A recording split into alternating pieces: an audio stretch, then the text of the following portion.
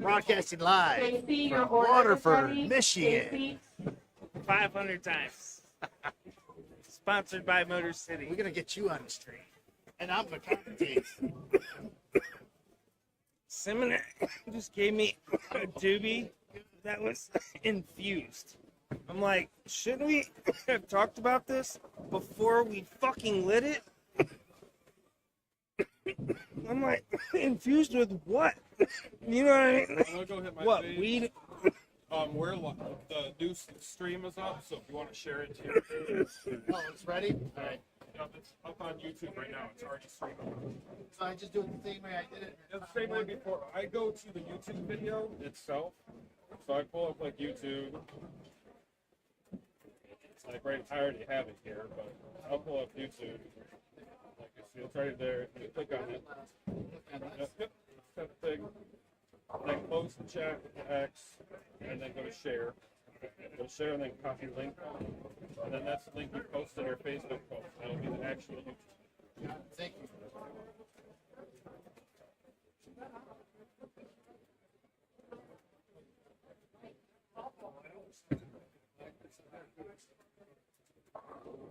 I'm getting over here at some point for cricket. Come on over here right now. What the fuck did he give me? Maybe not, do not unmute. Infused with what? Crack, motherfucker? If, like, what's the choices here? I don't even know one thing it could be infused with.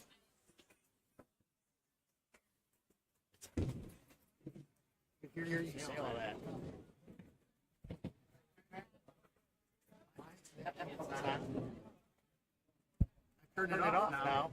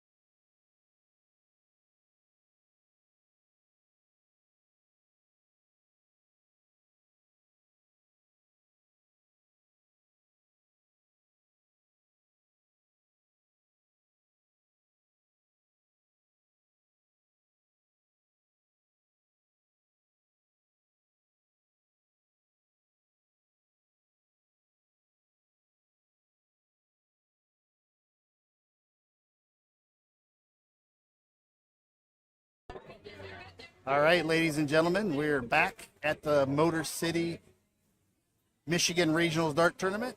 We have a match coming up for doubles cricket, level 3. We have Alicia Henry and Crystal Stevenson versus Paul Shaw and Ed Slutsky. They'll be setting up for the diddle, and we'll get back to the action.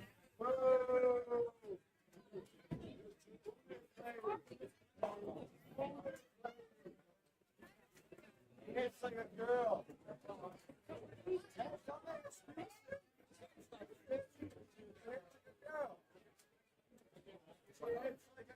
All right, here we go. Crystal Stevenson will be starting us off. She's playing with Alicia Henry, who's a newcomer to darts. And we're on the top side of this bracket.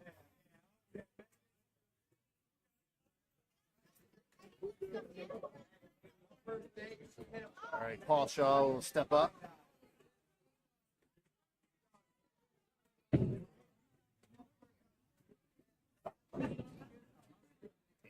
Paul with a double 18 in there. He's been playing for a number of years out at the Nail in Clinton Township. Goon is Alicia Henry. She has been playing for just over 2 months.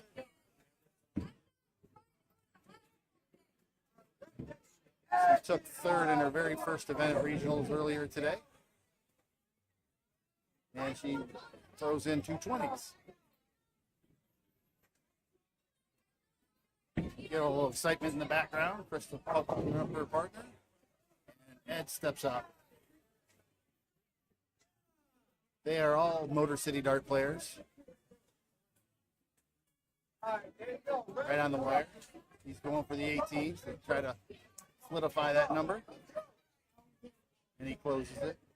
We're going to expect Goon to step up here. Or Krista Stevenson actually is up. So we'll expect her to go for the 20s here.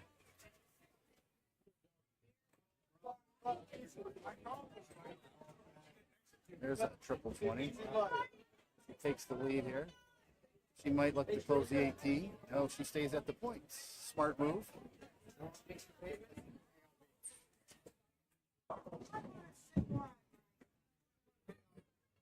All right, Paul Shaw. He's new to the regionals tournament here this year.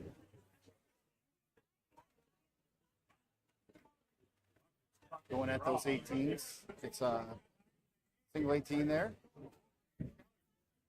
Oh, what a bounce off. That one looked good.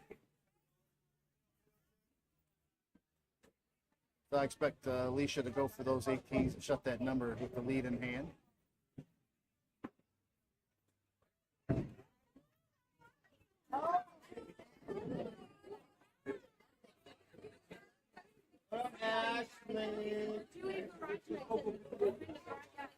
We went back at the points on the last.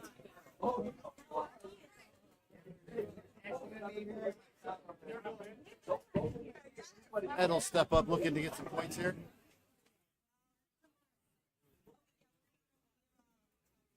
Oh my God, Katie's like, Ashley's coming, she's coming.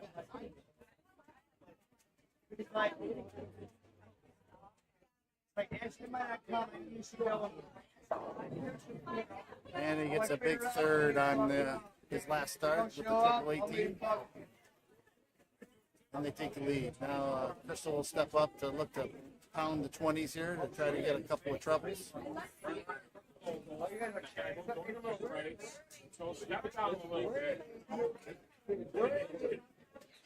And she gets 2 of them. The big second and third dart.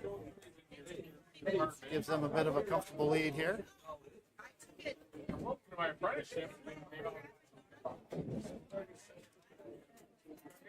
Paul going right at those 18s.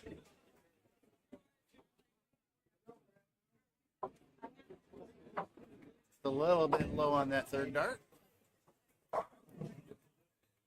We'll see what Goon does next.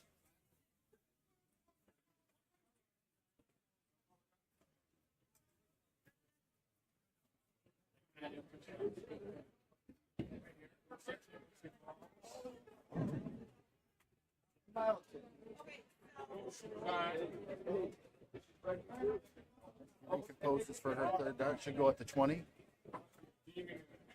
And just a little bit high.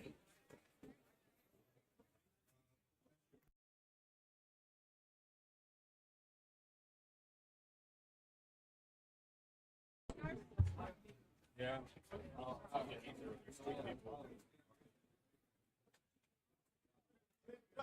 Ed steps up looking to try to get that lead back. And he's down 18 points. I would expect Crystal here to look to get a triple 20 and then move to the 18s.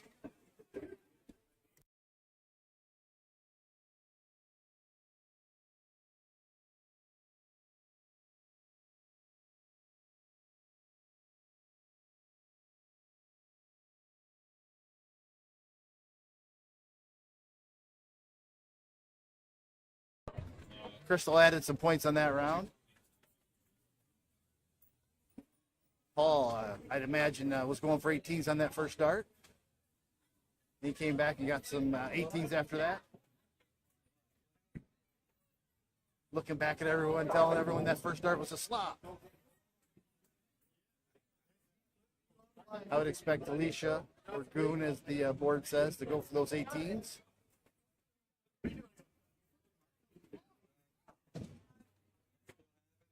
Just a little bit outside on that third. So they're still open for Ed to step up here, take advantage of the number being open.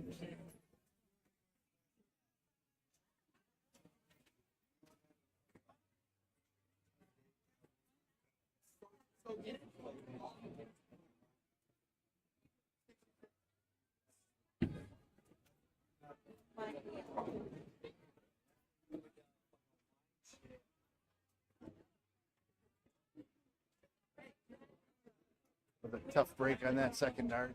And then it's a double 18 on his third. Now that Crystal's being coming up, we'll see if she looks to close another number or go right at that 18.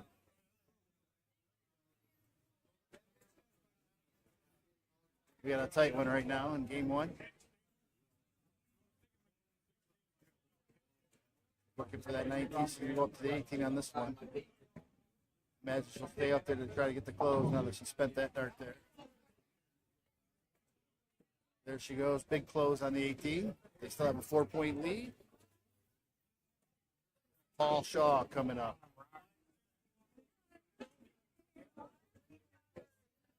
Paul Shaw with a triple 16.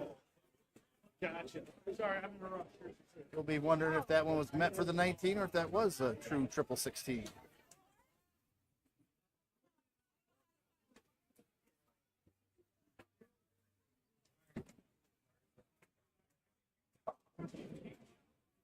Alicia trying to close that 16 here. Decides to go for that 19 and almost hits a second triple on the 19 with her third dart.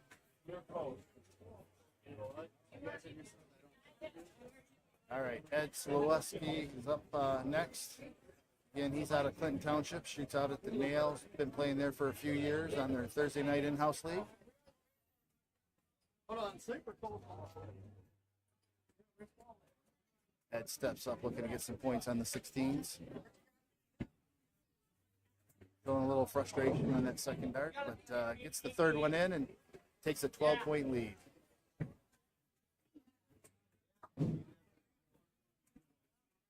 Crystal coming up down with a few points. I would expect her to hit a couple, go for a couple triple 19s before she were to move.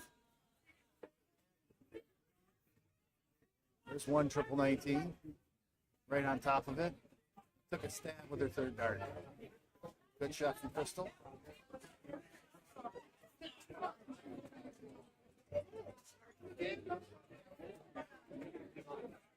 This is level 3. Trying to get a little diversity, mix it up here at Michigan Regionals, just to give a little exposure to all the players. We have a big match lined up coming up next.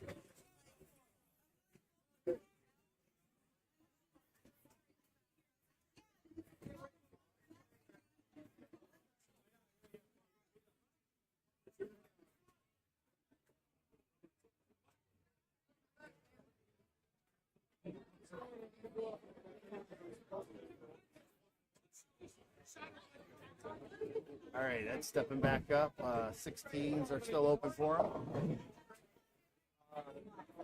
He'll be looking to get more than just a triple, as a triple just ties it right here. Ties the score there with his first dart. And stays with the points. Build that cushion. Crystal, being the more experienced player on her team, will look to gather a few 19s before she moves. Last time she took her third one at the 16. Let's see what she does here. Big triple on the second, and chose to stay there on the third, and gets a 5 mark on the 19s there. Gives her a little bit of a cushion here.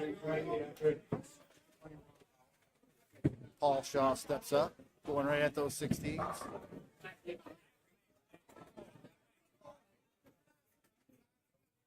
Oh, close one on the third, but still down in points. Let's see what Alicia does.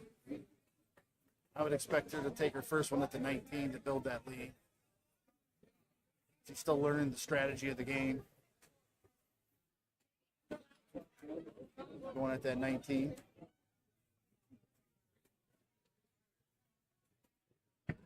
It's a 19 on her third dart.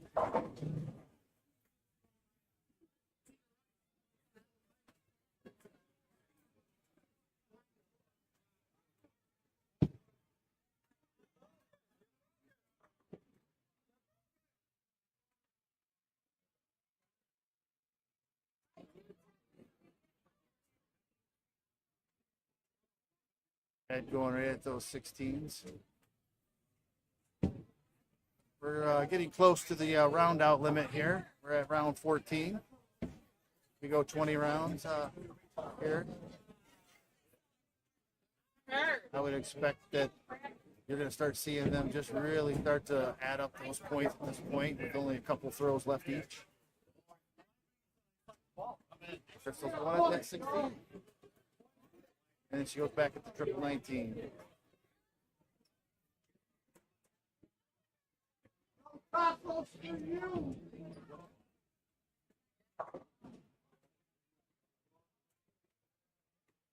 All right, here comes Paul.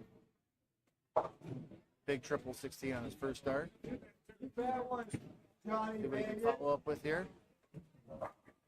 Score mark there. Gets him back in the game.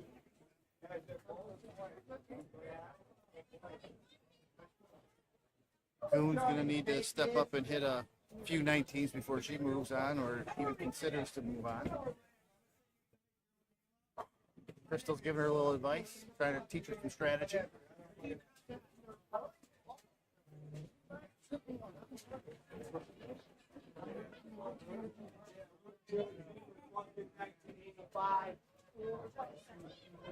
Going right at that 19 with the first start. It's a double 19 there, and the third one right in the single. Builds on that lead as we head to the later parts of this match.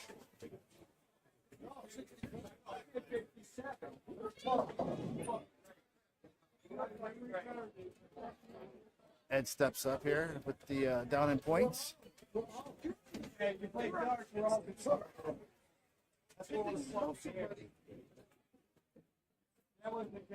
Pulls in 116 there. We'll see what Crystal decides to do as we head into round 17 here.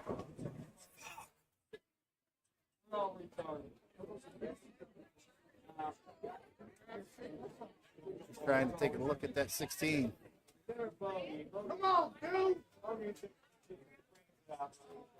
Interesting move on her part with Alicia behind her as a new player, but I understand the thought process to close that number. But you start getting to the end here, it's all about points.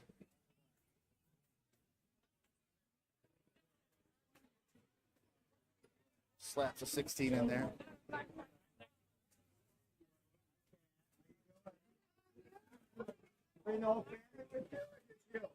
Yes, this Henry is related to the other Henrys, but not Mark Henry. They're related to Brian Henry.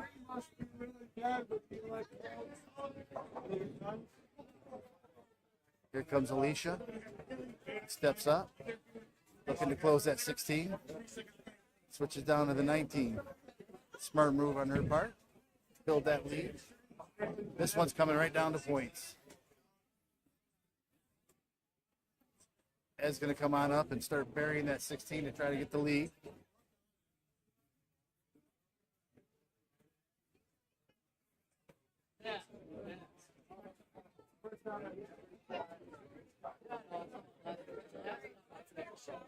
It's stepping up right here.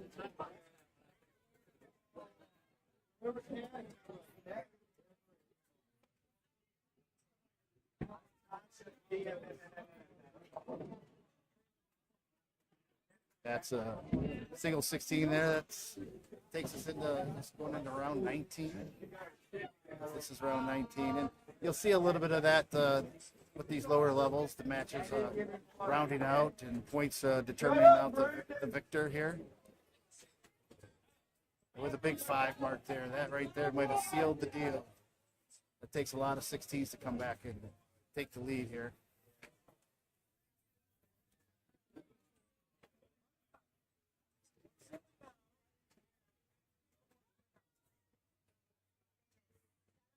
Lops of 19 in there, but no points. All Alicia needs to do here is just throw her darts at the board, try to hit a triple 19 or a triple 16, and wrap this one up.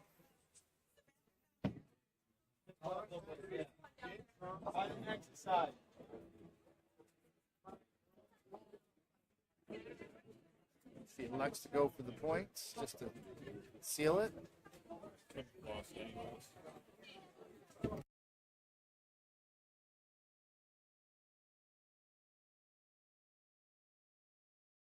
44. Yeah, this one is all wrapped up here. Just throw in the last 3 just to end the game, and then we'll jump right into game 2. And sometimes at these lower levels, this is just what happens, and that's why we put the round limit a little bit lower so that these games don't take too long to finish out. There you have it. Henry Stevenson with the win. All right, here we go. Let's see if we can get a game here where they close everything out. That one turned into a little bit of a point war, and Alicia and Crystal had the larger number and took advantage of that the last few rounds and squeaked out the win.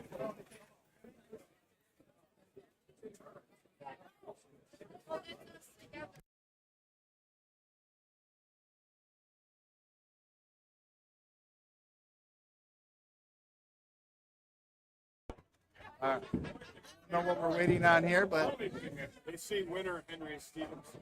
Bobby Stevenson at fight orders. all right, here we go. They're setting up for game 2.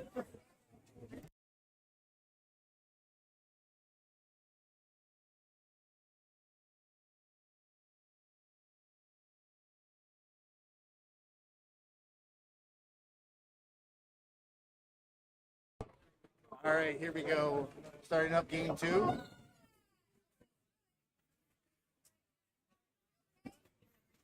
Paul Shaw to start us off. Hits that triple 20 on the first start.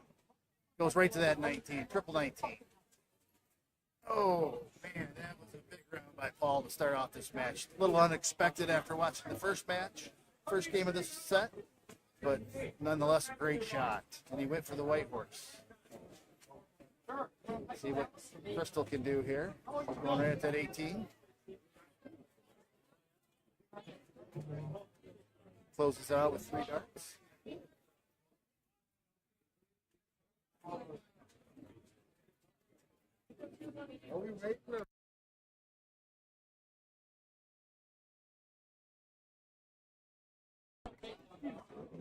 Can I commentate with you? I'll Yes. go through them and come back. Absolutely. Well, burger shit like shit. Comment back. Ed with a big close on the 18s there. I figured we were meeting, but I didn't know.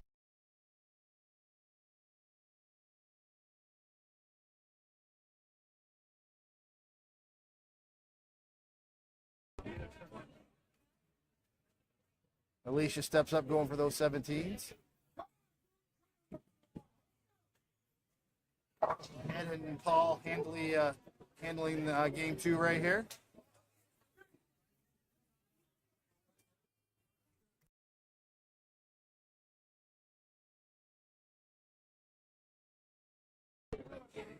Paul with a 17 there. And then he bangs in a triple 17 on his third dart. They are running away with this one.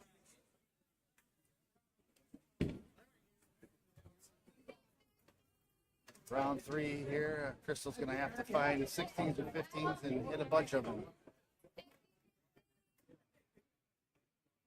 Right on that wire. Look at those darts. They all look good, but she gets 2 out of it. We'll see what Ed chooses to do at this point.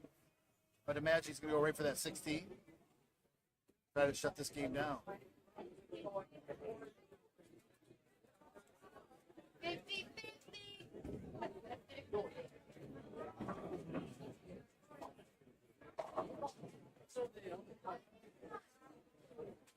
Yeah, this is our second event of the weekend here at Regionals. We had our first one this morning, and it was the Singles 01, where Jeremiah Millar was the victor in our Masters, as if any of you were watching earlier. But we all had a good time here, and everything's been going smooth. Now we're just moving on to doubles cricket tonight. Alicia comes up with a big 5 mark. Takes the point lead. Let's see what decision Paul makes. He's going to go for the close. Hits that 16 to close it out. Elects to go for some points. Takes his third one at the 15.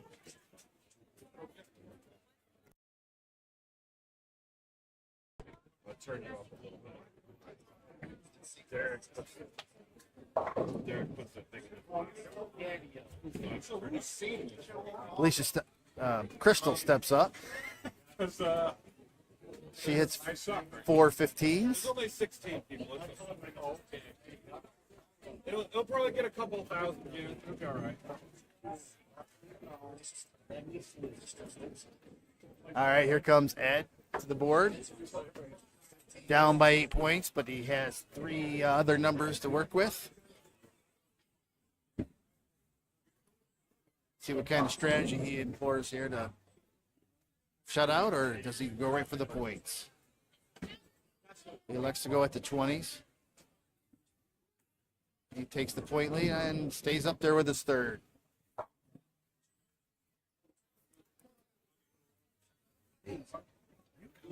We got Alicia stepping up next. Looking to take advantage of 15s being open here.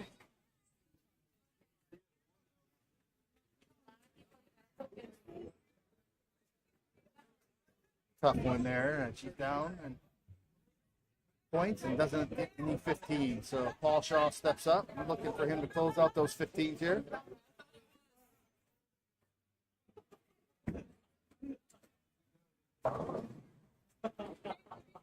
It's a double 15 on the second dart. Leaves it open though. We'll see what Crystal does. Expect her to hit a bunch of 15s to build that lead. Daddy's wide awake. Daddy! You're on the trees. I mean, hey, Mr. Whitehorse tonight. All right, she gets 4 15s, gives her team a little bit of a lead here. I expect Ed will step up and go right back at those 20s as he did last round.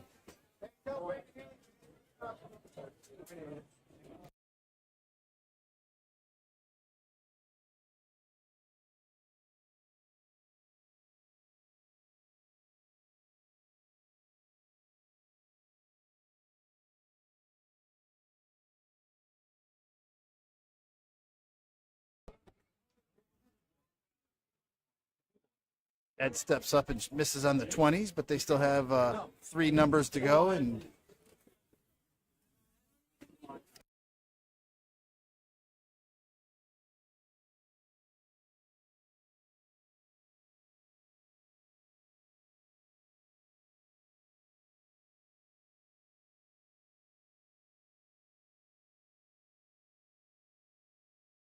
Alicia steps up there and just misses on that trip 15 on the first dart, but follows up with 2 15s. Now,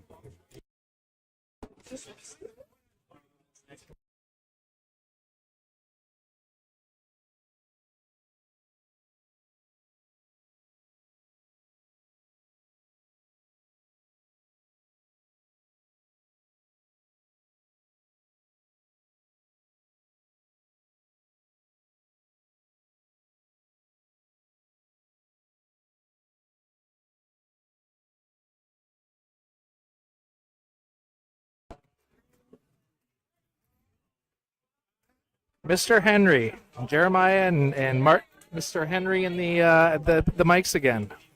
Thanks for having me again, Brian. Hey, anytime. Glad to have you here. So this is a must-win scenario for the Goon and Crystal. Sitting at 214 versus 108, but running out of real estate in a hurry. So if Ed should probably shut this 15 down first and then work on the score. But it looks like he is definitely not choosing that route.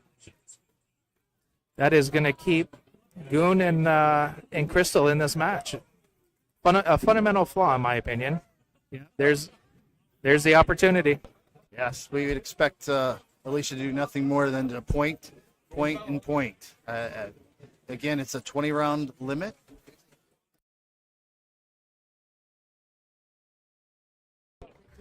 And that's exactly what she's chosen to do. Looks like she's got 3 15s and took a swing at the 17. I really like that choice on the third dart. At some point in time, you've got to start taking some of those real estates out. Paul coming up, going right at those triple 20s. Again, electing not to shut that 15 to give them a chance just to run their points up. Yeah, and I think that's one of those things where you see maybe someone who's not as experienced with the cricket strategy. You know, you've got someone who's maybe not hitting those 9 marks, so leaving that one single 15 is leaving them in the match, and you're seeing Crystal is going at the 17 to shut it down. Probably back to the 15 for points, so that is a smart shot from Crystal. All right, so Is that board frozen?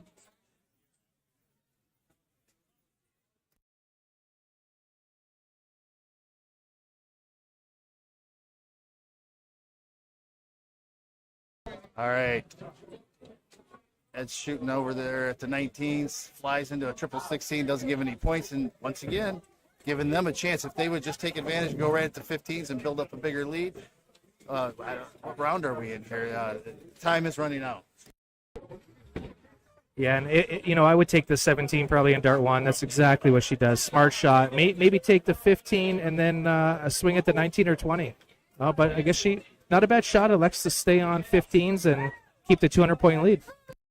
And at that point, that's all that she can do now. They've maxed out the points, essentially up 196 here.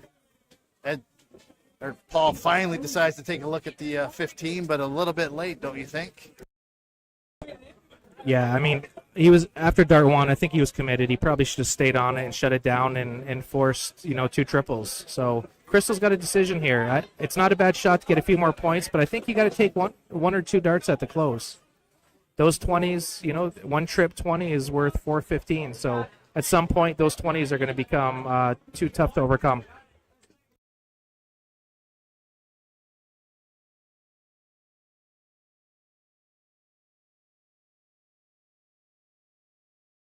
All right, so they elected to get a few more points, and now Ed's got a decision here. And again, it's not much of a decision with only 5-6 rounds to go, so he has to start pointing now. Yeah, at some point, I guess they're going to have to make a decision to stay on points. But then, unfortunately, the 15 is fighting 20s, so every 3 20s is 4 15s. Sooner or later, the math is just going to work itself out. Smart shot. She's going at the 20. I think she's got to close now. Oh, what an unfortunate bounce. I mean, I'd like to see the replay on that one. These Motor City boards, sometimes you never know what you're going to get when you hit up near that double. In this case, it didn't register as anything, but nonetheless, Paul is now, they're up there pointing away, trying to decrease that lead, and I think that third dart right there was a swing at the 15, which would have been a nice call after getting 60 points, and we're down to, 5 more rounds after this. Yeah, I feel like at this point, taking the 20 out and then getting back to points, then it's, I guess you're going to be looking at the round out potentially here. Chooses the points first. I think she's got to take the 20 on this dart 3. She's looking up. That's exactly what she does. Smart shot from Crystal. Yes, that was a very nice shot. It's getting down to the end, and they're running out of real estate all of a sudden, and they're still down 80 points here, so they need a lot of 19s. Well, it's funny how the match has changed. At one point in time, they were close on points. They had three full numbers, and now all of a sudden they're down to one number apiece. So I think the next probably 6 darts will probably decide this match. Oh, again, took a shot to 15, and I think that seems to be their Achilles heel at this point. Yes, it was that early decision to try and not shut it, like you were mentioning earlier, for strategy purposes with 3 or 4 numbers open on them. They would have just shut that down. It would have ended that point run. And now Alicia's up here trying to shut their higher ground on the 19.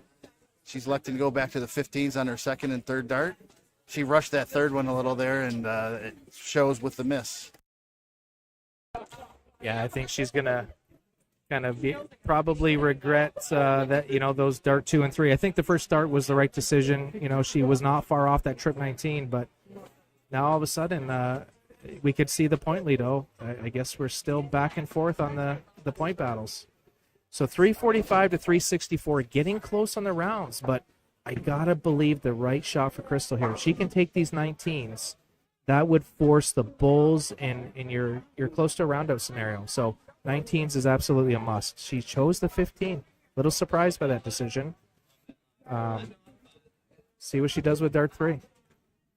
She elects to stay with the 15, and I think that she may be regretting that later on.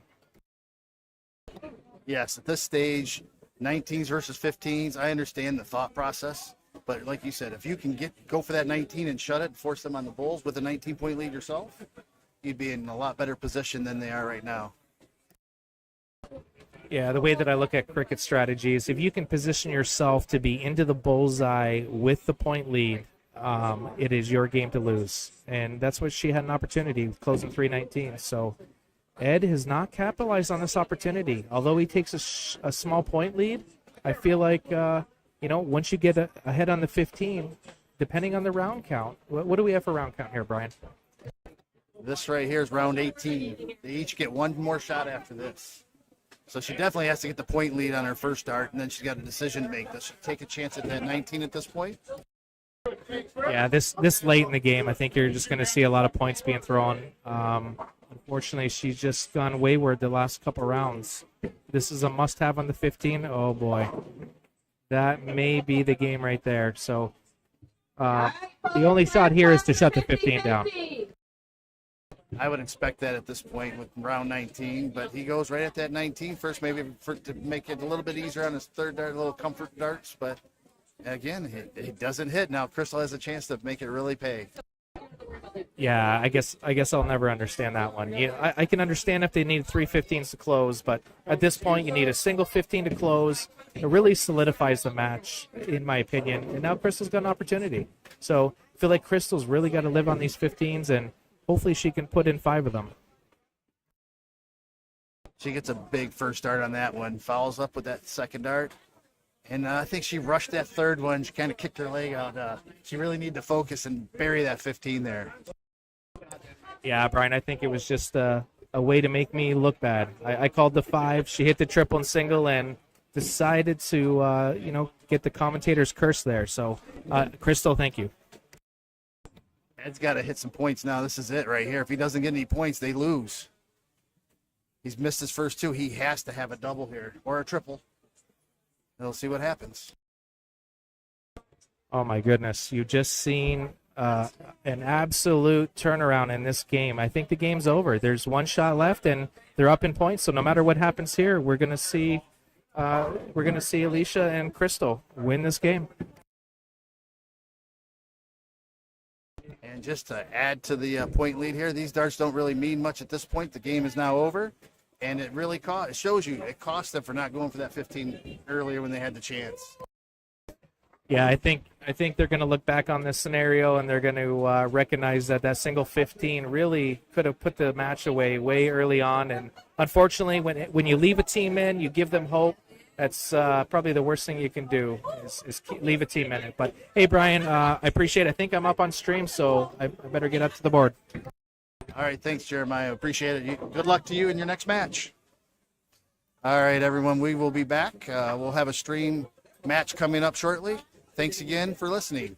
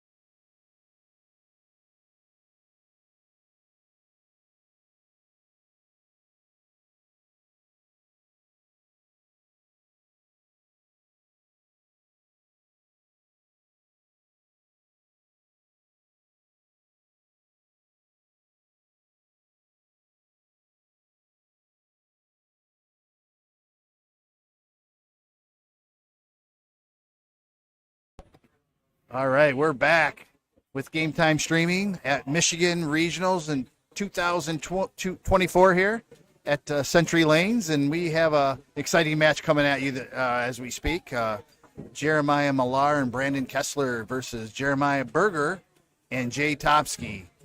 I'm sure everyone's familiar with Jeremiah Millar and has heard of Brandon Kessler, but this other team here, Jeremiah Berger and Jay Topsky, is not a team to sleep from here. They are a good team. They've been rolling through the bracket today, and we expect to have a good competitive match. So we'll see what happens here. I think Millar took the diddle and will be starting us off. Did Millar lose? Oh, Millar, we'll see, setting it up. All right, Millar is going to. All right, Millar lost the diddle, so we will be going with Jay Topsky and Jeremiah Berger starting this match out. Again, don't take this one for granted. I know Millar and Kessler will be considered the heavy favorites here, but Jay Topsky isn't a well-known outside of this area here. He has shot at the Midnight Dart Club on some occasions and won some events there. He is a really good shot. And Jeremiah Berger has shot in the CSC Division II a few times on the stream, so he's very familiar with being on the stream. Jay Topsky starting us off. Gets 420s there to open up. It's a good start, but not probably what he was wanting here to kick things off. We'll see how Millar follows up that 4 mark of Jay Topsky. As expected, going right down to that 19.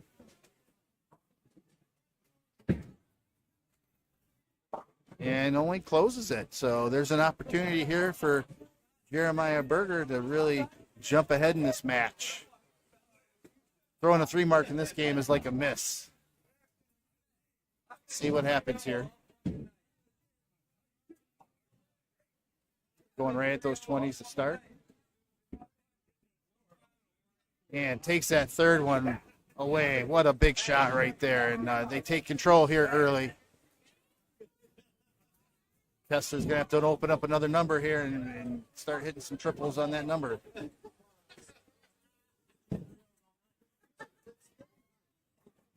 And he comes back with 5/18s. Gives him a number, but I don't know if that's enough to really sway Topsky away from closing them, but we'll see what Topsky does here. It's going right at that 20. Oh. 2 tough darts, and he took the third one surprisingly at the 18. I might have expected him to get some points with Millar behind him, but maybe he was trying to shut the number and force Millar into a new one. Who's to say? But Millar's back up and hits that triple 18 on the first dart. And yes, he's making him pay at this point. Oh, what a big shot there. Took that 20 away on his third dart. And just like that, this game the tide has turned. We'll have Jeremiah Berger stepping up to the plate here, and he'll be looking to get those 17s. And if anyone knows Maya Berger, 17s are one of his numbers that he likes to throw at. So I expect to see a couple of triples. He hits it on the third. But again, the tide has turned. Kessler has an opportunity to get some points and go for the close. Takes his first one at the 18. Trebles it and stays on that treble for the third dart. Extends that point lead. Jay has no option here but the point.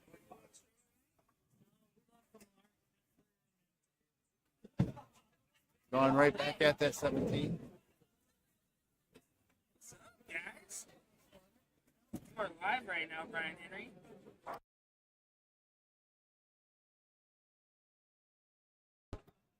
All right, Jay with a 6 mark on the 17s, but they are still down, and Millar coming off a big 9 mark. I expect him to do the same thing and shut that 17. Oh, he missed his first.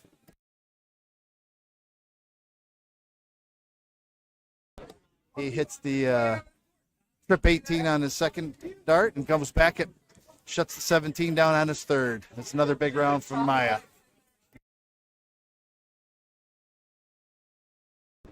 Berger will be going at one of the corners here. Let's see which one he chooses. Goes right at that 16. And again, singles aren't enough in this match, and missing that third one is really put them back against their backs against the wall here. Yeah, you're absolutely correct, Brian. I tell you what, when you feel like you have to put 3 singles in there, that is taking marks out of your hand, and they do punish. Yeah, another big shot by Kessler, and just like that, this game has turned around, and Jay and Maya Berger are going to have to pull things together and get started in that next game.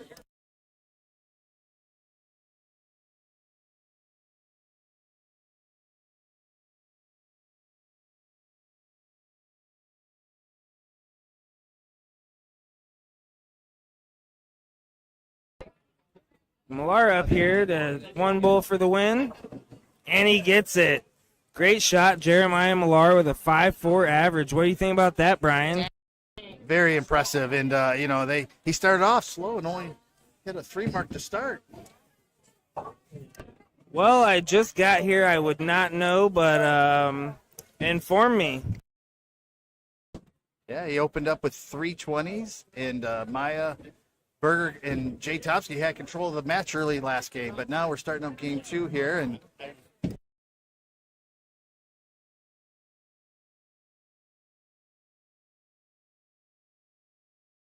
and once again, Jay opens up the 20s with only a 4 mark, which isn't a big start. And in this match, you would want 5, 6, or 7s. Yeah, very familiar with Jay. That is actually a lower start than normal for him. He is over a 4 average, and so is Millar. Let's see how he does. He loves that 19. Trip 19 and another trip 19. As I said, he is a trip 19 person. I've seen him open games in CSC Challenger Series. Trip 20, single 19, trip 19. So that's a confident 19 shooter. Yes, it was. And this one could get out of hand very early if Maya Berger doesn't hit a bunch of 20s. Yeah, Maya Berger recently getting sponsored by Magneto Darts. He's been shooting real well. I've been following him for years now. He's been great in the CSC. Yes, he has. And I shoot with him every week on Wednesdays.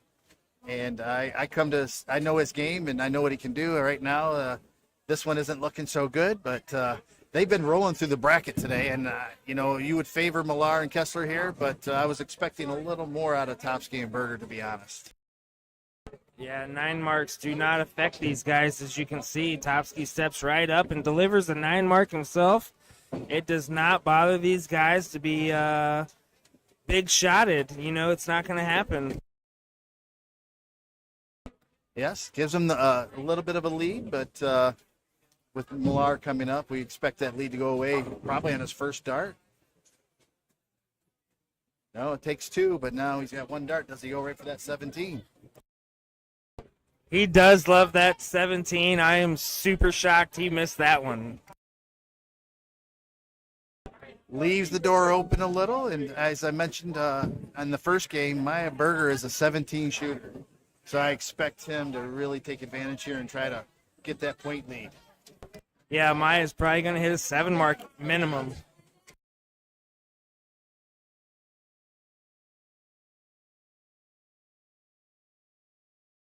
Just wired that second one, only got 4 on there. But it does take the lead back. But again, in the same spot, I expect Kessler to take that point lead and probably go for this close. Takes the point lead. And a little bit outside on the 19.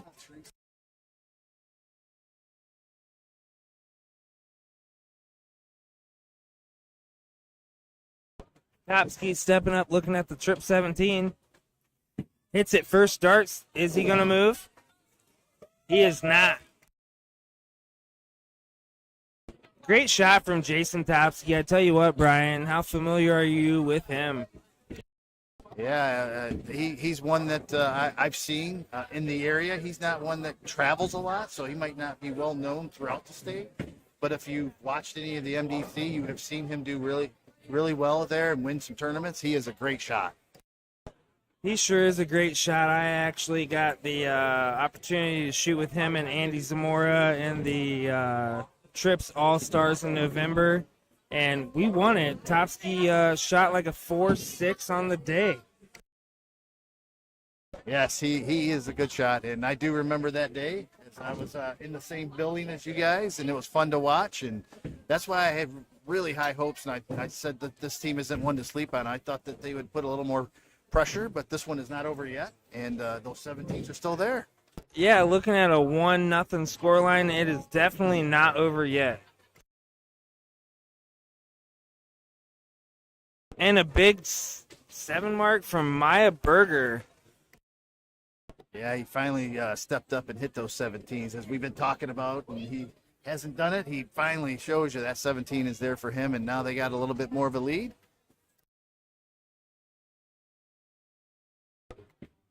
Howard Hill here in the booth. What do you got to say, Howard? Love what you guys are doing. Great job, baby. I watched last night too, though. Really good. We love Howard. You know, Howard is the GOAT. Howard has been so faithful in the years to darts. What do you think about Howard? They don't call him the GOAT for no reason. He's well known. He's been around, and he can throw darts, that's for sure. Back to here, Jay, with 5 more 17s, and they just keep living on that 17, and the opportunity is just left there. I really expect Maya and them to really shut that 17. Millar is going to explode.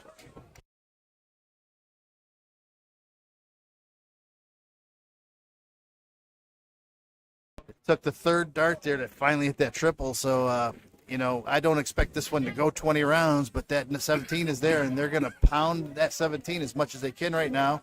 If they can get a big enough lead, then they might look to take a stab, but right now it's all about 17s. What do you think?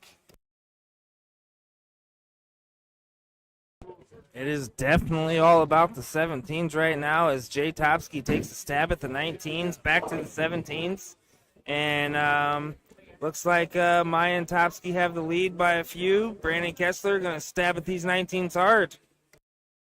Yeah, I was surprised that Maya Berger took a stab at the 19. I would have thought maybe if he hit 2 triple 17s, then a stab, but he did do it. And then Kessler didn't really make him pay there, so there's still another chance. Topsky here going to stab at these 17s. Let's see what he does on his first start. Hits it immediately.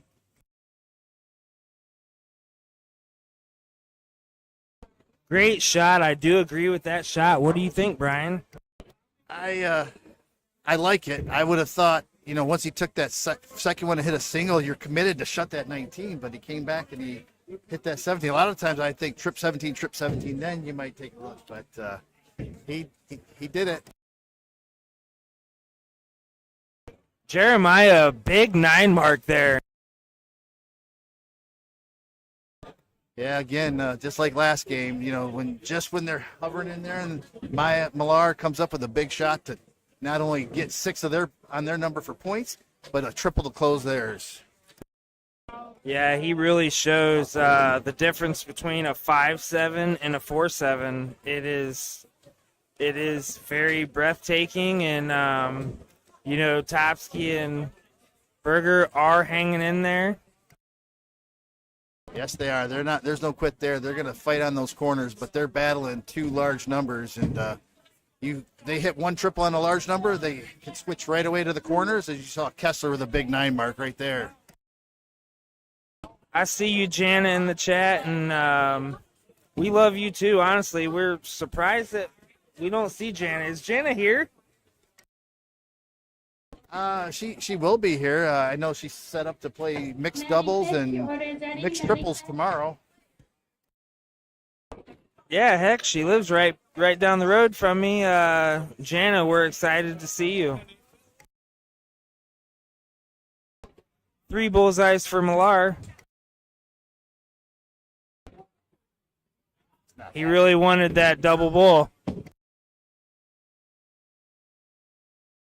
Yeah, he didn't like it. It's blocking that double bowl for him. So now it's going to take him 3 darts to close it. Oh, man. Yeah, 5-3. It's all because of that first dart wasn't a double bowl, wasn't it, Brian? It was. And had he hit that double bowl on the first, he might have had another 5-4-5. Yeah, Kessler's shooting a 6. At least he didn't have to hit the bullseyes. Good shot, guys. Let's see if Topsky can hit the trip 20. Well, it's not over yet, but they are down 2-0. And the way Kessler and Millar are shooting, they got an uphill battle here. But we'll see what happens. So it is race to 4 here. This is a race to 3 here, corrected. And this is Masters, so it is going to be a high scoring affair. Jeremiah going right at that 19 as he's done all 3 games, going second here. And this time, just like in game 1, he only hits 3 19s. Kind of surprising.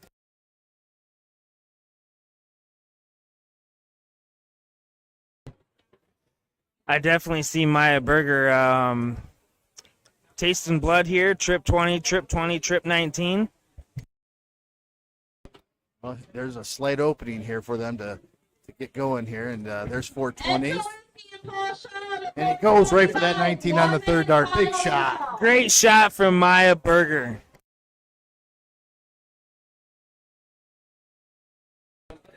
Brandon coming up here, going right at that 18. I expect a triple there, and there it is. Now he's going to take another one at that triple for points. Yeah.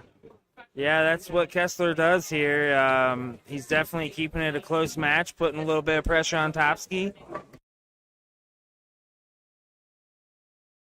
Tomsky going right at those points. They got to get a win here, so he really needs to focus on making sure they can secure a win, and he goes back at the triple on the third dart. Yeah, and you know, that right there, that's why Topsky is one of the best players at Midnight Dart Club. If you guys don't know Midnight Dart Club, you guys can follow them on Facebook, YouTube. Brian, what do you know about Midnight Dart Club? I've watched it a few times. It's it's a club that they just really love darts, and they promote darts, and they got a good group of guys that know how to play the game, and they're opening it up and inviting others to come in, and they just promote darts really well. Yeah, Scotty really runs a great ship over there, and he is going to have Maya Berger there eventually. And I think I've heard through the grapevine Millar's going to be there for the what is it called? It's the top 16. Yeah, I can't. Someone in the chat help us out. What is that event coming up? Yeah, I think it's the club championship or something. Andy Zamora is going to be playing in it for a chance to be in it. Yeah, I heard that they're going to have a qualifier event to get some individuals qualified to play in the club championship. And Andy Zamora is here this weekend, and he's making a name for himself. Topsky going to close this 18, maybe go back to the trip 20. Yeah, I expect him right here just to bury the 20s, and he is with a triple 20 there. One more just to secure this. Oh, he took a swing at the 17. Oh, that might be a mistake. It does not seem like it would be with if you look at the score, but Jeremiah Millar is not normal. He once again gives him a 9-mark close to take advantage of this game. You know, Yeah. we'll see what happens. It's almost like he's testing them, and that's not a great idea. Wow, that gamble paid off. He only hit 2 marks. Yeah, Topsky, I guess we all need to watch Topsky a little bit more. Well, let's see if Maya goes right for those points. No, he loves that 17. He's going right at it, trying to steal it. There it is. He gets that number. Now they're up 2 He numbers. might hit another one, and he does not. A little bit outside there to the 3. But he does get the close. So they got 2 Yes. numbers and a nice point lead. And all they have left are the corners.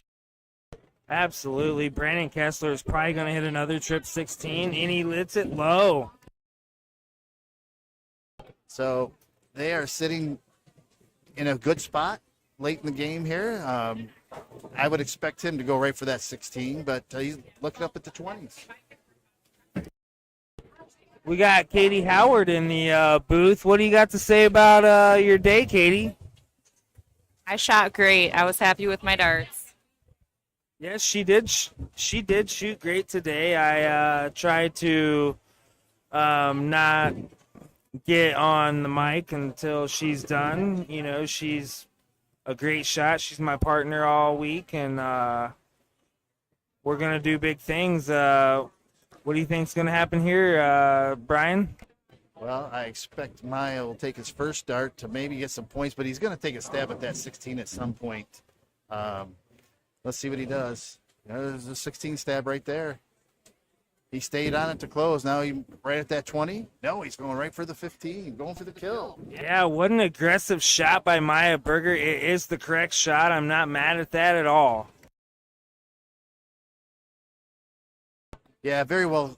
He's capable very well of hitting that there. So I don't blame him. But, at this point, you want to take every chance you can to just get a win under the belt here. They want to get one on the board and then see what happens.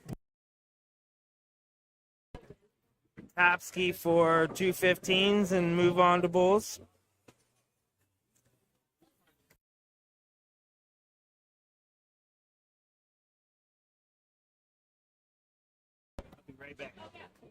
Topsky closes the 15s and gets a big triple 20 in there. Now they have a Millar's back up. He's only got the bulls left, throwing right at him. Closes that 20. Just cleans up the board at that point, knowing that he doesn't want them to run up any more points. So got a bull race here. I expect that Maya Berger will close this up right here, and we'll be moving on to game 3. But let's see what happens here. Game 4. A little upset at that first dart, just wide to the left. Oh, man, and wide on the next one. Slight opening there, but they're still in good shape as Jay Tomsky will get up there with a chance to take the game out. See what Kessler does here. How much pressure can he put on them?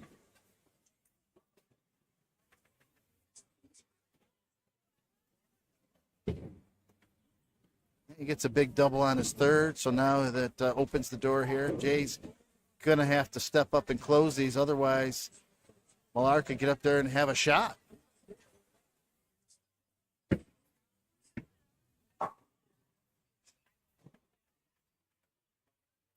It's that first one. One more for the win. With a big shot and closes it down right there. Great shot, Jay. All right, now we got a 2-1 match.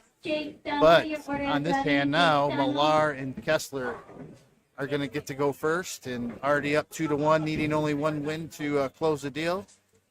It's going to be a hard one. They have to break the throw here, see what happens.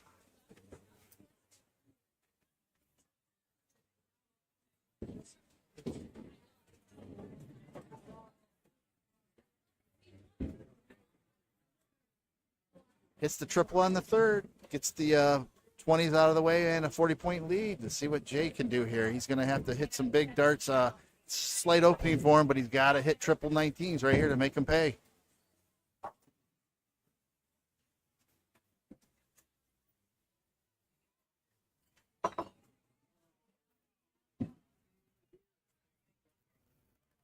Yeah, 5 is good, but still down, and Kessler has the first crack at the potential close of their number, but let's see. He might bury that trip 20 on the first dart. It's going right at it. Only 2 singles. What's his third going to be? Stays up on it and leaves the door open for Maya Berger here. Again, a 3 mark in this game just is not enough. Maya's got a chance here, but he's got to hit some triple 19s. What's up, Brian? Hey, I just met Maya in the bathroom. Looks like he took a break. Let's see if it helped. It sure did. First dart, trip 19. And you know what? That's another trip 19. Yep, the bathroom break was great for Maya Berger. Great insight there. He came out and hit 6 mark. Came out and hit 6 mark from a bathroom break. Great insight, Derek. Thank you. Yeah, Brian. So, we really do appreciate Motor City Entertainment. You and Tree doing all this work. Saw Anthony Seminac, Rodney helping you out. You sure do got a good thing going here. Jay Topsky closes the 20s there. Big 9 mark right there by Jay, and just changed the dynamics of this one. And now they're in control here, and we'll see what Kessler can do. But yes, thank you, Derek. It takes a lot to get a dart tournament set up where you have 45 boards, almost 250 players, and to move them from one spot, one location, and set them up in the bowling alley here, it does take a lot of people. So thanks, and again, thank you for Game Time Streaming, and thank Trevor from TWK Streaming to come out here and help us get this stream going. This really adds a lot to this event. Yeah, it really does. And you know what? Trevor works on this as a living, and he's a great. Oh, Maya Burger here. Trying to go for a white horse, or would it be a white horse? It would have been a white horse. So let's see what Millar does here. Wow, and another uncharacteristic miss. 2 of them. Oh, and then he goes for the double bowl. The double bull. Let's see if that pays off in the long run. I do not doubt Millar. Well, this is what I was expecting. I know I told you Tomsky and Jeremiah Berger are two strong players, and they can come up and really make things interesting here. And to win here, we could force a Game 5 decider. Yeah, I don't want to cut it short, but I already see the win, and we're going to see Millar start again, right? They'll be diddling. All right, so they'll be diddling, and it's 2-1. Yes, they would be diddling, and Jeremiah Berger here to close these 15s. Yeah, I would really expect him to go right for those 15s. Just shut that number. You'll give you 4 houses, and then you'll have to battle it out on the bullseyes against them. Just a race to close 3, and he might even take a stab right here with the bullseye. Yeah, he definitely needed to stab at the bullseye with that point lead, and Millar is just going to try to go 3 in the black.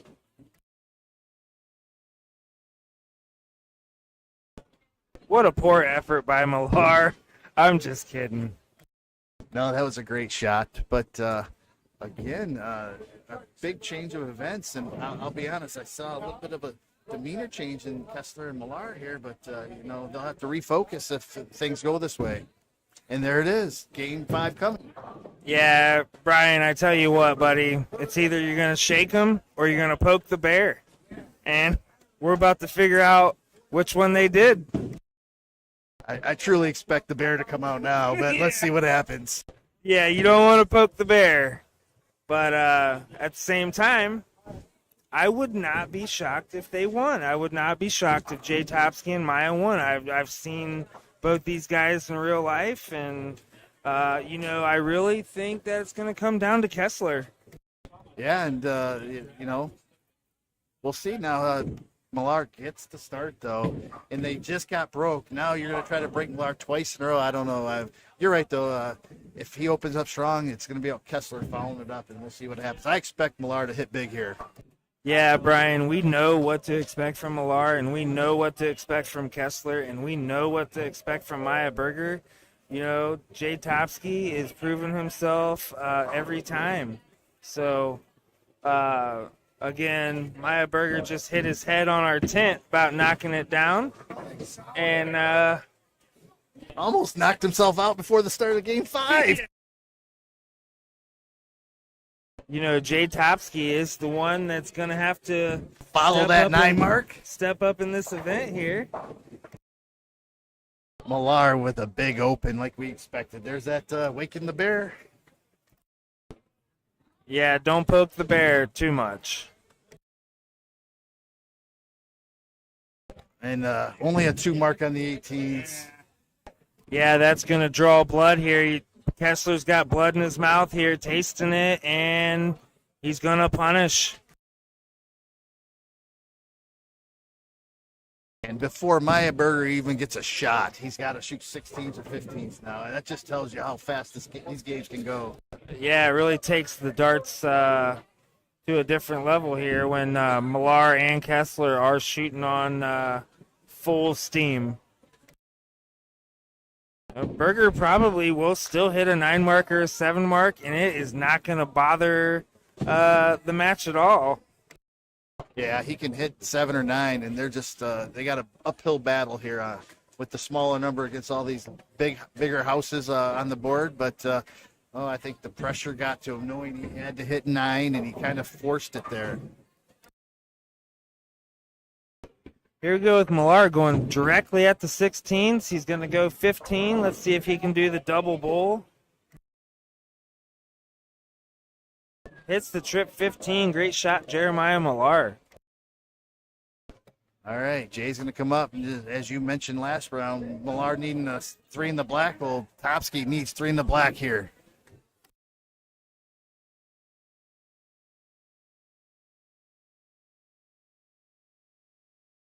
Not quite enough from Jay Topsky. There is zero doubt in my mind that Kessler is going to hit this.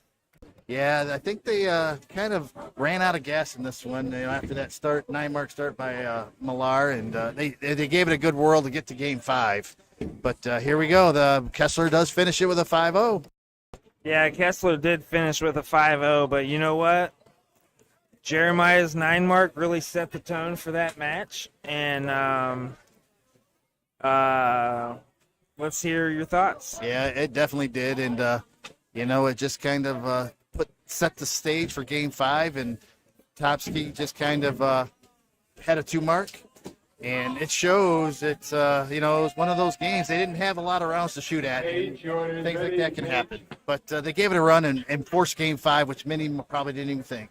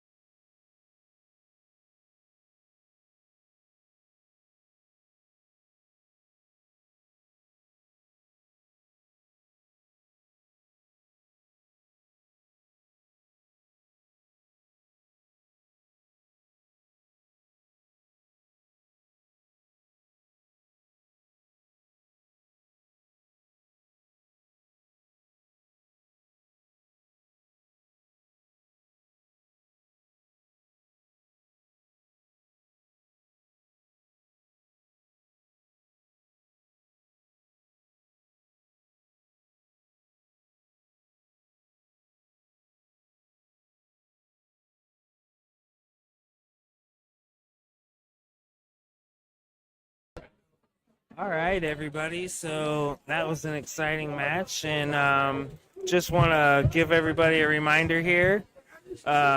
This is sponsored by Brian Henry. I was excited to commentate with him, honestly, and let me tell you something.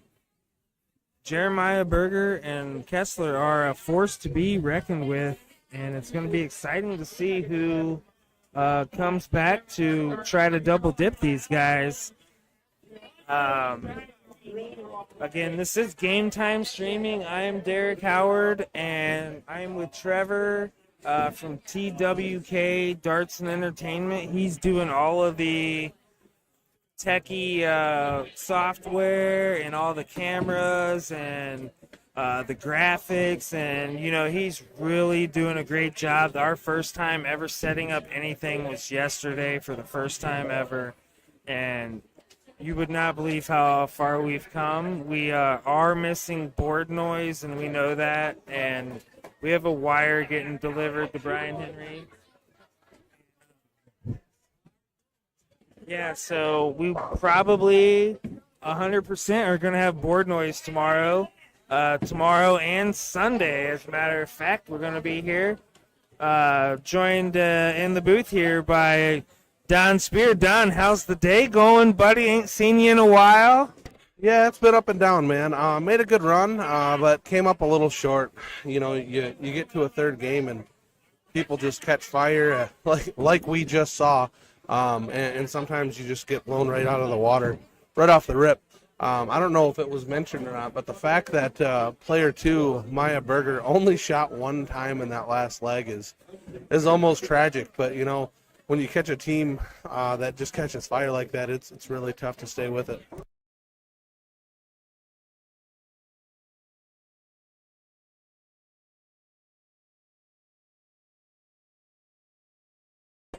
Yeah, Maya Berger, that is a terrible representation of Maya Berger, as we both know very well.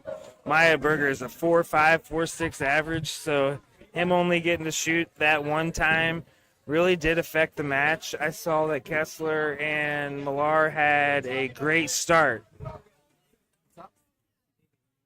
Yeah. We need you always.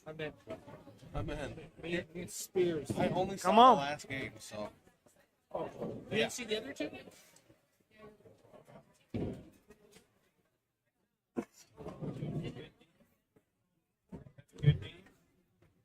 I'm gonna go do drugs.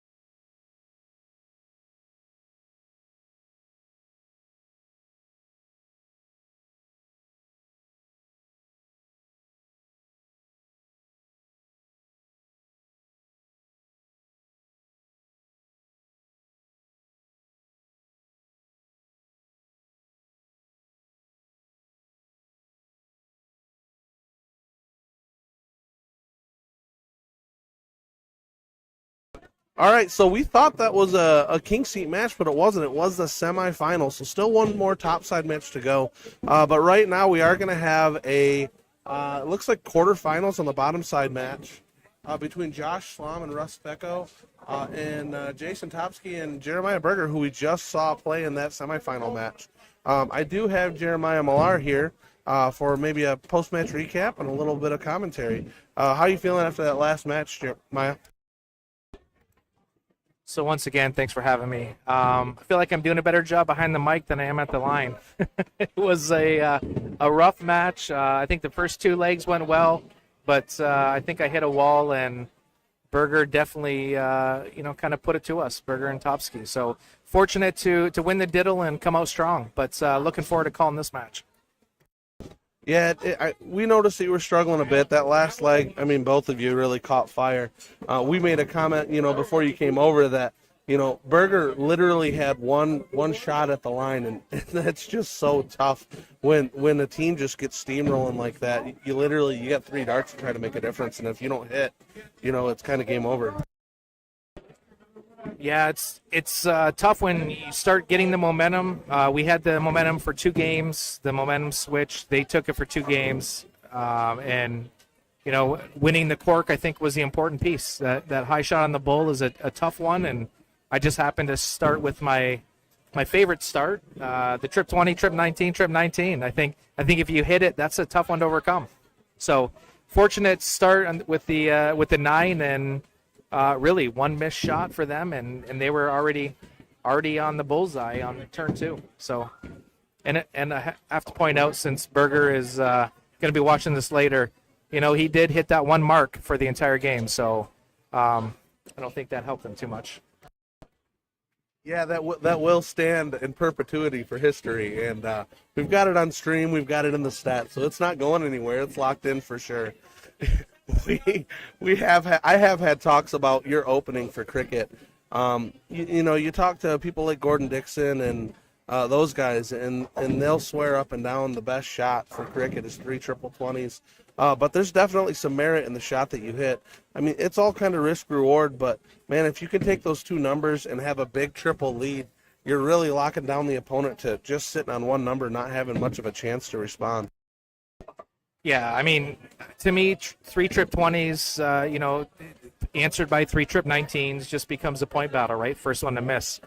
I feel like if you hit that 20, the trip 19, another trip 19, no matter what someone does, now they're on probably the corners of the board, right? 18 most likely, and I'll tell you, most people aren't used to starting on that corner of the board in a tough game. So I'll stand behind that shot all day, love it, and it's kind of been a difference maker for me. But yeah, we got a good match in front of us. To be honest with you, this could go either way. Topsky and Berger were playing well, but Josh has been throwing good darts today, so curious to see how this one starts out. Yeah, I was watching Josh warm up earlier. I haven't watched any of his matches. Unfortunately, I was busy playing, so I didn't have a whole lot of time to spectate. But got all the time in the world now that I'm out. So, but watching Josh warm up, he was slinging. I think he was probably 11 or 12 rounds deep in just a solo cricket game, but he was throwing nearly a 6. So yeah, he's on today. He's a good shot. He's always a good player, but he really looks like he's firing on all cylinders right now. Well, and Josh has had a pretty good year. For Steel Tip Michigan State's, he did win the singles, so he's basically coming off of a high, winning the state title, and it looks like Russ is throwing pretty well himself. It's definitely going to take 2. One person's not going to be able to pull someone through this match. I think it's going to be a team effort, or you're going to be probably looking to retire for the night. Yeah, 100%. When you get to these upper levels, I mean, any Masters match, but especially when you're getting to the latter stages of these, it's going to take a team. There's just too much talent in the room between 2 people where one guy's going to be able to carry the match. It's just you don't have enough darts in your hand with the amount of marks that these guys are hitting. So it's definitely going to be a combined effort. Well, it's interesting to me, the strategy that's already taken place. Topsky and Berger are doing the, freeze the kicker routine here. So don't know if it's by design, but, it's tough. They came off a tough match, and they're already being put up in the stream. So it's not uncommon to see them, kind of take a few minutes to reset and get yourself straight for the next game. Yeah, I've seen them walk by a few times, but definitely understand that, when you're emotionally invested in that previous match and have kind of a letdown or a heartbreaker, I totally understand trying to take a minute to just kind of resettle yourself, get back to 0, and get your head right for the next match. Because if you do start the next one and you're not there, man, it can be over before you're done blinking, as we saw with that last leg that you guys had. Yeah, so while we wait for them to get to the board and get warmed up, I'd like to take a moment to thank Motor City Darts. Motor City Darts has been a vendor for me and has been very supportive over the years. Brian Henry, I think most of you know as the button pusher, the infamous button pusher. Super nice guy, loves the game, does a lot for us here in Michigan. So thanks again to Motor City Darts. And, this new streaming service, brand new. Tell me a little bit about how the stream came about.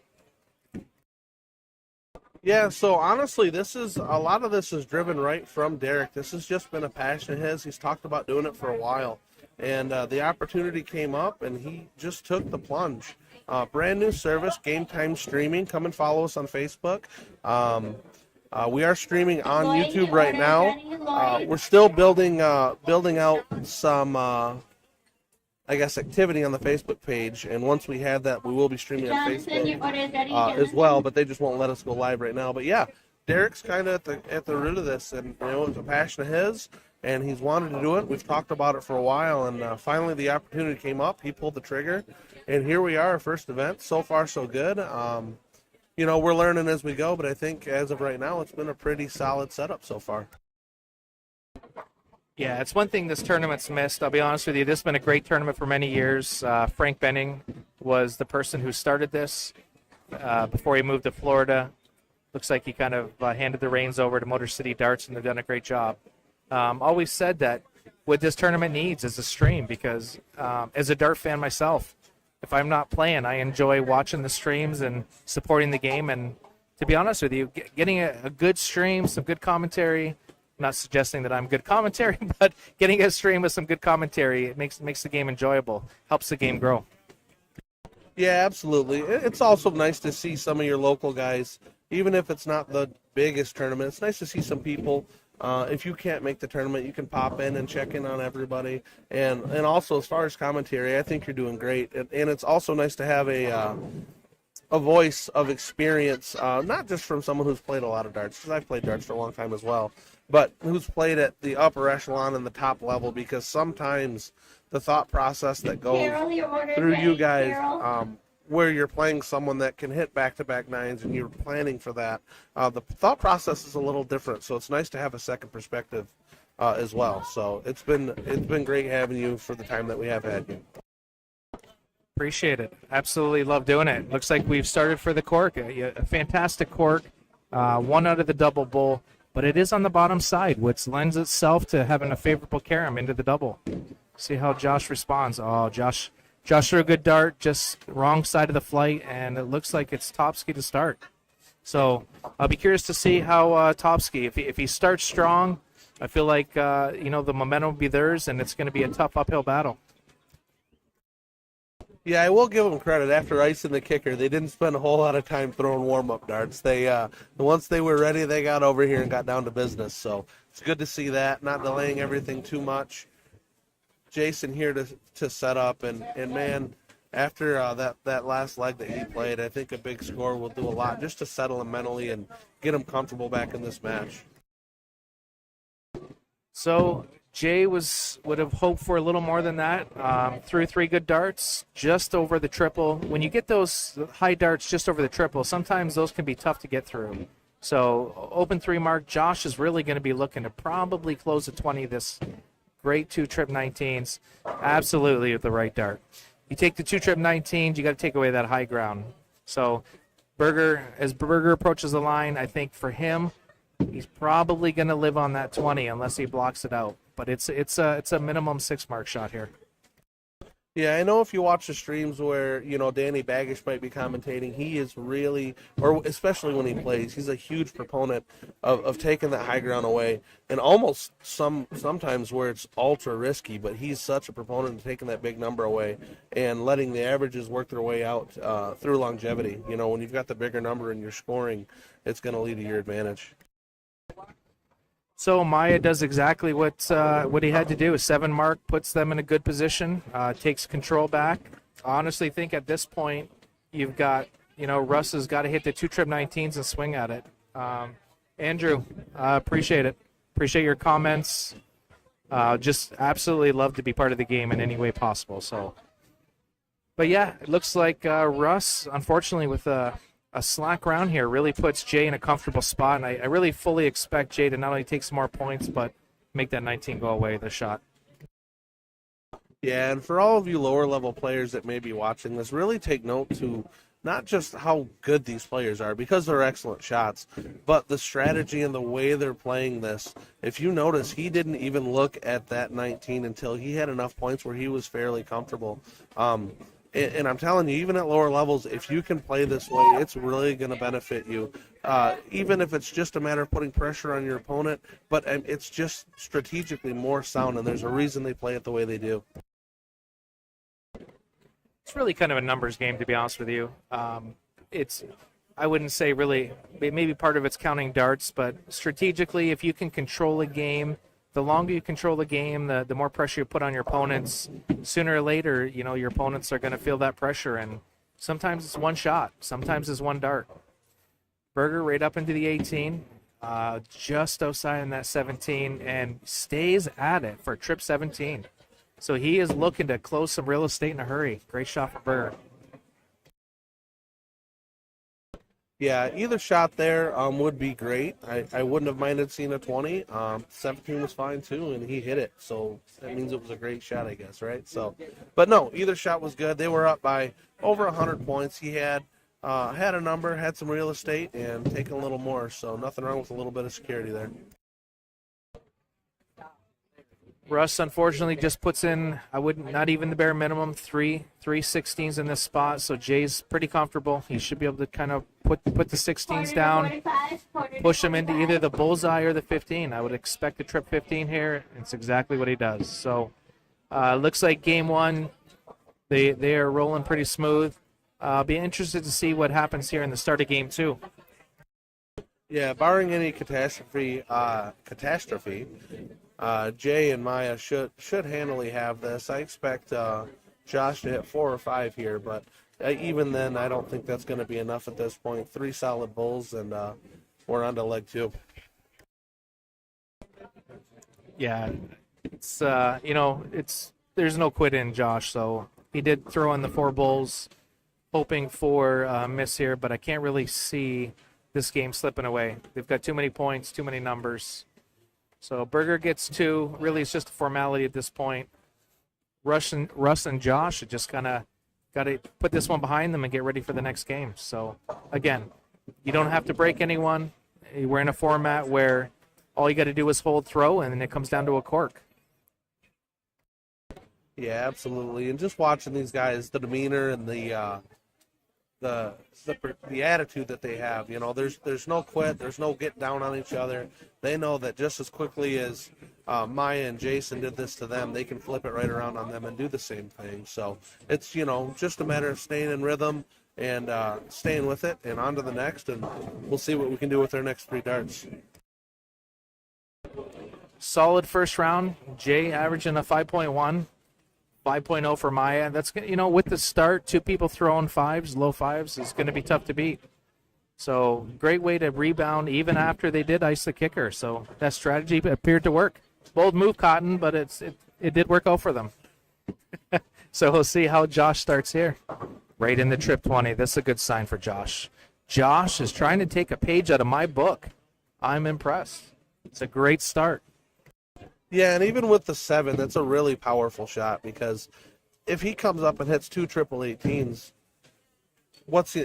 I don't see him taking a house away. There's really no reason, because why would he throw at another number? He's kind of locked right into that number, and I think that's part of the reason why you preach that route the way you do, because he's just stuck there, at least for a round, and can't really move. Yeah, the fact that he only hit the 7, and I say only 7, that's pretty selfish.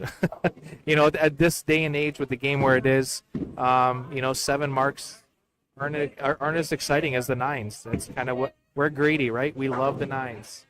But, the fact he only hit 7, that gave him an opportunity to throw the 2 trip 18s and take a house. 2 mark for Russ really kind of puts the position back into Maya's hands here. So, to me, if it was me, first trip 18, swing for the 20, because you got to take one of those big houses away. The fact that he missed on a single, you're probably going to see him stay there. Ooh, really tightened up on that one. It's one of those things, Don, this late in the tournament, it happened with me. Fatigue sometimes becomes a factor, and you start start really pushing your darts, and you'll see those type of situations.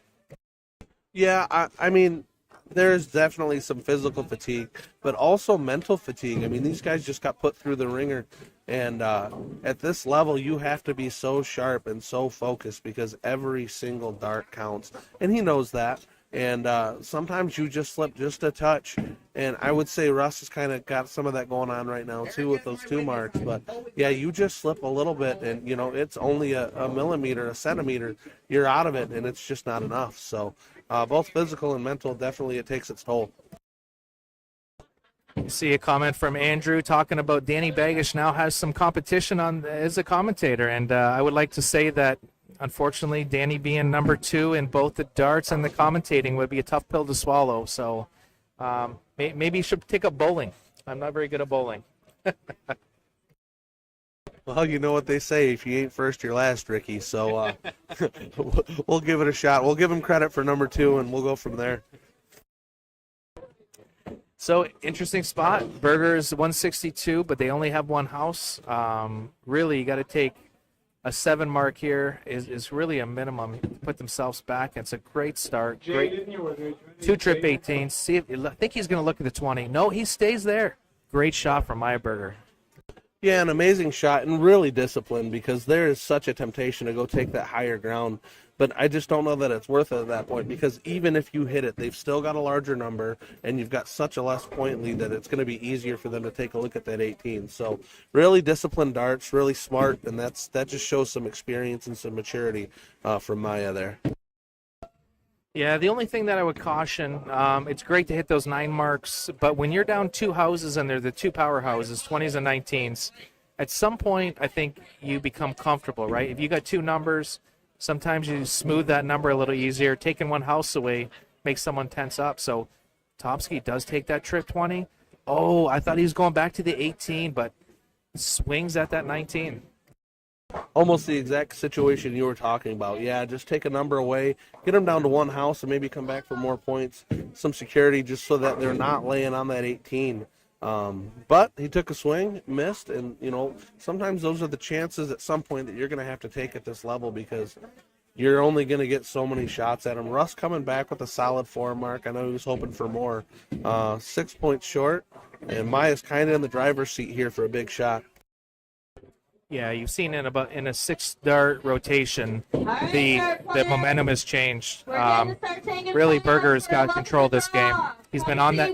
He's been strong on that 18 against us, and in this game, he's at least hitting 1 trip, if not 2, every time. And I don't hate that shot. 450, 372. To me, even if Josh hits the 2 trip 19s and closes the 18, you still got the 17, 17, 19 combo to take control again. Yeah, and if you're only taking 1 number to close, I really like it just being the 3rd. At some other levels of darts, you see a lot of players that'll go with the 18 and then take 1 number to close and then go back to point. And man, all that movement is just unnecessary and makes that shot so much more difficult. If you know you're only taking 1 dart to close a number, make it the 3rd one. Lock in with your first 2, get as many points as you can, and then take your swing. Yeah, that's a good point. That's what I tell a lot of people. If you have an intention to score twice and close once, then yeah, absolutely make your dart 3. The only time I would say it's different is if you score with the trip 18 and you're gonna spend the next 2 on the close regardless. I don't mind them switching over because they are committed. But here we have it: 468 plays 484. And again, it looks like Berger and Topsky's in the driver's seat. Yeah, Maya coming back to these 18s. He's been pretty hot on them. If he hits that triple, I expect him to stay there for 1 more dart and maybe take a swing. But he's been pretty hot on these 18s, so I imagine he's probably going to fall right back into them. And commentator's curse, he misses on the first, but he does catch a triple with the 2nd dart. Yep, stays there, but unfortunately gets flighted out. So tough round. He did get 3. He's got a point lead, but with Josh coming up, man, the momentum is definitely in the balance at this point. Yeah, this game you can see the momentum sliding back and forth, turn after turn. And it's going to take 1 big turn and just as I say that, Josh wastes no time. takes 17, 18, and then takes the point lead again. What a great shot, forcing them to the corners of the board, which I'll be honest with you, I've always said the corners of the board decide the games.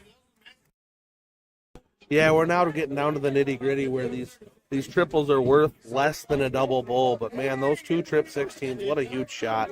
And to fill it up, huge 9 mark, big momentum shift. With Russ coming up, he knows he needs something big, or else clock might be ticking here. So if this was me in this spot, I like the shot of, because it is a single mark does not get you the point lead. I like the 15, close the 16, and take a bullseye, leaving your partner 3 bulls and forcing them for a triple and 3 bulls and 3 darts. Russ has chosen to stay on the 15, and it's really a must-have triple. See, at this point, it is not enough. Yeah, that's a different way of thinking about it, and I wouldn't have even thought of that. But now that you've explained it the way you have, yeah, I agree. Yeah, if you can lock the board up and then just leave it down to bulls, they're worth so much more than the 16s also. So, Maya here trying to extend the point lead, a little high on that triple. Tough dart, third dart going for the 15 and just low. All right, this has got to be a pet peeve of mine. I got to say, even if you have a slight point lead, even 1 point, and you got a chance to close the 15s, even if it takes all 3 darts, and you push your opponent into the bullseye down in points, that's a game winner. So the fact that Berger started on the 16 was a fundamental flaw in my opinion. Yeah, I get that completely. Yeah, that extra bull can be the game changer. Can be 1 point is 1 extra bull. It doesn't matter by how much they win or how much you win. The lead is the lead. Great first dart from Jason. Great second. Man, he is really catching fire here. And right back into the 16 to extend the point lead. Up by 38 now, going into bulls. And that was a smart last start. Sometimes if a single 16 or a single point doesn't put an extra bullseye on the board for you, sometimes it's better shoot the bull, but in that case, that extra 16 made it an extra bull. So smart shot, a key shot, and now Russ really, good first start. I'm a fan, shut down the number, but he elected to stay there. Hard to argue when you get a 4 bull, but the game is still in the hands of Berger because he left that number open. Yeah, so, I mean, the way you can look at this, too, is even if he doesn't hit the bullseye, the 4th, it's really no different because a hat trick still wins the game. But had you taken that 3rd dart and closed those 16s, Maya can't go there and drill that triple again. So Maya's able to just extend the game, whereas if he would have hit that 3rd shot, 3 bulls wins the game, and if he misses, your teammate's got a game shot. Yeah, and I'm not trying to be critical here, but when you look at shot choices, these are the things that win and lose games. So Berger hit a trip 16 first dart. He went at the bullseye, but if he would have stayed on the 16, an extra 16 takes game shot out of the hand of Josh. Josh had a double bull, single bull, triple to steal the game.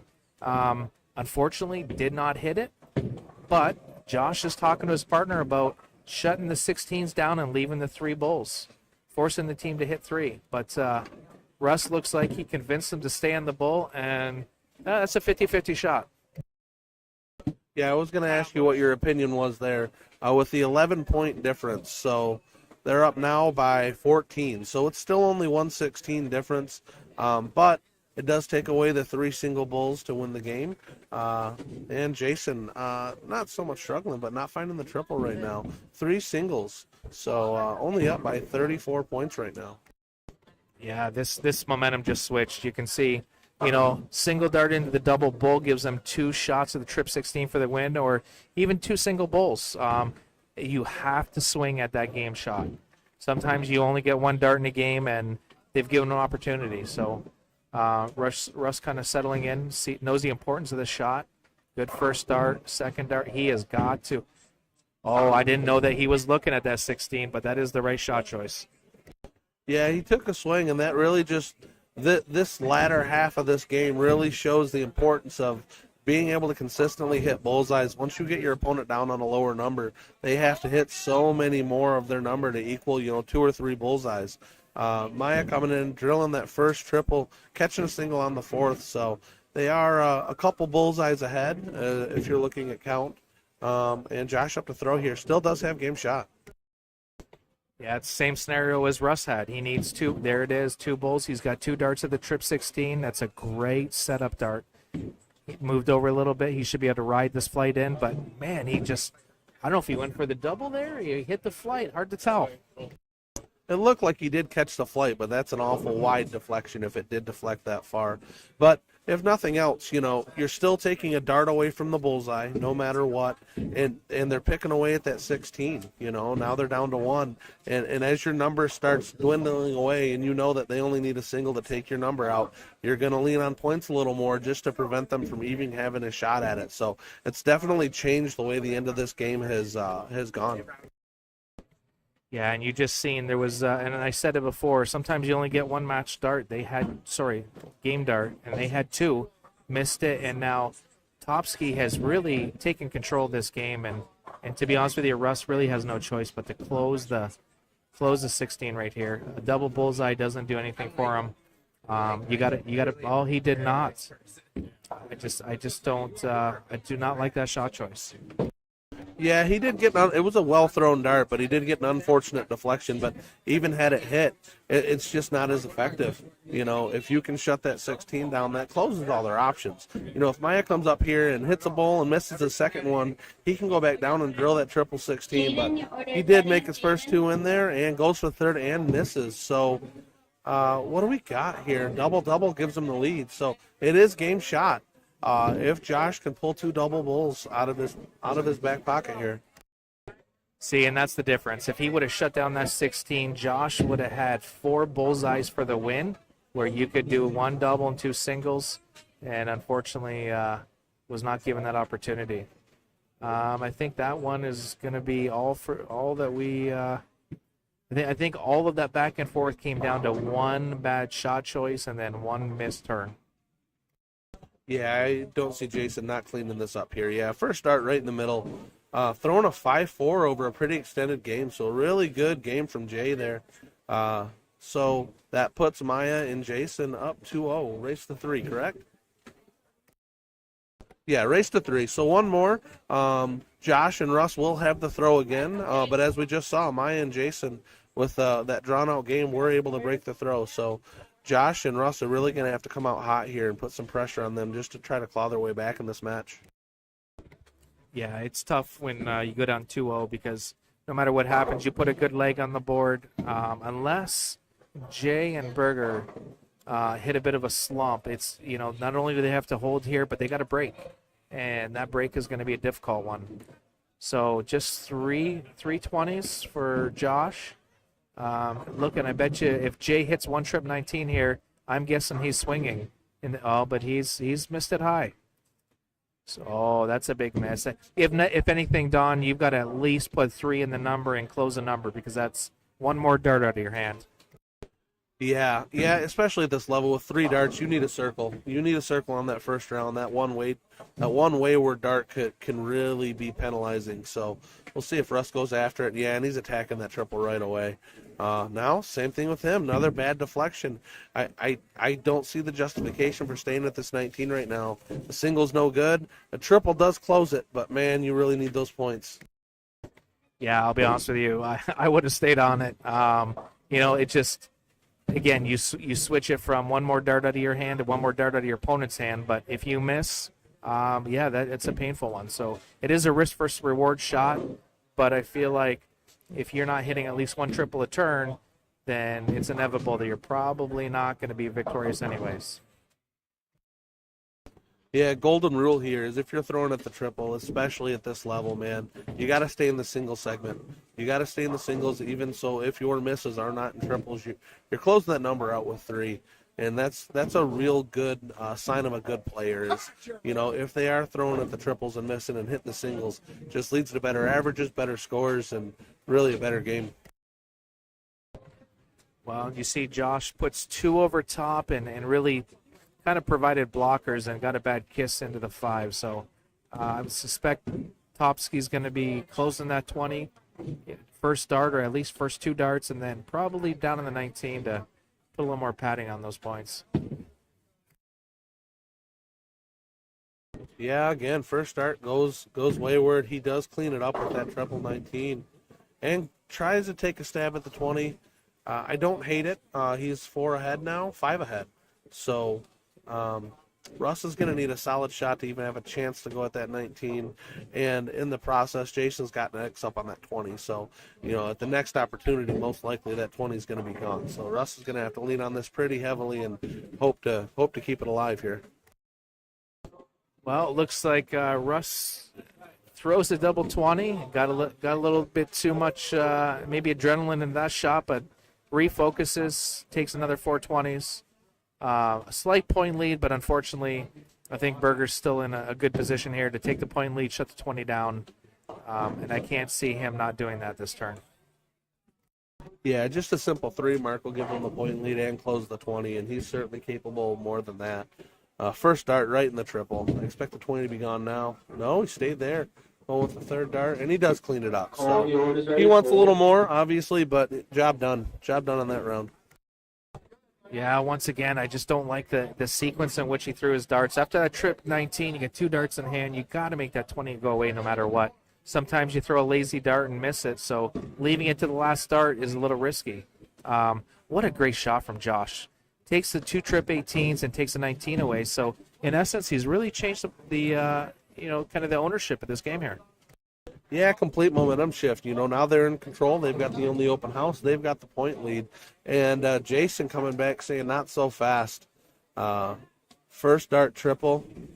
Solid 5 mark. But now they're battling. Now it's like a whole new game now. 20s and 19s are gone, and we're going to battle for a minute here to see who can wrestle control away from the other. Yeah, really what Josh needs from his partner here is another good shot, right? If you hit a triple, if you hit at least 4 18s, you've got to take a swing at that 17, in my opinion. It's exactly what he's done here. He's hit the trip 18. Oh, he's got to stay there now. Oh, but he does swing. Pretty risky shot, really leaving a triple 17 to take the lead, and then he can swing at that 18.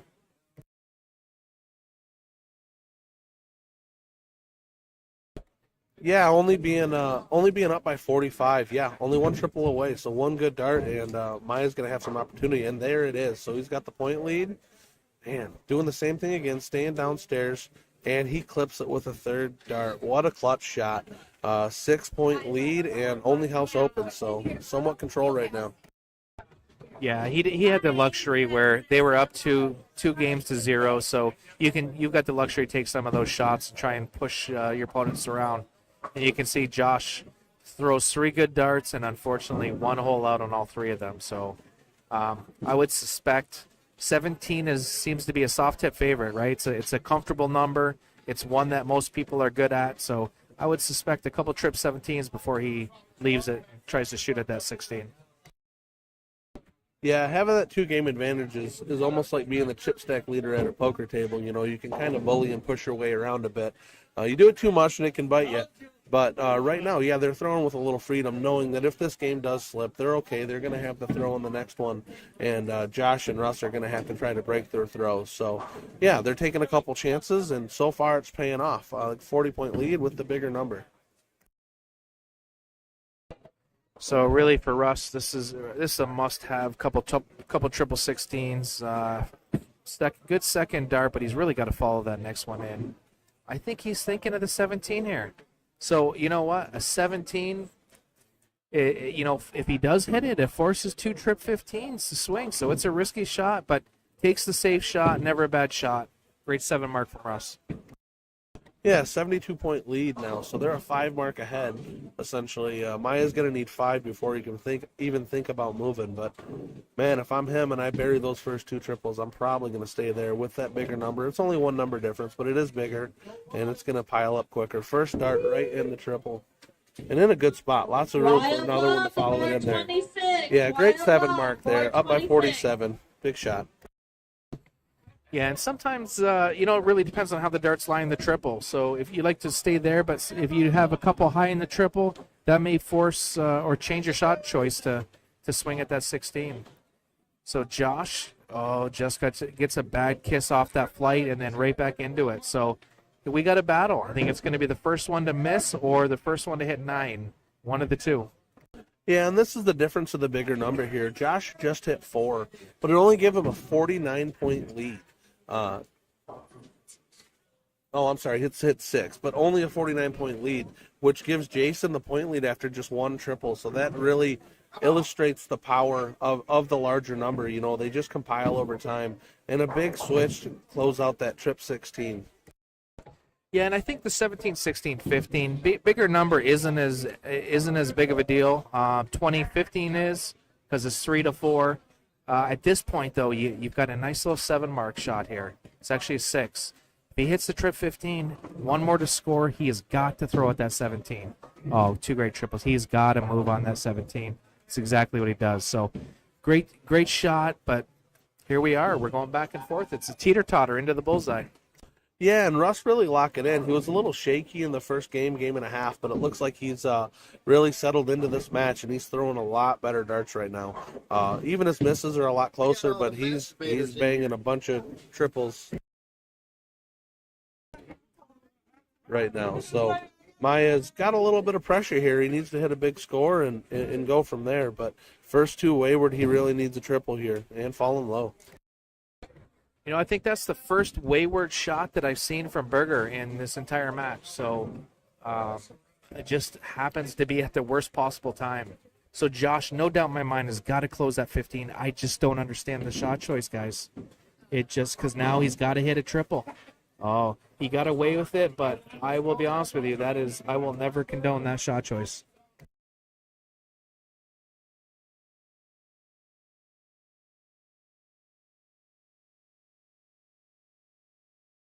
Yeah, so now Jay's down to the Bulls, and he needs a pile of them. And honestly, he needs a bunch, and he's hoping for a miss because they're going to have 3 clear here. And Russ just throws in a solid hat trick, and we're on to game number 4. You know, I don't mind throwing the first one to the bull. If you hit the double, you stay there. If you hit a single 15 is another bullseye and takes that game shot out. So if he hits a single, I like the 15 switch. Oh, you definitely need a 15 now, at least one. See this? That's why you don't leave it to the third dart, Don, because sometimes that can happen. Yeah, you got to guarantee at least the one. So even if you do want to go back to the bullseye with the third dart, if you catch the 15 with your second one, give yourself 2. Make sure you guarantee that because there is game shot here. Not anymore, but there's potential. And at this level, man, these guys are liable to hit this. So you really got to pay attention. Yeah, now Berger tries to close the 15 in the last start, which I think is a good shot. Josh has got a little freedom here. He only needs 2 bullseyes. I suspect he's going to make this one go away. So phase 1 of the mission for Josh is complete. They did hold throw. It was a battle, but really now Topsky and Berger have got the start, and I think the start here, I'm going to go on a limb here and say I think Topsky opens with a 3 mark. I hope he proves me wrong, but this is going to be an important start for him. Yeah, and if it is only a 3, that's almost tragic because it's just not enough at this level. But proving Maya wrong, he clips that triple and fills it back up with a 7. Good, solid start. That's what you need. That's what you need at this point in the match. That's what you call reverse psychology. Didn't want to do the commentator curse, so had to kind of talk Topsky into that one. That's my story. I'm sticking to it. Good trip 19. 2 unfortunate kisses for Josh. So now Topsky's and Berger are in a great spot here. Yeah, Maya with a big shot here can really put his team in the driver's seat. They've got the throw. They've got the bigger house. They've got 80 points. So even just a 6 mark here would just be massive, and they could really just kind of cruise at this point, just stay solid. As I say that, the first 2 go wayward, but he does pick that triple 20 with his third dart, so it is helpful. But, man, you'll be disappointed with those first 2 darts. So one thing I've noticed, Berger has played absolutely great. The match against us and this entire match, but that 17 that he missed, really is kind of translated over to this turn. He had 2 wayward darts. Did hit the trip 20, but I feel like Berger might be struggling a little here. I don't know if it's fatigue or pressing a little, but unfortunately, Russ is definitely not hurting him with the 1 mark. Yeah, makes you wonder how much the pressure from all those points in that big house is having an effect on Russ. Jay coming in here, same situation essentially, a big shot here, and they really will have a stranglehold on this match. Yeah, he's got control of this match. Really, really just got to make the 19s go away. And now he's got a freebie. You'll probably see him take another number. And it's exactly what he does. Takes out that 18. So big shot from Jay. And now there's a lot of work to be done from Josh Sloan here. Yeah, now not just with point control, but also a significant board control. Two numbers, two of the three biggest numbers, and Josh with nothing. So he's going to have to hit a big shot and kind of hold on, see what happens after this. Yeah, this point in the match, you're down to 17. He's got a 100-some point lead. Really, it's yours to lose. I'll be curious to see how Berger responds. I think this is going to be an important turn for him. You know, he struggled the last two turns. He did hit trip 20 last start, and he right back into it. That's a good sign for Berger. Just a little low and right into the 16. So good job to refocus for Berger. Yeah, big shot. I mean, the writing's on the wall at this point. If they just stay solid, they should be cruising into the next round. That's barring something just extraordinary, back-to-back nines or something crazy here. But yeah, we see Russ struggling a bit here. He's right on it, just right on the wires, just outside. Yeah, it's you know, I think Jay and Berger have been the better team. They did control the match. There was a couple back and forth moments in the last game, but for the most part, Tomsky and Berger have controlled the game. Trip 15 is my favorite finish. Double bull for the win. Oh, good shot from Jay though.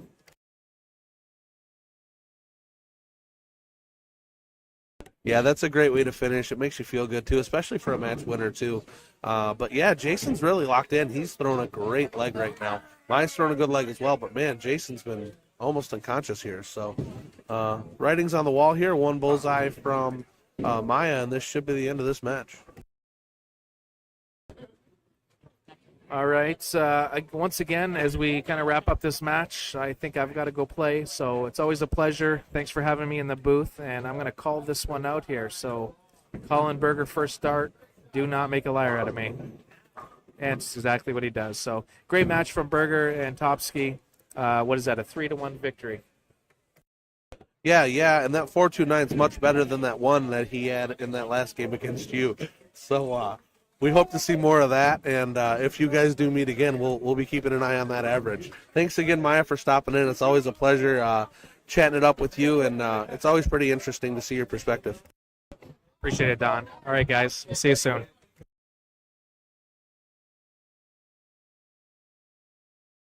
All right, guys, sit tight. Just a few minutes here. We'll have another game up on stream. Thanks for watching.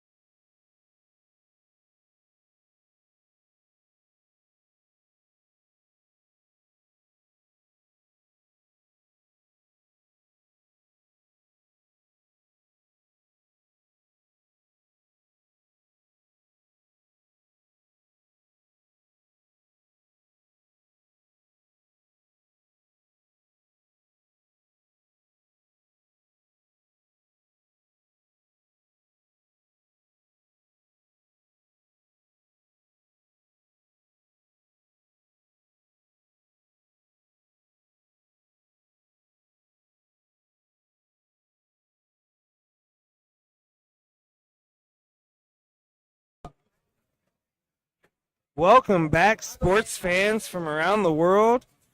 This is Game Time Streaming. We're here in Waterford, Michigan at Century Bowl, and this is the regional dart tournament. We have got a show for you guys. Don, what do we have? We're actually looking at that matchup right now, but it does look like Brandon Kessler and Millar are going to be up playing the king seat match against, I believe, PJ Kirk and whoever his partner is. I'm not sure who he's playing with. Yeah, I do believe that I did hear that it was PJ Kirk. And let me tell you what, PJ Kirk has been shooting some heat today.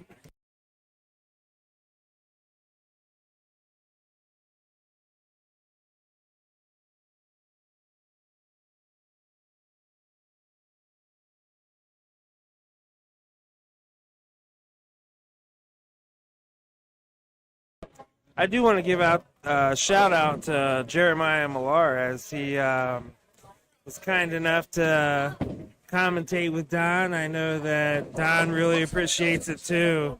And we just want to give a shout out to Millar for stepping in the booth for a little bit. This is Game Time Streaming. Everyone can like and follow us. We are going to be very active, hopefully. What do you think, Don? Yeah, I can't wait to see what the future holds. I think this is running great.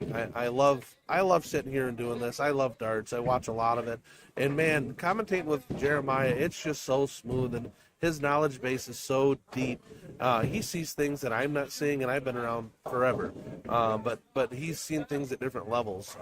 He's an amazing player, and the mind behind it is right there with it too. So it's really a pleasure to be able to sit down and have a conversation with him while we're watching a couple matches. He's actually stopped by the booth twice today. If you've missed the previous stream with Millar, you might want to go back and view that. Yeah, that was during the level 1 finals match. We commentated again then, and yeah, it's just running great, man. So I really look forward to what the future holds for this. I think it's nothing but good things. I think the players love having the stream. I think the players that can't make the tournament love having the stream. And I think the sponsors like it as well for a little bit of extra exposure. So I think it's all good things. It's all good and it's all positive. So nothing but up from here. Yeah, once again, we are here in Waterford, Michigan at the regional dart tournament. This is a Masters. Is it the finals, Don? This is the king seat match on top side. All right, so we are in the king seat match. We really do appreciate Trevor over here. Trevor has been killing the stream. We have been dealing with Trevor all week, and he's been doing great. He's got all these great graphics, and he's paying attention to each and every match because he keeps score. And it's a lot of behind-the-scenes stuff that Trevor does for Game Time Streaming, and we just really want to give a shout-out to him. TWK Darts and Entertainment on Facebook, right, Don? Yeah, that's it. TWK Darts and Entertainment. Yeah, he's the man behind the curtain. He's making all this work for us. We're just the dummies in front of the mic giving our opinion, but he's the one that's the nuts and bolts of this operation and making things run as smoothly as they are. Pay no attention to what's popping up on the screen. He's just working some of his magic right now. So we're trying to get it done before this match, and we'll get rolling here. Yeah, we have gone through the entire weekend with pretty much no issues. Trevor has really came through, and I feel like he's worth $1 million.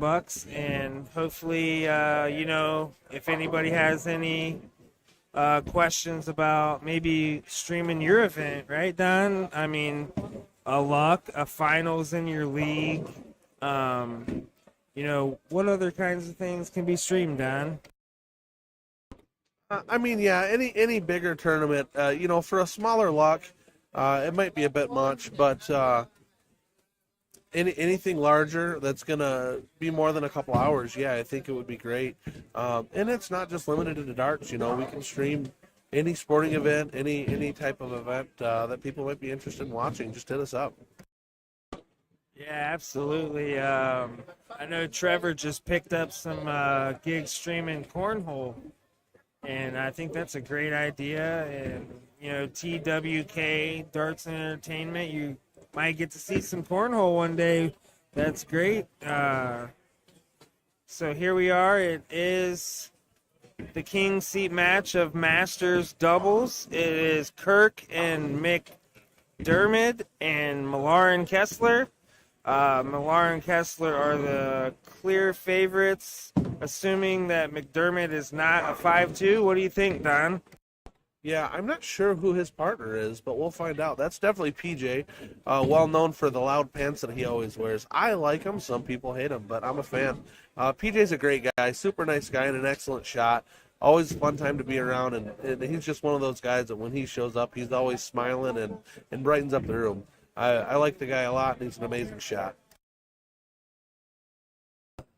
Yeah, I have not yet seen PJ throw bad, but I believe that he does every once in a while, maybe. So today he got 4th in Masters, Don, which was no easy task. I tell you what, it wound up being Jeremiah Millar, Gary Clark, Brandon Kessler, and then PJ. So you guys are about to see some fire. Yeah, 3 of the top 4 finishers in singles 01 are in this match here. So, yeah, just talent all over the place. All these guys can throw, and they've played each other enough that they're all pretty comfortable playing against each other. This isn't their first time, so should be pretty comfortable. Should see some big shots here. Yeah, I have to assume that they're pretty warmed up at this point. Yeah, it looks like they're just waiting for their 4th player. I'm not sure if he had to make a restroom break or stop at the bar or what, but he should be over here shortly, and we'll get this thing rolling. Again, this is the Masters event. This is open.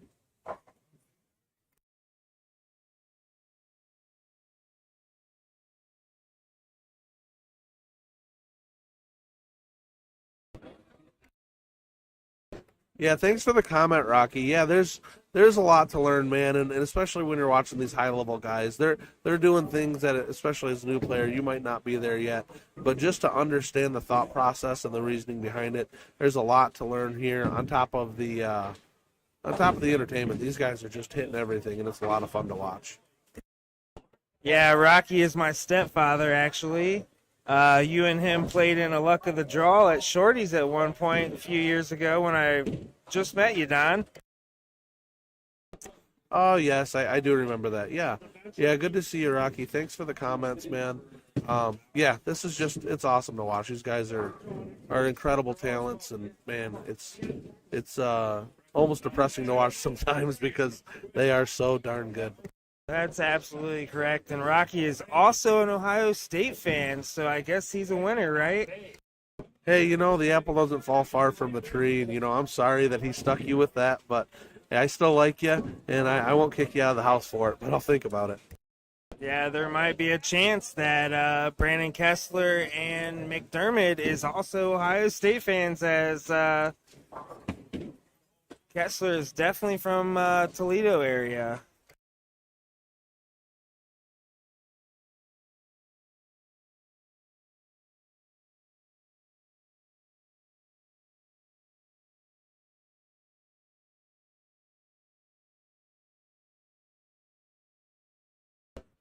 So I do think that not knowing McDermott makes this match that much more interesting, doesn't it?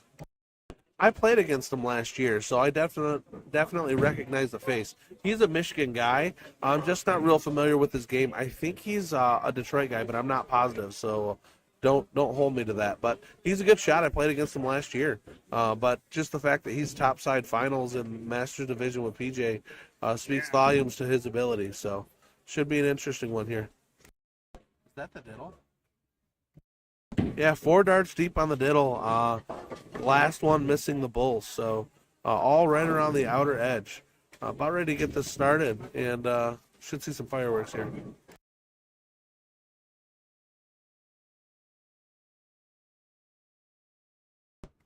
Yeah, Rock, he does. Most people will do that.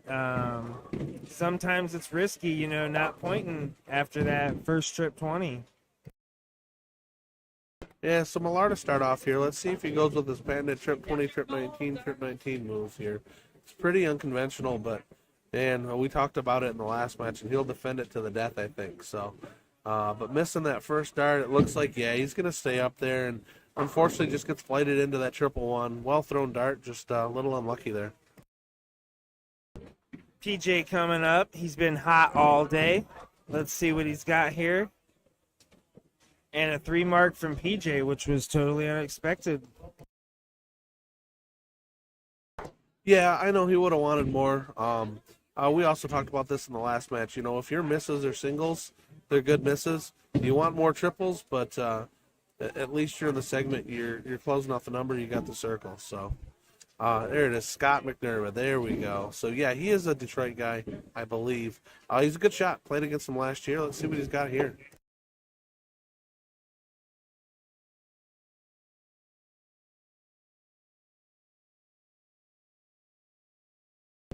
Yeah, 3 singles. I mean, unfortunately, against this team, it's just not going to be enough. Expect Millar to hit at least 5 or 6 here. Well, that's going to slow him down a bit. He did not punish too bad for the circumstance. No, I mean, job done. He got the number closed, but that third dart, he was going for that treble 20, and just another wayward one into the single 5. So door slightly open here for PJ, but he needs to pile a bunch in. And again, only 3 singles. It's just not going to do it against a team of this caliber.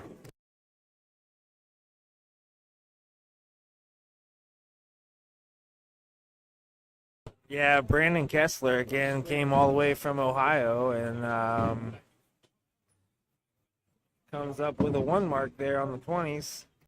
Yeah, interesting choice. I'm surprised he didn't take a look at the 18s, and maybe it's just a comfort factor. They're not really feeling it right now. Just trying to get comfortable and settled in. I just looked over, saw Maya kind of talking to him about it, and I don't know if that was a conversation or not, but I assume that's just what it is. He's just trying to get loose, trying to get comfortable. They sat for a good 30 or 40 minutes waiting for that last match to finish, so they're just trying to get settled and get in a comfort zone here. Maya with a big 2 darts there.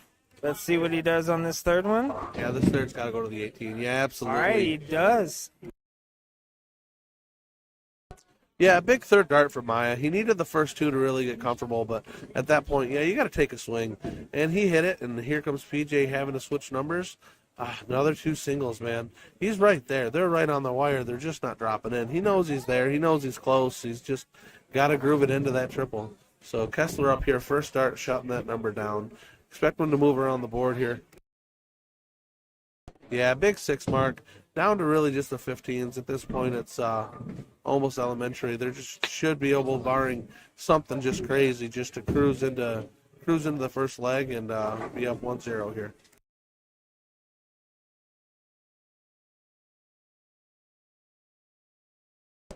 Yeah, just one from Scott. I mean, they see the writing on the wall at this point. With Maya coming up behind, not a whole lot of opportunity. Expect this 15 to go away. And, this is his favorite finish in the game for cricket. Trip 15, single bull, double bull. So he's really going to want this last one.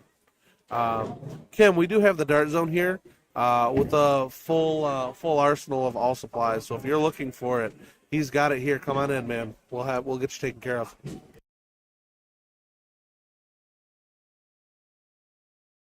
Yeah, PJ just warming up for the next game. He knows he's going to be throwing first. He's going to be on 20s, so just getting a few practice starts there. Expect Kessler here to clean this up. First start in, second dart should be good. Yeah, game over. So 1-0 Millar and Kessler. PJ is going to start off the next match or next game. Yeah, he was just getting loose on those 20s, and should be starting here shortly. Yeah, seeing Brandon Kessler having an off round, throwing a 3-8 is exactly the firepower we have here tonight. Yeah, PJ hitting 4. He won't be totally distraught, but he definitely would have wanted more here. Expect Maya to pile in these 19s here. If he hits 2 triples, I expected him to swing for that 20, but now with only 4, he'll stay there for that 3rd dart. Yeah.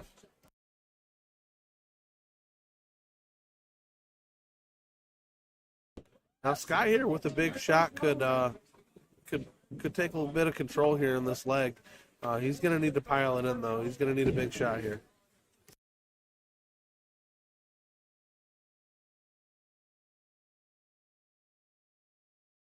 Big trip 20 and a single 20 from Scott. That was needed there as Brandon Kessler is going to hammer down on these 19s.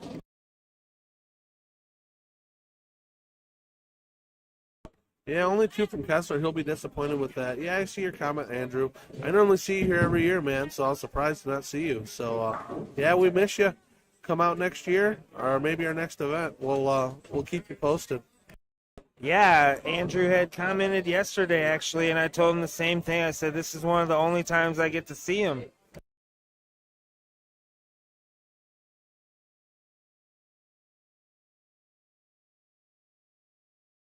Millar going for the 18s. Let's see if he hits the triple on this one, and he hits it. Yeah, not quite enough for the point lead, but after the first 2 darts are thrown, you can't unthrow them. So make the most that you can out of the 3rd. Cut the point lead down to 8. They're both sitting on an open number, so I expect Scott to try to get at this 18. And wow, it's interesting that you would switch off of it after hitting the first one. So he does make up for it with hitting 2 triple 20s, extend that point lead. So Brandon's really got to just pile in those 18s right now.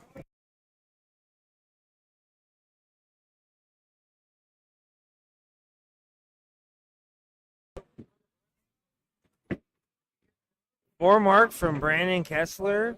Is that going to be enough, Don? No. PJ's got a 56-point lead. It's just not enough. PJ should be able to swing at this for the first couple darts. He may go back and point. No, he only needed 1, so he closed it.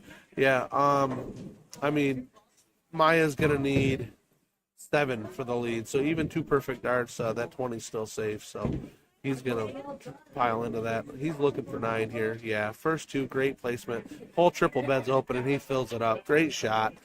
Taking a 46-point lead with a perfect round there. Yeah, I actually did see Maya hit 14 trip 17s in a row one time in CSC Challenger Series. All right, Brandon's had a little bit of an off leg here. He needs to settle in. One big shot here can really flip this game over. After that big shot from Maya, it's given him the opportunity. 1 triple 17, and he might be able to swing at this 20. And there's the first one. So if he takes the swing, okay, fair enough. I can't imagine him not going there now, though. Really stayed down. All right, so they got a 105-point lead. Surprised he didn't go after that 20. You got to take that high ground at some point, and PJ right back into that triple. It did put the pressure on PJ, and PJ responded perfectly. Now, luckily, a single puts him in the lead, but I don't see Maya coming off that 17 until he hits a triple. Yeah, he's not going to move till he hits a triple. Oh, maybe he will. Making liars out of all of us, so. Yep, and that shows the power of high ground. He'll settle for that 2-point lead just to make that number go away. So get them off that 20 where they were comfortable. Make them throw on those corners. Like Maya said in the last match, those corner numbers win games. So we'll see how Scott responds to that big shot. And Scott not paying attention here. Didn't realize the number was closed. So wasted dart, and it was a perfect dart right in the triple too. So that's going to sting a little bit. Let's see if Brandon can take advantage of that, because that's a mental mistake that really is just brought on from pressure. So that pressure got to him a bit. Didn't realize 20 was closed. Brandon's got a free shot here. Yeah, trip 17s all day here.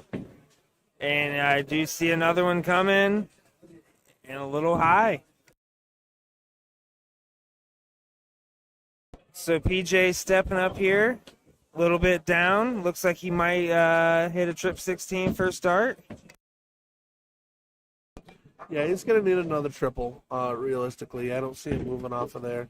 Yeah, solid 5 mark, 12-point lead. Maya won't be too concerned with that. Expect him to be throwing at that triple 17 first start. If he hits Probably 4 or more. I imagine he's going to take a swing at that 16. Yeah, I'm curious if he's going to go for it, and he did Yeah, go good for luck. it. Yeah, good luck. Just a little outside, but they're chipping away at that 16, and they're up by 64. So they need 4 just to tie. So he's going to need at least triple to really have a realistic look at this 17. Absolutely. Trip 16, trip 16, trip 17, ideally. Yeah, only coming away with 2. I expect Brandon to close this and probably try to extend that point lead a little bit.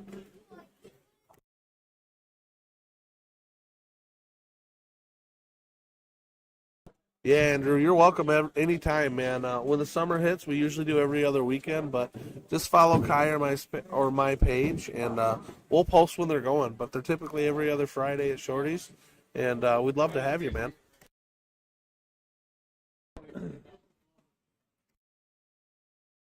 PJ with a big 7 mark, going up by 54 points.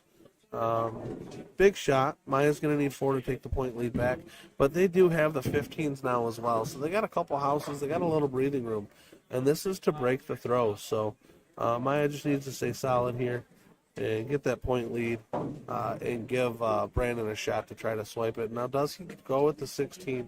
I know he's tempted. He's kind of doing a little mental gymnastics here, doing the math, figuring out what's best for him.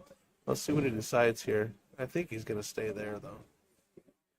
Yeah, stayed at the 17. Big shot, nice triple. Kept him up, 64, and he's a 5 mark ahead now, and that's probably what he was calculating, how many 16s that triple would have put him ahead. So he's up by a 5 mark. Should keep that 17 relatively clean here. Yeah, Scott only coming away so far with 2, so still a triple down. Brandon's got all the freedom in the world. He'll clean this 16 up and force him to start throwing at bullseyes.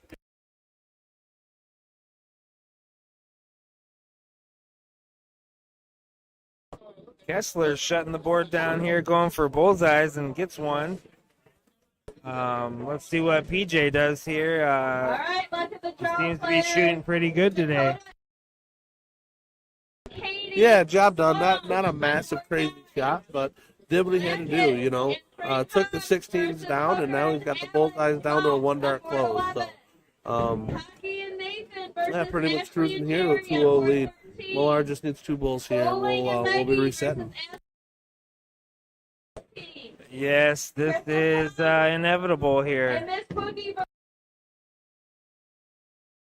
Great shot from Jeremiah Millar, throwing a 5.55 average. And, he might not even be happy about that. Yeah, I don't know how you're unhappy about a 5.55. I think he's content. I don't think he's ecstatic, but yeah, for him it's just it's a Tuesday, I guess. So PJ here opens up with a trip 20. Little on the outside on the other ones, and let's see how Jeremiah responds to this. Trip 19 first start. Yeah, step 1, you got to get the circle. You got to close the number, which he did, but after hitting that triple, he really would have wanted more.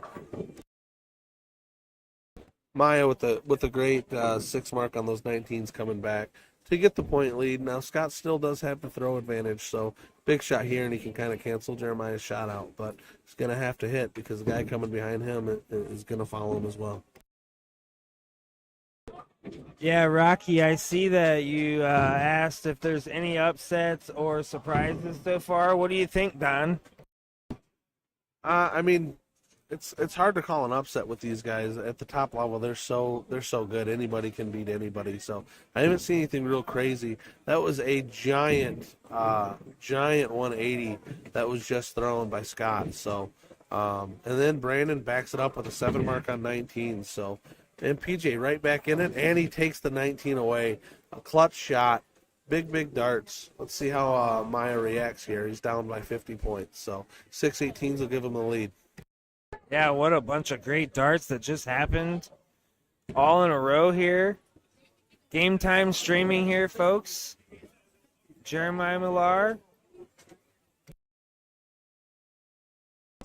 Yeah, he won't be happy with that. You know, he expects a lot better, obviously. So, and he is a lot better than that. But couple wayward darts, maybe a loss of focus. But this is the time now. If Maya has a shot like that, Scott's really got to capitalize because you're not going to get this opportunity very often against a player of that caliber. Yeah, Scott seems to be pretty dialed as he produces here. Go blue. Anthony Gidcombe shouts out "Go Blue" and "Go Buckeyes." You know, he didn't represent very well because as he walked out from saying "Go Blue," he waxed his head on the ceiling. So, not the best representative of our Go Blue state. But I do agree with the sentiment, just not the not the person. Maybe. Yeah, PJ Kirk capitalizes off of this. I tell you what, PJ has been shooting great today. I am a very good witness to this as I've shot against him today. Yeah, PJ and Scott are kind of getting in their groove here. They're kind of walking away with this one in a similar fashion that Jeremiah and Brandon did in the last leg. So they just need to roll with this, get comfortable because they're gonna have to break throw either in the next in the next leg or else it's curtains for them. So get comfortable, close this one out, and start the next leg with some confidence because you're gonna have to fire to break throw against these two. I am not very familiar with McDermott, but I tell you what, Scott is impressing me, Don. He's doing a great job here. Let's see what Brandon does. He's going to have to hit a bunch of bullseyes here. Yeah, one more will give him the point lead. But, with three houses open, this is going to be a tough hill to climb here. Great five. Yeah, great 5-ball. 50 points scored. Just a solid shot here. One triple and a bullseye, and we're hitting the button and moving on to the next leg at 2-1.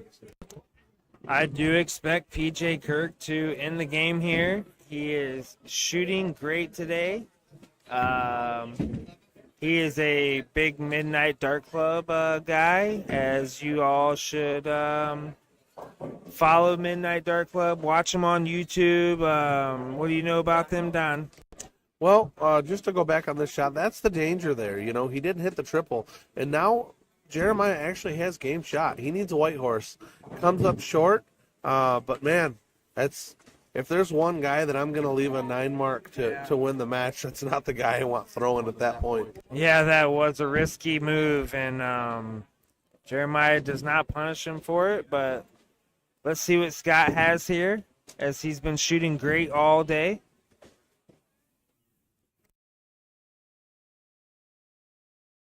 Yeah, some nervy darts here at the end. He does end up falling into it. So you asked about the Midnight Dart Club. Yeah, I love those guys, man. I've been throwing with them for years, even before the MDC was formed. I know all of them, friends with all of them, great guys. And, man, they're really bringing up the level of darts in that area. To see those guys just go head-to-head every week and just bang at the dartboard. And there's some really good players out of there. They can hang with anybody in the state. Great group of guys. Yeah, it sure is. And Rocky, to answer your question, I feel like I have seen an upset today. I feel like Gary Clark was not favored against Brandon Kessler in singles today, and I feel like that was an upset. Gary Clark did win. He got second today.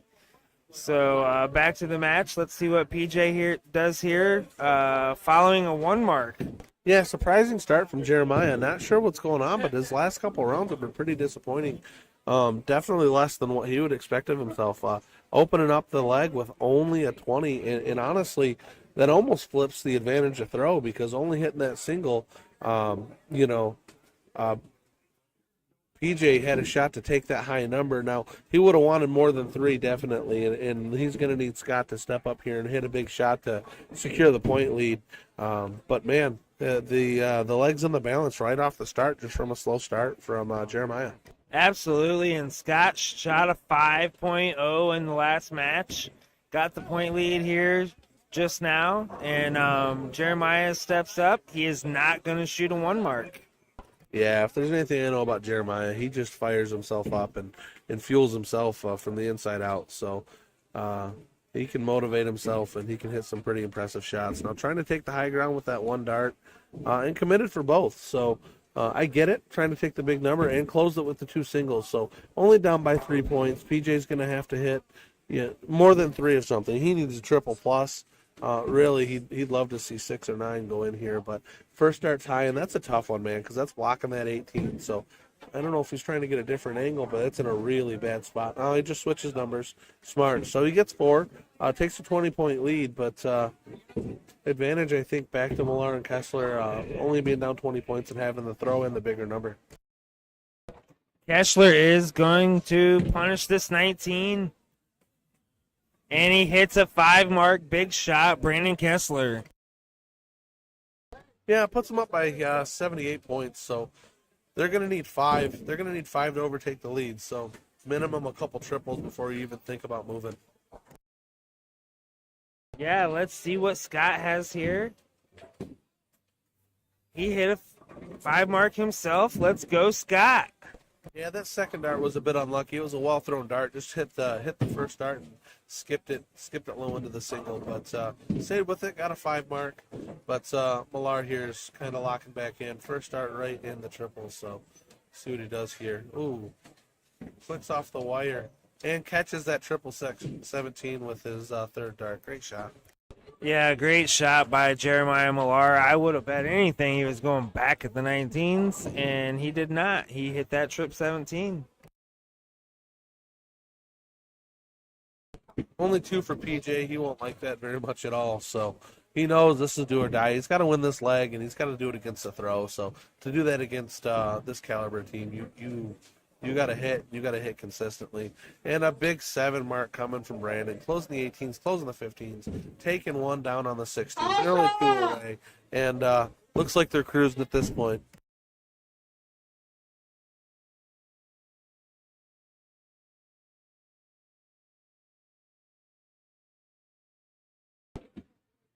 And a tough round from Scott there. I feel like Jeremiah is going to close these 16s and move on to the Bulls. Yeah, 3 well-thrown darts from Scott. They all just landed a little high. Wasn't able to adjust. Second dart, triple 16 for Maya, and sneaks out 1 bull. So they're really only 1 dart away. I expect this to go away after this round, and handshakes and condolences after this. PJ and Scott, they are in the king seat, so the worst they can do is third, but they'll be going to the finals on the bottom side after this, as soon as Brandon cleans this up here.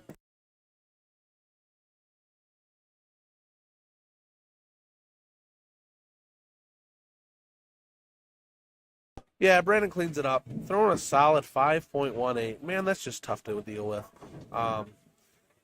Good, solid match, and it's not over for these guys. That was their first loss, so they'll be sitting in the finals on the bottom side, waiting to see who comes up against them. They're going to be definitely wanting to get another crack at these guys in the finals, so we'll see how that pans out. Yeah, and once again, we are here in Waterford, Michigan. We're at Century Bowl. We are at the regional dart tournament, and sponsored by Motor City Entertainment, Brian Henry and Matt Megay. And we have a great bunch of talent here, and TWK Darts and Entertainment streaming it, and we've been watching some good darts. And Don, do you know what's coming up at all? I think we're trying to figure out what our next match is, but we'll have one up here in just a couple of minutes. Sit tight, guys. Won't be too long.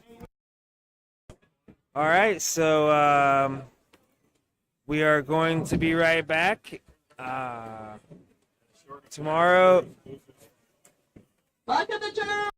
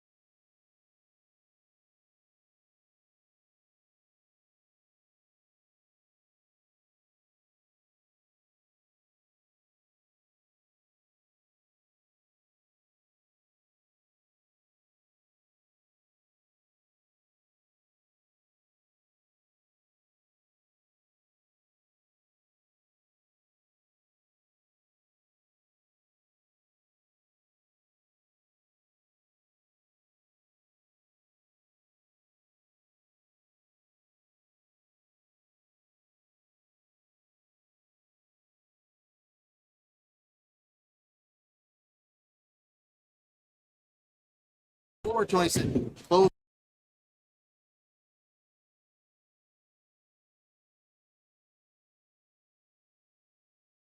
All right, so we are here in Waterford, Michigan. Here we are going to show you a match from the luck of the draw. It looks like we have Katie and Ed versus Jeremy and John Middleton. And Don, are you familiar with these players? Yeah, I'm familiar with Katie, Ed, and John. I've played against all of them. I've not seen Jeremy throw yet, so we'll learn a little bit here pretty quickly. John's a good, solid shot. Really firm throw. I like the way he throws. Katie, man, she's a monster. I've played with her a lot, and I love getting partnered with her. She's a great shot. Yeah, Katie is my wife, and she is a good shot. We recently just won a Chicks and Sticks tournament on Grandboard Beasts. And it's ladies first and ladies diddle, and it makes me look really good, Don. Yeah, she's a great shot. She's lots of fun to throw with. Always in a good mood and having a good time. She's a breath of fresh air for sure. Yeah, here she comes. It looks like she's going to come up for some warm-ups here. She is a great shot. She partners with Abe Smith on the Midnight Dart Club, and they had some success. And she has also won a 4-person state championship, steel tip cricket. And John comes up for the diddle.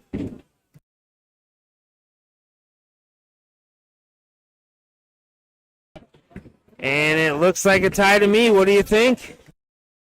Yeah, they're going to know better than I do, but it is pretty close here. They're going to be counting the numbers at this point.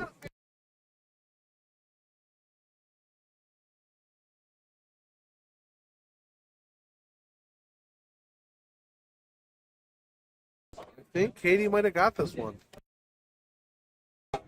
Yes, I do think that she did get this one, and it appears that she might be going first.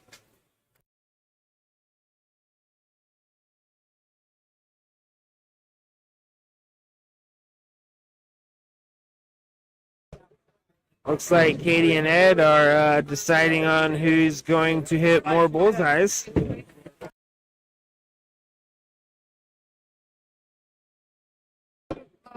Katie comes up. Let's see how she does on her first shot here. Yeah, this is the first round of the blind draw event, so it might take a couple rounds for everyone to get comfortable with their new partners and get settled in here.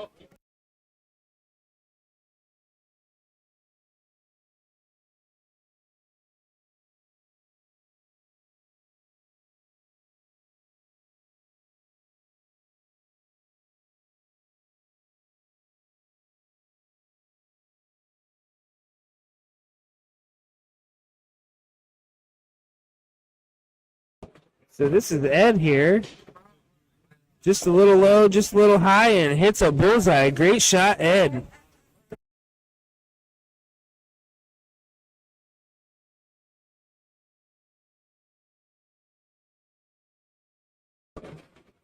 So John Middleton's going to step up here. I'm very familiar with John. He's a great shot as we see him at all the big tournaments. Yeah, he travels locally pretty well, or I should say within the state. You see him at all the state tournaments, state soft tip, and the regional here, obviously. And some of the bigger luck of the draws, you'll see him. I believe he's a downriver guy. Yeah, he is clearly familiar with the bullseye as he gets one.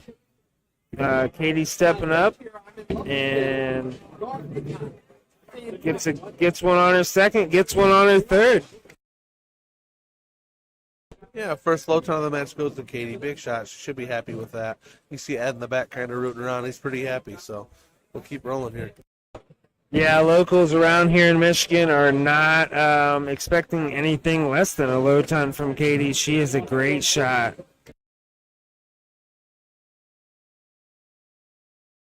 Yeah, finds one with his third to draw near level.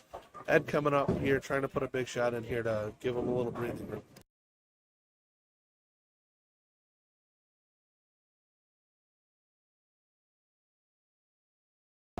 Just a bit outside for Ed as he does tag one in there to get the lead. But I do see John coming up and having a big round.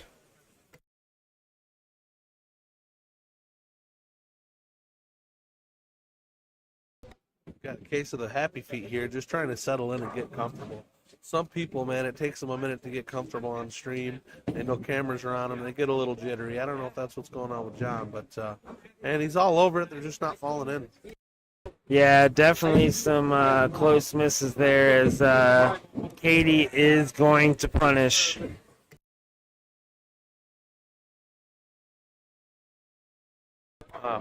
Tough first start there. You see the second one coming right off the flight, kind of blocked the whole area out.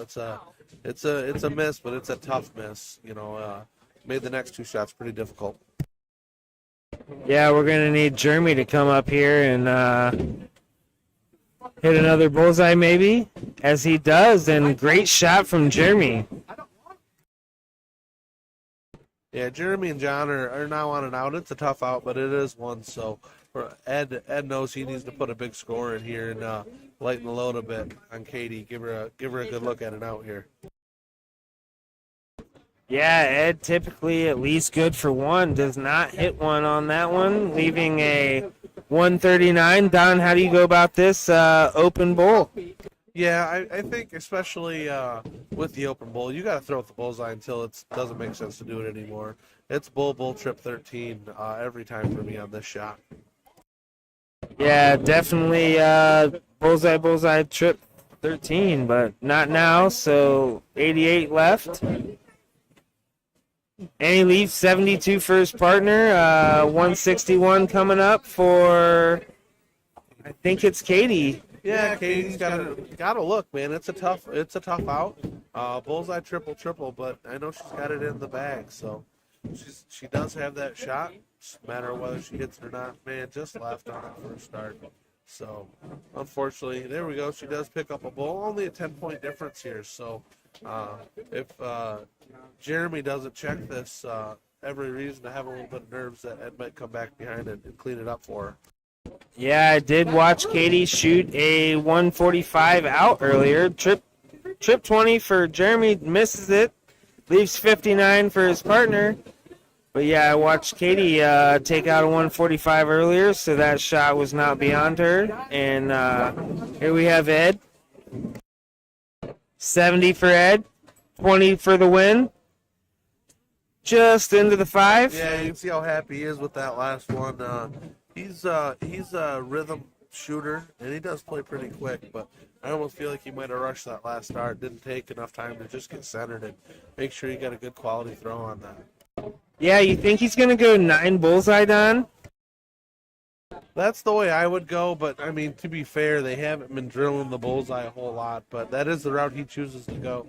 Now, the tricky thing with this bullseye, it's kind of an all-or-nothing thing, If you do miss it, you don't know. You may have a shot with your third dart, you may not. So it's really important that once you have this, you take it out. And he does get a shot at the double 16. Falls out into the 18 for a shot at the double 16, and he misses outside. Yeah, I did try that shot yesterday, Kim, in the luck. I know I didn't hit it, but I don't know how close I got. I don't know if I got 2 darts in or if I got to the 18 or not. But, yeah, that is the route that I went. The other popular way is just to go bullseye, trip 17, trip 20. But I like it either way, so. Great shot by Katie, taking out a single 15. I did expect that from her. So we got Jeremy gonna start off with cricket, and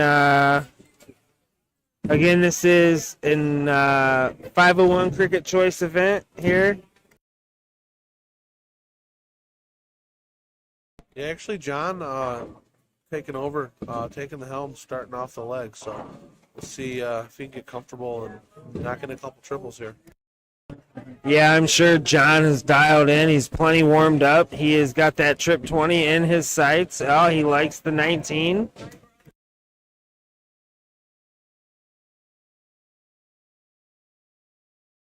Yeah, I do remember that, Kim. I just couldn't remember what I hit, but yeah, I did go 19 there.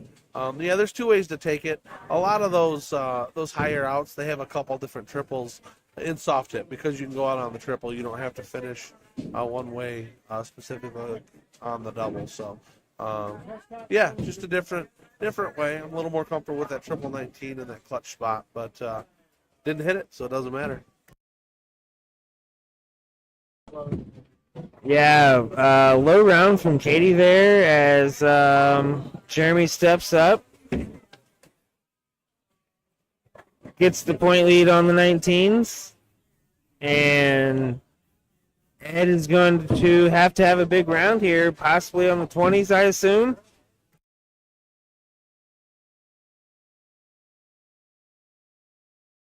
Yeah, big triple with that second dart. Needed it and followed it up with the points with the 20. So basically a tie game, but Ed and Katie do have the bigger house. So we'll see if John can pick a triple here at the 19, maybe have a chance to take a swing at that 20.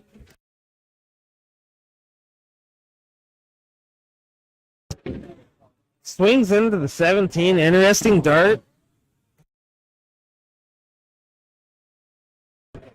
And looks like he was committed to the 17. Don Spear, what do you think?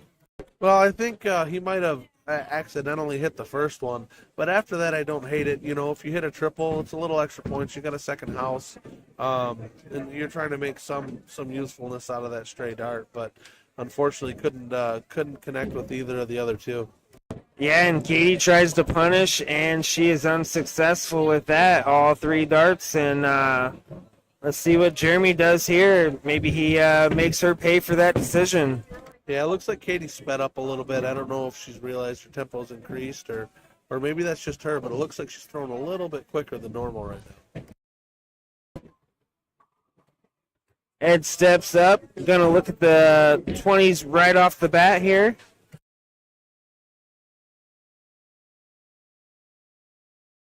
And stabs at the 19, just inside in the trip 3.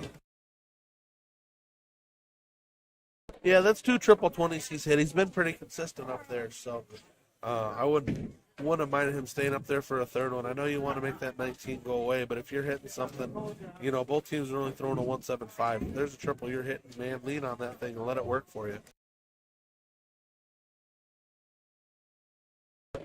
Yeah, John's going to be looking at this 19. Hits a 19, takes the point lead. Yeah, I think Katie just needs to take her time, settle in here, take just a beat when she's at the line, make sure she's focused, everything's in line where she needs it to be, and then rock and fire, just let it go, stay loose.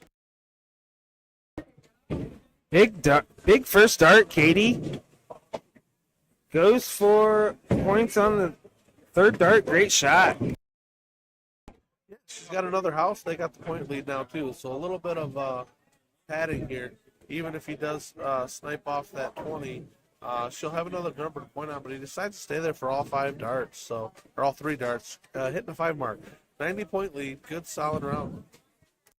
Yeah, I see Ed possibly hit another trip 20 here as he has done so in the past. He is looking good here.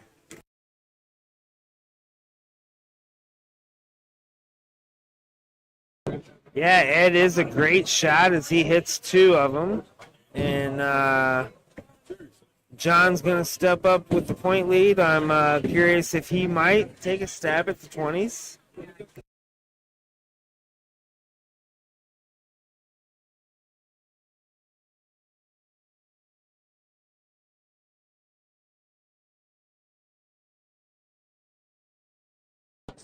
Trying to close another house.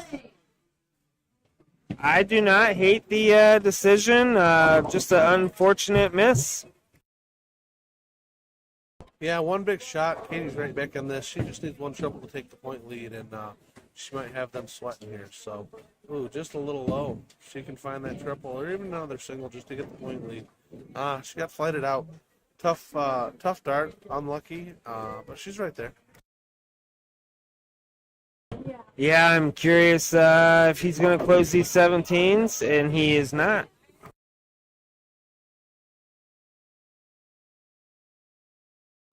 Yeah, sometimes in that situation, you do want to close that 17. Houses are worth something. What do you think, Don? Yeah, I like taking that number. If for nothing else, that if you do happen to catch that triple, you're going to get the number and you're going to get some extra points. It's just an economy of darts thing. I know they were down, so there's an argument to be made there too. But Ed hitting 2 single 20s, taking back the point lead. Yeah, at this point, 117 is going to give you the lead. I love throwing at that 17. Take another number, and if you catch a triple, yeah, it's 3 points. So that's the shot I like here. Yeah, I would go 19s first and then close the 17 and maybe back at the 19s.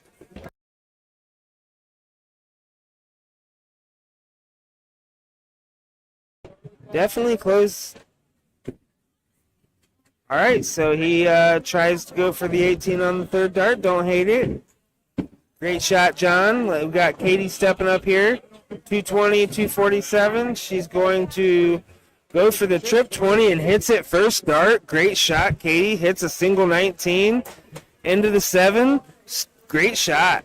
Yeah, if you see in that last round too, she kind of sets up to the line, takes a look down, makes sure her foot's set, just takes a second to settle herself. That's something she wasn't doing earlier. She was just getting to the line, rocking, firing, and she's taking her time, and you can see it's really paying off with that first dart triple and that follow-up single 19. Yeah, Jeremy steps up, hits trip 19, trip 17 down. What big darts by Jeremy. Looks like he is representing a Super Darts jersey. Yeah, put them up by 58 points. So triple still gives them the lead, but now you've got 2 houses playing against 2 houses, so it's a bit more even. Ed and Katie do have the bigger of the 2 numbers, but it's kind of even pegging right now. So John coming up with a 20-point lead. He should be able to take a look at either those 20s or those 18s. Yeah, John is probably going to look to point here as against this competition here. It really is going to pay off to point, maybe close the 18s. Oh, he chooses to close the 18s. Is he going to choose to close the trip 20s, Don? Man, I don't know if I like that shot. He went for it, he swung, but with only a 20-point lead, I don't like that shot. A big trip 20 here, Katie can take the 20 away, maybe take the 19 away. So I like going for points there. Katie's just outside, so she's got it tied up here and falls into that triple. Huge dart, puts all the pressure back onto Jeremy. So big third dart with that triple. Kind of a game changer there. Yeah, great shot, Katie Howard, as Jeremy is forced to the 19s here, and he does not hit. So Katie Howard had a big shot, which is going to change the game here, and it's going to let her partner, Ed, pretty much do what he wants, whether he closes the 19s, decides to point, whatever he wants here. Yeah, he's got a bit of freedom here. I would like to see him take a look at the 19s. He's choosing to go with the 17s, which is interesting, but he closes the numbers. So 20 playing 19, and they have a 42-point lead. So they're 3 marks ahead. John's going to need a really solid shot here. Yeah, it gave Ed comfortability to hit whatever he wanted, and John can hit some trip 18s and make them think otherwise. So here we go.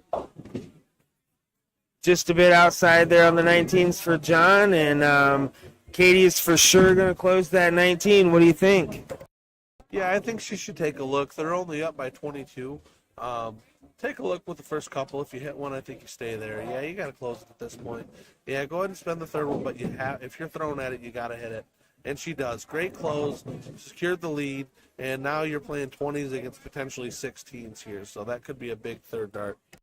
Yeah, she is definitely not playing around with strategy. She knows how to win, and she's proven. And a big trip 15 there for Jeremy. 6 mark on the 15s for Jeremy. They are not going away, putting a little bit of pressure on Ed. Yeah, pile of 15s there puts them up by 23 points. So not a huge point lead, but job done. You got a number and you got a point lead, so they're throwing away from it at least to start. Ed's looking for at least 3 and first dart right in the triple. Yeah, I thought he might go at that 15. I like pointing on that third dart, but he's not feeling the same way. So they're living on the edge, man. One big shot one way or the other could really change this game. Yeah, I am not familiar with Ed, and he is very impressive today. I've been very impressed with Ed, and him and Katie are a tough team. Let's see how John reacts here, and he's going to need to pile in some trip 15s here. Starts off with the double 15. Oh, right on the wire. Yeah, still down by 7. Katie coming up here. I know she's going to want to close that 15, but that point difference, if you're doing a point battle between 20s and 15s, 3 20s is 4 15s. I'd much rather see her light that up, get 60 or 80 points, and make them have to chase you. Yeah, there you go. That's the right idea, and that's perfect. Exactly. 80 points. She's up by 80 something right now, so 73. No, I'm sorry, 87 points. Up by 87 points. So they're 5, 6. They're 6 mark away. And now this frees up Ed. If he wants to go after it, he can go after it. If he's not in there with the first 2 darts, I'd still go up and point. But she really just created a bunch of freedom for him where he can just get loose and throw some solid darts here. Yeah, let me tell you, she really did make Ed comfortable here, and it's probably going to show in his darts. Your partner makes you comfortable. There you go. You can just go with the flow there, right, Don? Yeah, exactly. Just three in the fat 15. Then job done. You don't have to do anything more than that, but you need to close it. Make sure you close it, and you got there. Ed stepping up here, definitely going to be looking at the 16s. Can he get in the triple bed? Let's see here. Outside of the board here.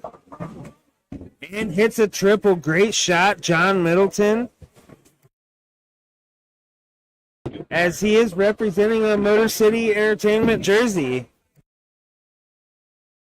Yeah, down by 55 here, so he does have a number.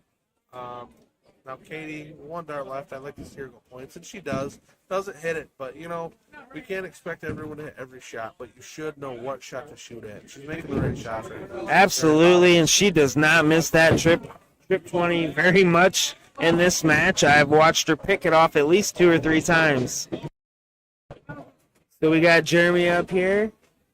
Top deflection on that third dart. It was close. It hit the wire, so it could have went either way. But registered single 7 and it didn't stick. So unfortunately, that is where we're at.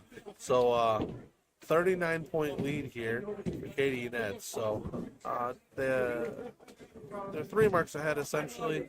Only hitting a single, man. I really like going up. I don't know why he's so committed to closing that number. Even a single doesn't do a whole lot for you there. So he stayed there, and it may cost him here.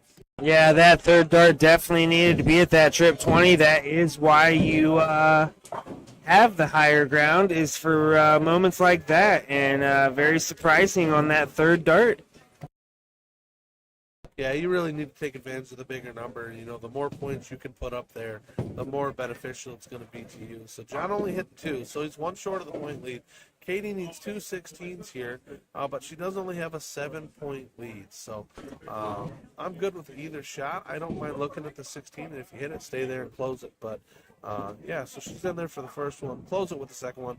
Got to go points here. There's no reason to throw the ball right now. Just hit a trip 20 and lock this game up.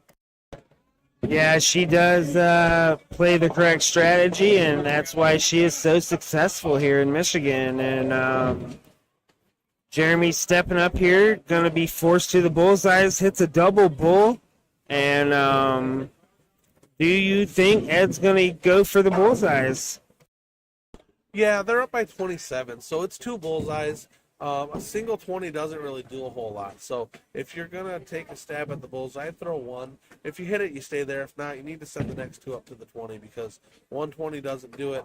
And Ed is still just committed to closing that bowl, not thinking about the math a whole lot. So a brick, it's tough, especially with Jeremy and John sitting on 2 bullseyes here. So a 3 bull and a double 20 wins the game here. So left him game shot.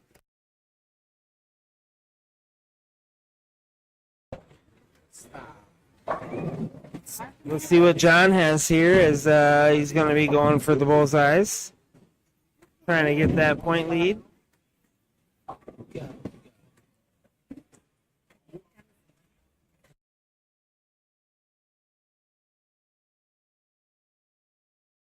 Yeah, smart shot there, closing the 20. So it really comes down to 3 bulls to 1. Katie needs a solid shot here.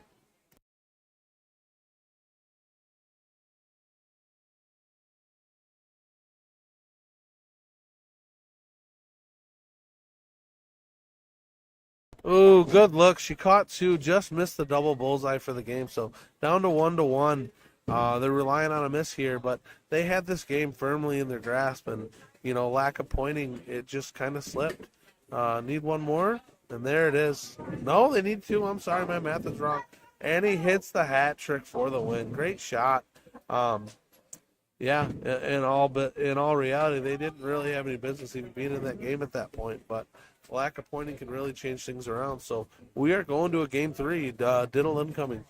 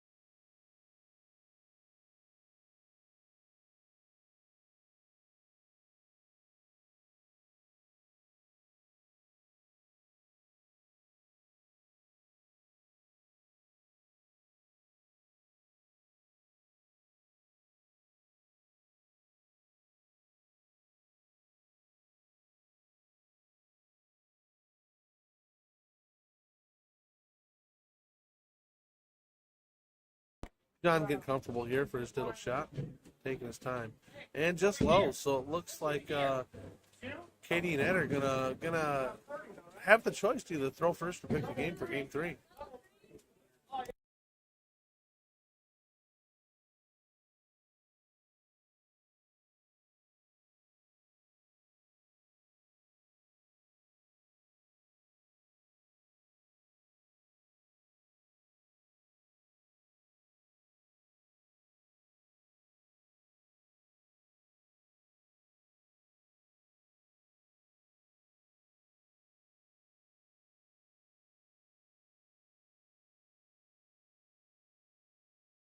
All right, so it looks like Katie and Ed chose to go first, and Jeremy and John chose cricket. So Katie needs to have a real solid start here.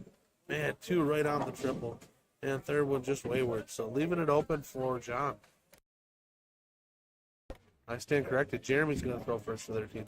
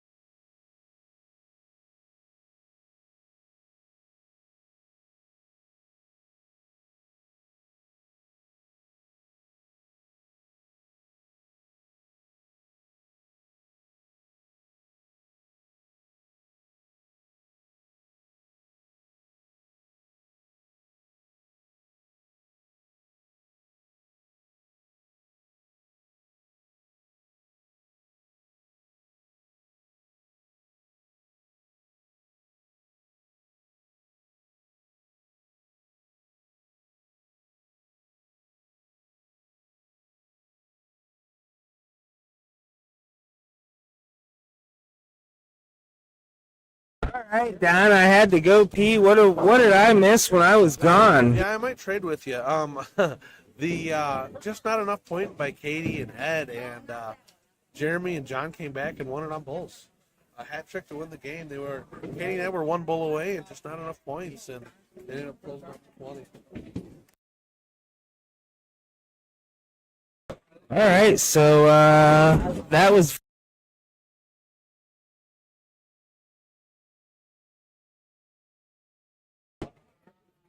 Yeah, now Katie and Ed, they got the 20s. They got a 40-point lead, and they just shut down the opponent's 19. So they're in a good spot. They just got to keep hammering away and stay on it.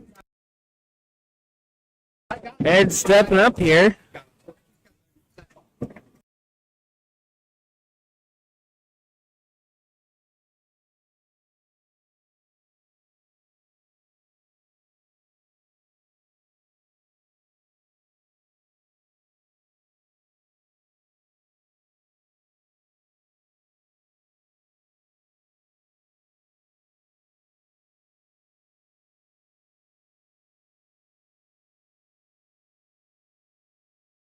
So we are joined here in the booth with Kai, and what do you think's going to happen here, Kai?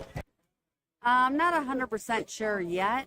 I really haven't watched any of the game. I know it's early, but we'll see what happens. Yeah, Don informed me that they got that last win on a sneaky couple moves there, and Katie comes up and hits some stuff. Let's see what Jeremy has here. Absolutely. I shot with Katie earlier today. We shot really, really well together. We took third in the LOD. We shot really good. Yeah, I actually was in that LOD, and I had Rocky for a partner, and we did not take third. You guys made it much farther than us, and that really does speak for how good you guys were shooting.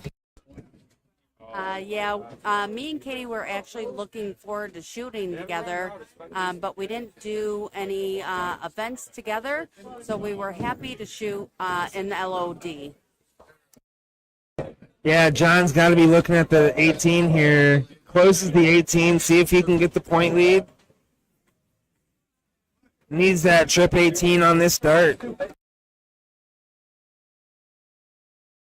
Into the one. John falls into the one, so let's see what Katie can do here. I do believe she's going to take the 18s. What do you think? That she did. And points on top of that. Great shot. I do agree with it, and that's why she is such a successful darter.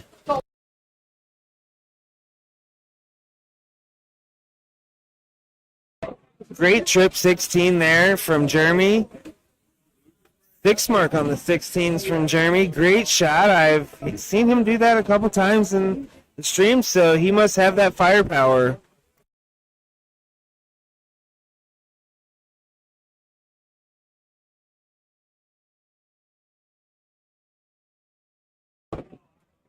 Aggressive first start there. What an aggressive first start there from Ed. Trip 16 looked great. John stepping up, needing a few 15s here. Let's see if he can hit them.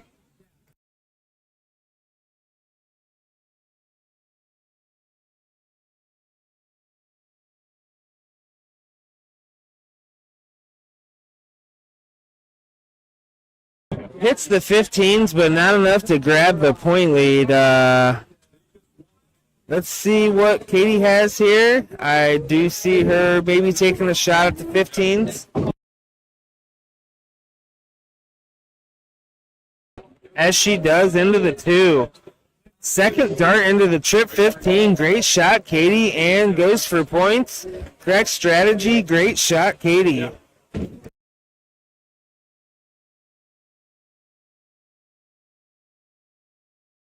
Yeah, you know, it doesn't really matter if you miss or not. It's all about if you're throwing at the right dart, and Katie really proved that. And here Ed comes up. Possibly go trip 20 first dart. What do you think, Kai? He's definitely going to go for the trip 20. Goes for the bullseye immediately. Aggressive darts again. And trip 20 for the end. I don't hate it.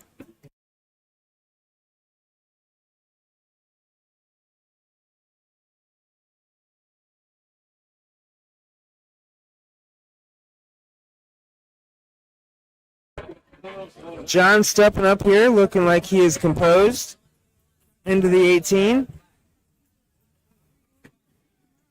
Gonna need another double bull here. And hits a single bull. Great shot from John. Maybe needed to go bull in that first dart.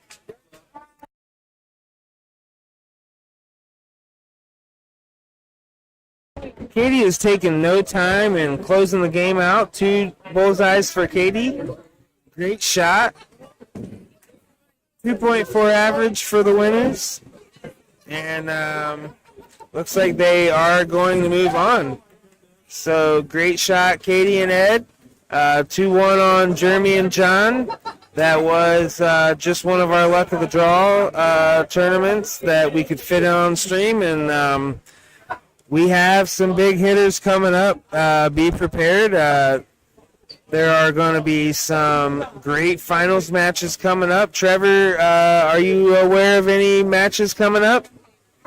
Burger and Topsy versus Yeah, it looks like PJ Kirk and McDermott versus Berger and Topsky. Folks, you do not want to miss this. Maya Berger averaging around a 4.6 average. Topsky, I played with him in an event recently in PPD. He averaged 4.6 average.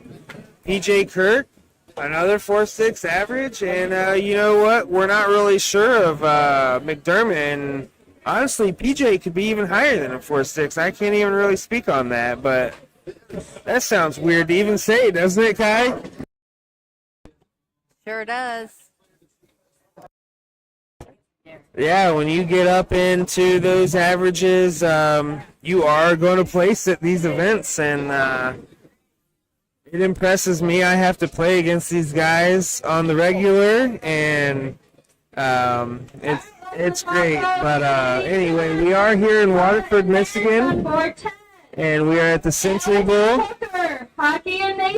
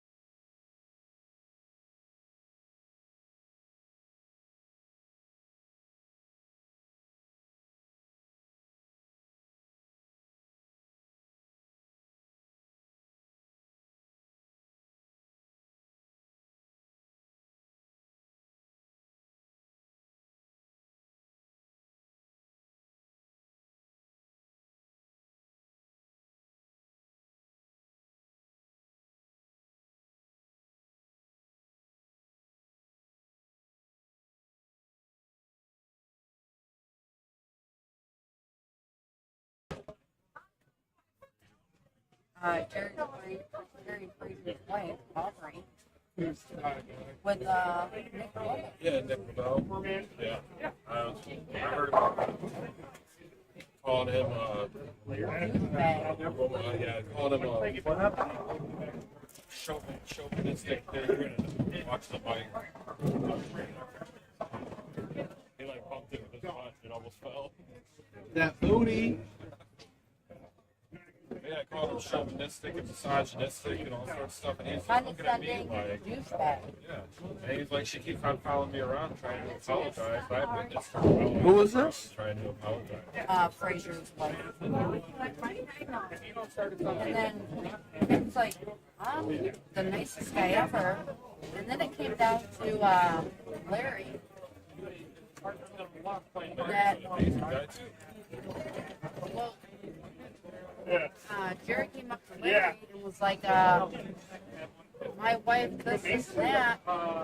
He's like, nobody was disrespectful to you. They pointed, yeah, that's the game. And he's like, oh, I understand that. Then he went after Scott. Yeah. I'm like, what the hell just happened? You're sitting there, you commentating, you little commentator? Yeah, me and Derek just did really good together. All right, well, I'm out. Is that a communist dictator? Yeah. Commentator? No, common potato.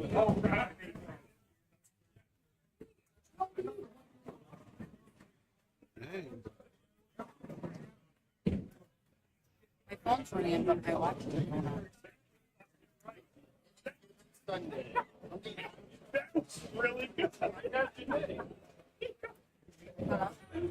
Tylen, your order's ready. Tylen, your order's ready.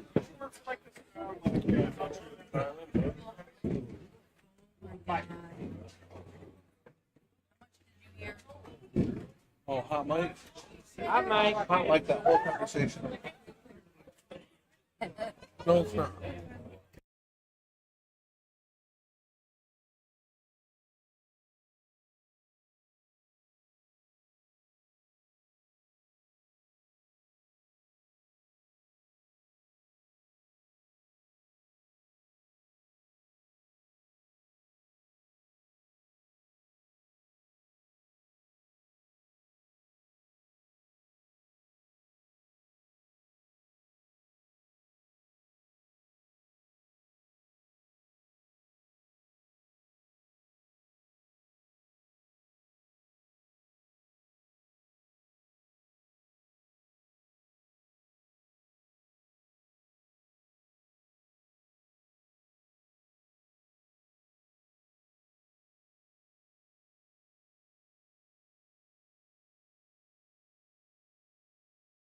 All right, so this is the finals on the bottom side, trying to get the opportunity to play against Jeremiah Millar and Brandon Kessler. Topsky winning the diddle, only hitting 320s. First start directly into the triple 19 with PJ, follows it up with a 20 and another single 19. So control not firmly gained by PJ, but he does have about a 1 dart advantage here. Maya's going to need a triple 20 before he really even looks at that 19. I am a big Jeremiah Berger fan, and I do see him hitting some trip 20s on this shot. Yeah, so job done. He's got 4. Got 4 here. He'd like more, but he'll take what he's getting here. So Scott's a 4 mark on 19s away from the lead.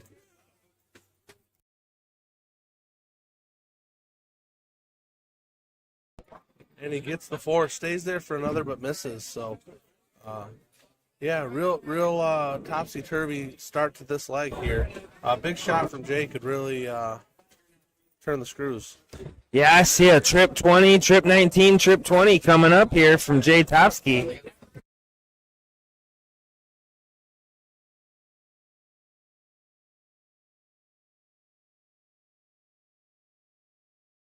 Yeah, big shot from Jason.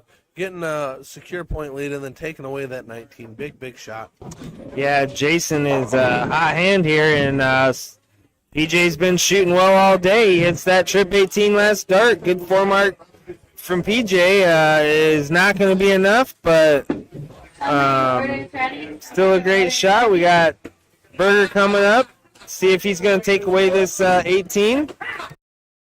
Yeah, still up by 47 points. Would like a little bit of comfort points.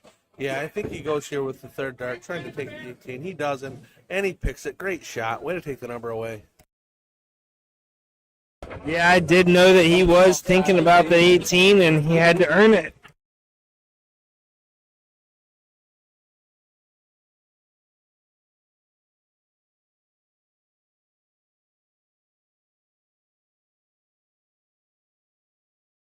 Yeah, big first dart with Scott. Then he follows it up with 4 more.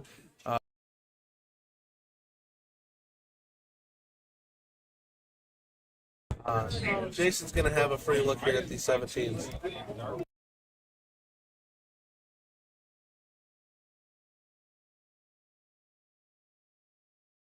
Back up to the 20s, and little low shot from Topsky. PJ is going to smack these 17s here. Trip 17, trip 17, trip 20. Great shot from PJ Kirk. Yeah, PJ with the tide turner there. He needed every bit of those 6 17s, and he got him to take a 3-point lead and then snipe that 20 with that third dart. That's a game changer, and now there's a lot of pressure here on Maya. He can flip it back in their own side, but it's going to take a big shot on his side.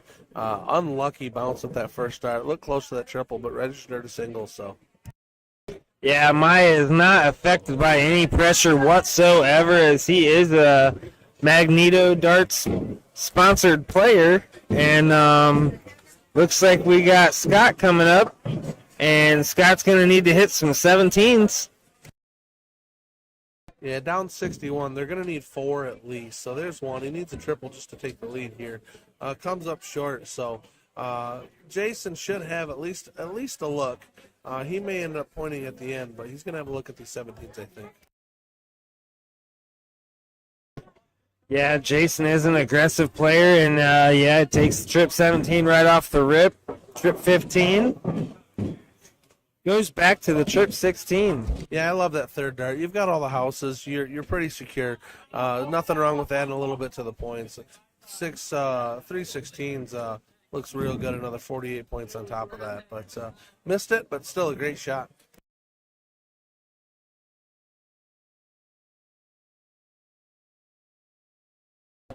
Yeah, PJ trying to clean the board up, trying to limit the damage as far as points go. He did miss the one shot, though, so I see Maya loading up these points to give themselves a little bit of cushion here. He may go with the bullseye first if he stays there. If he hits it, stay there. If not, he's definitely going points here, yeah. Hockey. Yeah, I'm not going to doubt Scott here. He's definitely going for the bullseyes, I assume. What do you think? Yeah, he's got to go bulls. I really don't like that switch for Maya. They had a 27-point lead, which was 2 bulls. He hit the 116. That only pushed to 43. It's no extra bulls. He really needed 2 to make it a difference as far as numbers go and as far as marked darts. So that last switch back to the bulls was a bit confusing. I don't mind Jason shooting at this, but yeah, if he's not in there with the second one, we need to be going down for points. Yeah, he got it. Great shot. Way to finish it. So that's game number 1 to Maya and Jason. And Kirk and Scott will have the throw in game 2. Yeah, so is this a race to 4, Don?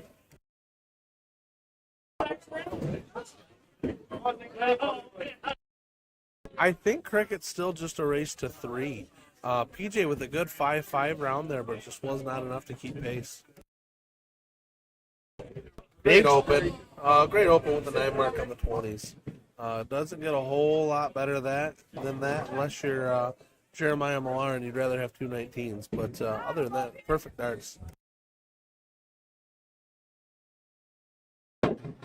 Great shot from Jason Topsky as he fills up the 19. 114 for Jason Topsky. Yeah, great answer. Can't do anything more than that. Still 6 points behind, but both teams are throwing perfect right now. 9 mark, great open, and yeah, they're both firing. You can see how happy Jason is in the background. He's pretty happy with himself right now. Yeah, that is not going to win this game, though. They have got to keep moving forward, and Maya needs to have a big shot here following the 9 mark, and Yeah, you're not gonna get by with just 1-9 mark in the round.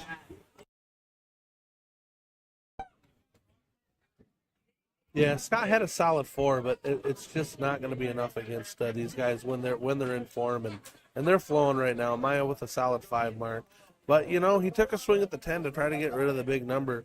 But man, still behind by 10 points. I think PJ's really going to take advantage of this. He's been firing great the last game and up into this. So nice solid 5 mark. 420s, give himself a 90-point lead.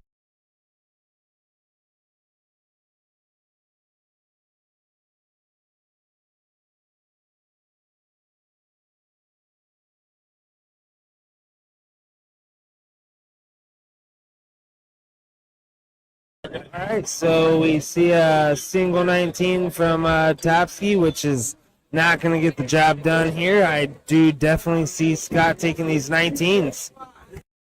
Yeah, I do have it confirmed too. Race to 3 here in this match. So first to 3 legs.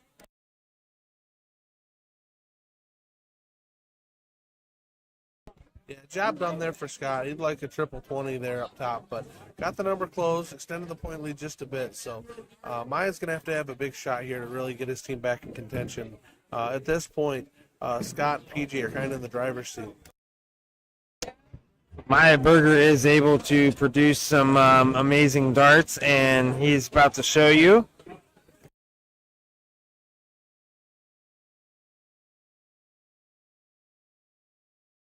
Yeah, PJ's going to probably take a look at this 17. I think it's going away. But great shot to pull him close again. PJ right back into that triple 20. And yeah, he's just unconscious right now. Great 9 mark, trip 20, trip 17, trip 18. Taking more control of the board, keeping a point lead. Just really solid darts. Yeah, I was able to play with PJ recently at the Midnight Dart Club, and this is exactly what he did, Don. Yeah, nice solid 5 mark from Jason, but man, when you're battling against a 9 with a 5 of a smaller number, it's just not going to keep up. He's throwing great, but man, if they keep at this pace, I think we're going to go 1-1. Yeah, Scott's stepping up here. Trip 16 first dart. Trip 15 going for the bullseye, hits one. Great shot, Scott. Yeah, these boys are comfortable and they're just rolling right now. They're just riding that wave and keep it going to the shore. Maya here going to be looking at the bullseyes.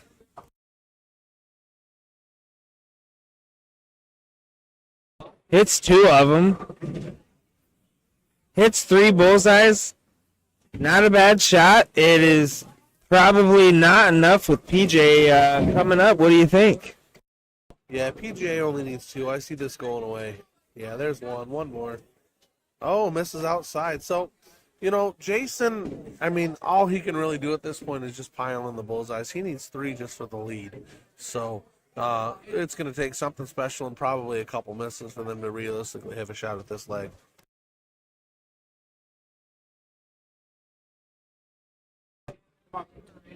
Yeah, just lack of energy here at the end of the round. Gonna be looking forward to the next game, I assume. So Scott's gonna clean this up, probably in the first dart, and they're gonna move on. I will say, compared to that last match that we saw with Scott and PJ, Scott's really turned it on, man. He's throwing much better this round. Not that he threw terrible before, but he's hitting a lot more big shots and a lot more consistent shots. As I say that, he missed 3 starts to the bull, but it doesn't change the fact that he's throwing a lot better right now than what he did in the previous match. Yeah, Maya Berger is probably going to hit 3 bullseyes or more here. You cannot count out Maya ever. Yeah, so they do have the point lead, but still with 3 open houses, I don't see this going anywhere. First start triple 20. PJ cleans it up. Great leg, throwing a 6 on a pretty deep game. So that is impressive out of PJ, and that's gotta be a settler. Great round. 1-1. Let's go, boys. Game on. Yeah, Topsky to open up here definitely needs to make a presence on the trip 20s. I see him at least getting a 7 mark. Aggressive stab there without the point lead. Yeah, he's trying the old Jeremiah Millar move, trip 20, trip 19, and he missed it, so he went back up to 20 to get solid points. That's the right move. Yeah, moving on without the point lead is a very interesting move. Great shot by PJ with a 5 mark to answer, taking the point lead. Yeah, PJ Kirk just refusing to be held down, will not be denied. He's on fire right now. He's throwing great. He's throwing confident. You can see he's in rhythm. He's not even thinking too much. Just a point and shoot for him right now. He's looking great. 2 marks from Maya Berger there. Still has the point lead. I guess it's going to decide, going to be up to Scott here to punish. Yeah, it might be some nerves creeping in with Maya. Scott hits a big shot here. That's going to be a lot of pressure here on Jason. A little wayward on that second dart. He does find another single for the point lead, but not enough to really pressurize it. Jay hits a big shot here. It could be definitive. Yeah, first shot, trip 20. He will move on to the trip 19. I am pretty sure of that, as I have played with Jay before. And he does not hit the trip 20. He'll stay there. Still takes the stab. Aggressive move there. Yeah, it's pretty aggressive. I don't hate it, but, man, I don't really love it either, only being up 24 points. I probably wouldn't have swung there unless I hit at least a triple 20, and this is exactly why. You got 2 free for PJ, but takes 4 for points, 1 for the marks. So just whittling away at that 20, but now with a 52-point lead. Yeah, with PJ lurking behind you, you know, you do have to make some strategy changes sometimes. And Maya Berger steps up here looking at the 20s, hits him, and has no problem on that trip 20. Yeah, great 7 mark there. Maya's really in the moment right now, throwing good. Looks like he's settling back in again. Looking for a big round here from Scott. And he... Yeah, only got 1.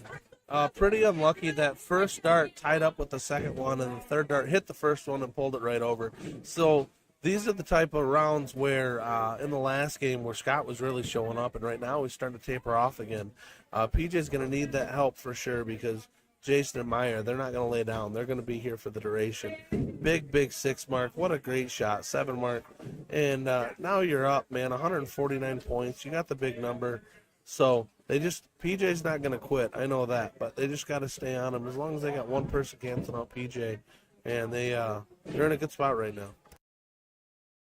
Yeah, PJ is never out of the game, that is for sure. And Jason and Maya are up 100 points. They need to continue to play the way that they are playing, or they will be caught. There's no doubt about it. PJ is on fire. Yeah, already a great answer from Maya, closing out that 18th first start. And right on the wire for both those 17s. Pretty unlucky that it didn't go in, but good solid 5 marks. Yeah, would you close the 16s so they don't have a 1 mark close on your number? You know, I think it kind of depends on how you feel. It looks like he went for the 16 with the first one, but, I mean, taking that 17 is almost like an offensive-defensive shot. If you don't take it, they're going to close it. Now they've got 2 houses on you, so is that the position you want to be in, where they've got the point lead, they've got the 2 biggest numbers left on the board, and you've got nothing on it? I think I'd rather take it, get whatever points you can, let them close it, and then it's just closed for everybody. Yeah, it's looking closer and closer to a 2-1 set here.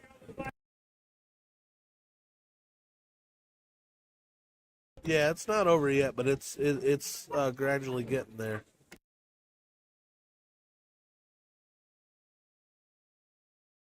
Yeah, only a 2 mark from PJ there. If Maya comes up and closes this 16, I think it might be the coffin nail for this leg, and we're going to be looking at 2-1.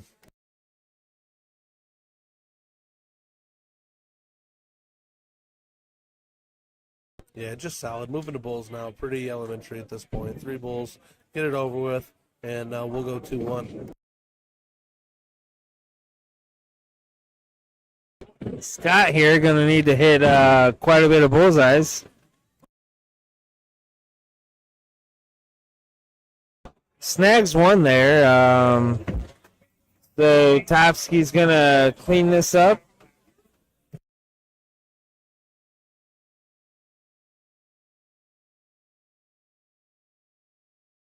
Yeah, nothing fancy, just a hat trick needed. 3 bullseyes, get out. There you go. Double, just one more single. There it is. All right, game done. Maya and Jason Topsky up 2-1 in a race to 3. So PJ and Scott are going to have the throw here. And they need a whole throw. They need a whole throw, force a decider, and just stay solid. Yeah, with PJ starting here, there's going to be quite a bit of triples hitting.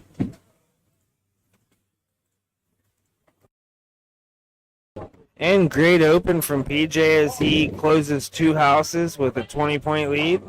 Put some pressure on Topsky here. Yeah, interesting. He went to the 18s instead of the 19s. He must like that switch a little better. Jason is going to be really disappointed with that open. He knows that, one more win, they're into the finals again, and they're trying to break through here. You just can't afford that, especially after your opponent opened with a 7-mark round.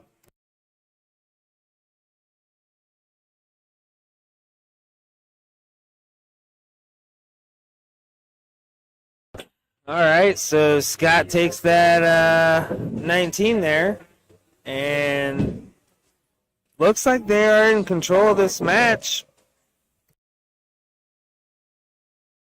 Yeah, not the match so much, but this leg, they're definitely in the driver's seat. And, every leg thus far in this match has gone with the throw. So whoever started, they've held it all the way through. It looks like that might be the case here, but there's still quite a bit of game left. You never know, a couple 9 marks could send this thing into a tailspin where you don't really know who's going to win it. Yeah, PJ is aggressive with that shot. And it does look like this leg is favoring PJ and going to make it possibly a 2-2 event here, but you can never count out Topsky and Berger. So here we go. Here we go. Nice 7 mark by Topsky.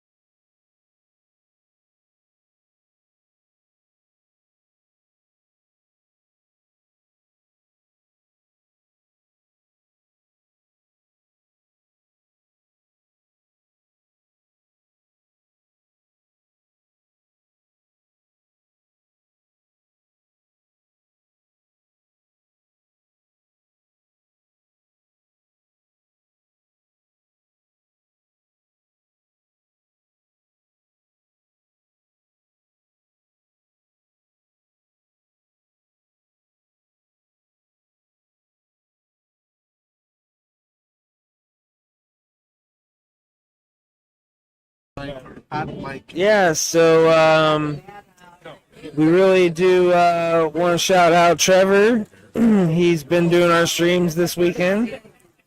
Don, what do you see about to happen here?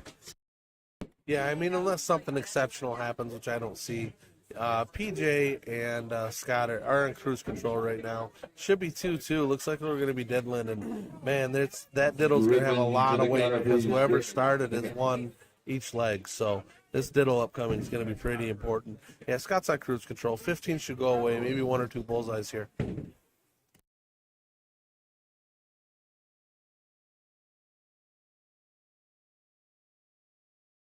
Yep, solid shot, just enough. Got the point lead, close the numbers, down to Bulls.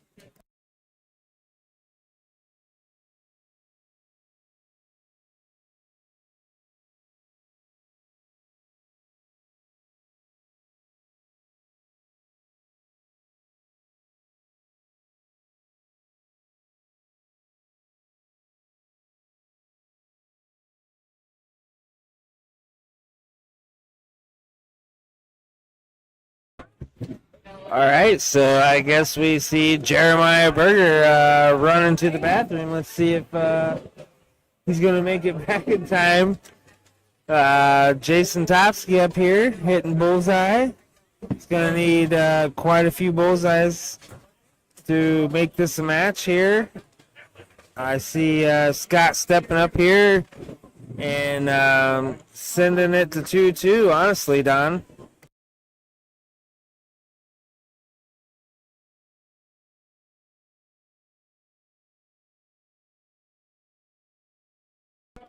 Yeah, not critical that he closed it here. They still got 3 houses, but a solid 2. Tease it up for PJ. I mean, it's all over but the crying for this leg at this point. So definitely going to go 2-2. We're going to be seeing a diddle here shortly.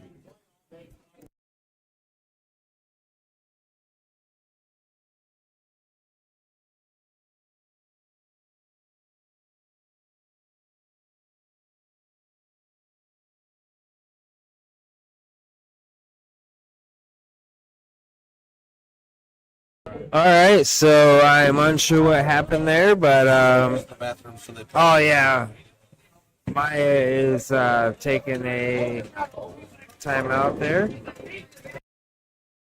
Yeah, Maya Berger's got the bladder of a 6-year-old, so he had to dip out real quick and use the restroom. But I think we'll be all right. This leg is pretty unconsequential at this point. It's pretty much over. So. Yeah, you know, staying hydrated, Don, is never bad. So he must be drinking a bunch of water.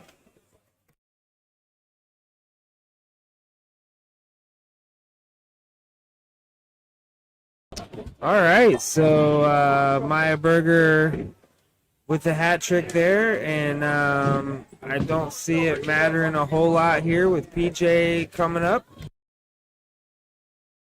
Yeah, he actually did have a great shot to put some pressure on. Triple was needed, but PJ just walks up, fires in with first dart. Solid 4.71 leg there.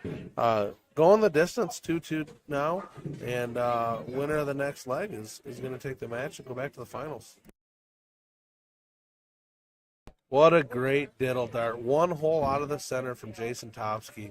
Not a whole lot you can do here. There's 1 spot that wins it, about 5 spots that tie it, but best you can do is try to bounce it off that dart and see where it lands you, and not close. So that was pretty big because whoever started the leg this whole match has won. So that was big. Let's see if that holds all the way through here. Now, Jason knows he needs to come out strong because PJ is going to be firing right behind him. Needs at least 5. At least 5. He'd love a 7 or 9 mark right now. Yeah, PJ is going to be watching closely to what he does, and he has a great start there. Trip 20, and trip 19. Great shot, Jason Topsky. Yeah, just what the doctor ordered there. 2 houses, maximum points, putting all the pressure on PJ. All PJ can do here is fill up those 18s. And missing low with the first 2, and that just shows what pressure does, man. PJ's a great shot, but he knows he's got to hit there, and maybe just a little bit tight, a little bit quick, I don't know, but man, balances have definitely swung in favor of Maya and Jason Topsky.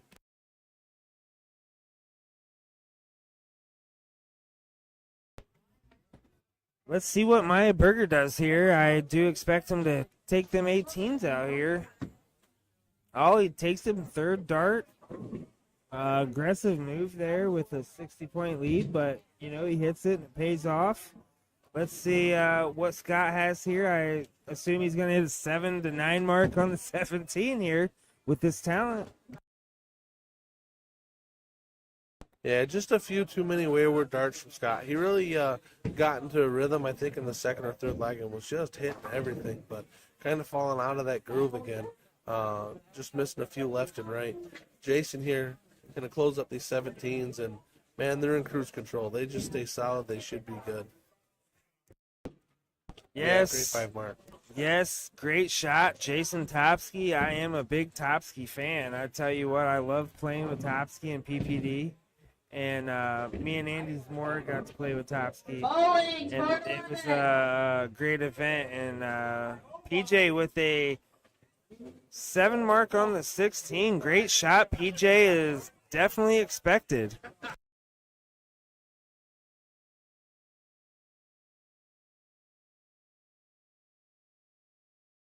Yeah, still 30-point lead, but they got 4 houses to work on. I suspect he's going to go right at that 16. Yeah, closes it up. Look at the 15. Now switch to bull. Okay. And took a look at the 15, but slack dart. That's all right, man. Down to the last number. You've got the top 4 houses. You're pretty comfortable here. Only a 30-point lead, but it may be inconsequential. Yeah, not real sure what I just seen, but you know, going for the bull and hitting it would have been intimidating, I guess. Well, the theory behind that is if he can take at least one bull out, that leaves Jason game shot, triple, single, single for the game. I understood why he did it. It's a lot easier that way. But Jason, you know, he's just going to throw it dead center double bull. Anyway, great shot. And congrats to Jason and Maya making it to the finals. Commiseration to PJ and Scott. Man, they had a great run. Got to the bottom side, came back through to play in the bottom side finals. Third place in Masters doubles cricket. Great run. Just ran into a buzzsaw of Jason Topsky throwing a 7-0 on that last leg and turning it over. A 7.0 for Jason Topsky. What a great shot as we see Jeremiah Millar congratulating him, and unsure what the other averages were, but I'm sure they were crazy as always. And so who we got coming up, Don?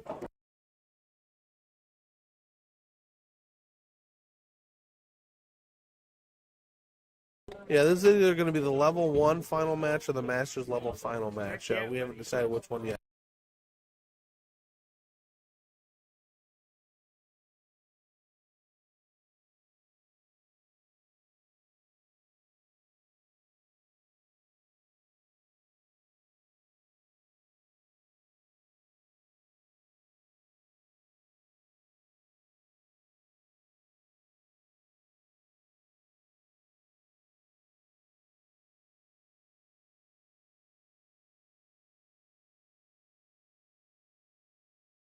Yeah, a little news advancement here. It looks like the Masters doubles cricket, they've decided to chop the pot, get a little late in the night. A couple of them are a little tired, so I think they're just going to chop the pot here and split it. I'm not sure who's getting the trophy, but I'm not going to have a Masters final match, but definitely going to have a level 1 final here for you.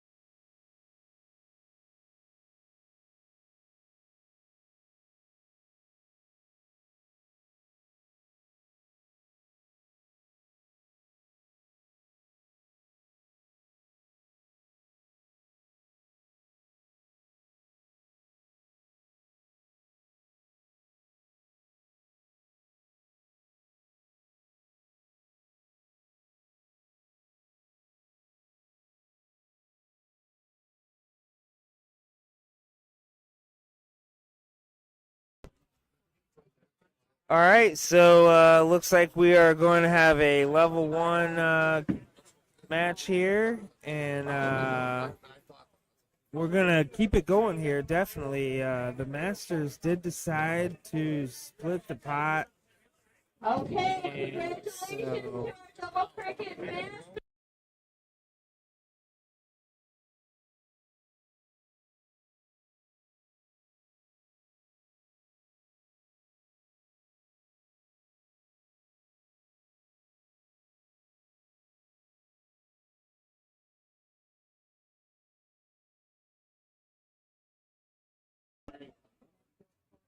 All right, so we're not going to have a Masters final here, but we are going to have level 1 finals, and I am not sure who that's going to be just yet, but we do want to let you guys know that we are here in Waterford, Michigan, and we are at Century Bowl here at the regional 2024 regional dart tournament, sponsored by Motor City Entertainment. and it is Brian Henry, Matt Megay, and Alan Rude. They are all co partners in Motor City Entertainment. We sure do appreciate them, and we appreciate Trevor. Definitely TWK Darts and Entertainment on Facebook and YouTube, and he is out of the Flint area. You guys should all like and follow him, and he's got a bunch of great streams weekly, so he does this for a living, and I saw how good of a job he was doing, and now he's here with Game Time Streaming. So speaking of that, maybe everybody should go to Game Time Streaming, like and share this stream. We do have the current CSI champion here, Jeremiah Millar, and Brandon Kessler, PJ Kirk.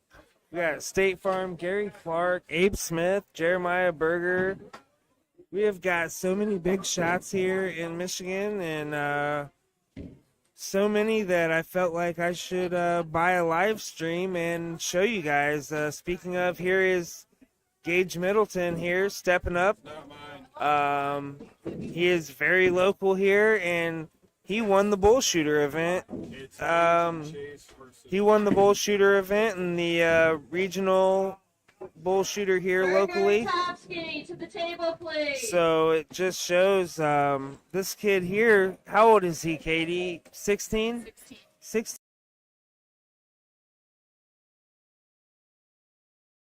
Right now, so you know, Michigan darts are getting big, and we're gonna bring you a great bunch of darts here.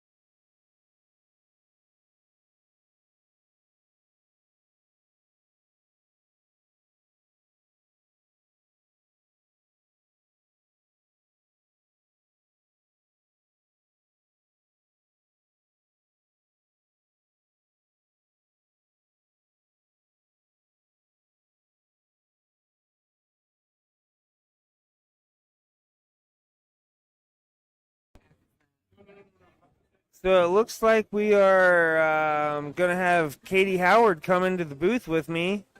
And she is very familiar with Chase and Gage here. Are you familiar with the other players?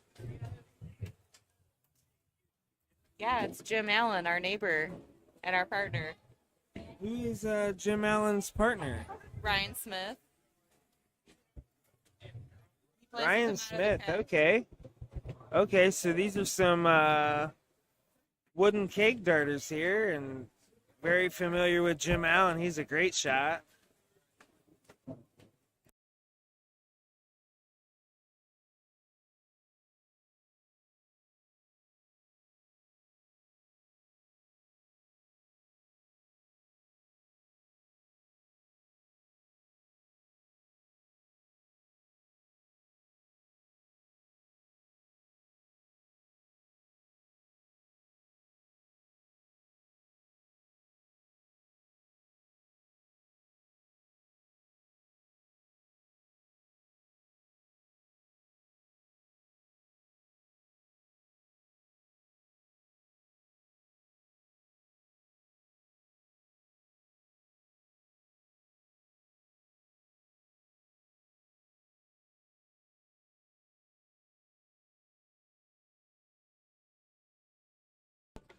All right, so we do have a level 1, is it finals, Katie? It is, yeah, and Chase and Gage are king seat right now. All right, so we have the finals here. Chase and Gage are going to need to be double dipped. And it is Chase Gage versus Ryan Smith and Jim Allen. There's Jim in the background there. He's a great shot. He's a great friend. Once again, Gage did win the bull shooter singles this year, so we're going to have a high-powered event. What do you think, Katie? Absolutely. Chase is a great shot. Definitely going to be tough to beat him as well as his brother Gage. They're both top notch. You know, Jim and Ryan really are going to have to shoot some amazing darts. Hey, Andrew, I see your comment. Me and Chase took third at darts for toys this year at Oak Lanes. That's awesome. I actually shot with Chase at a adult youth tournament, and we paired up and took third. So that's awesome. Chase is a great shot. Yeah, Jim Allen also is one of my teammates here locally, and we did take first place this year in our league.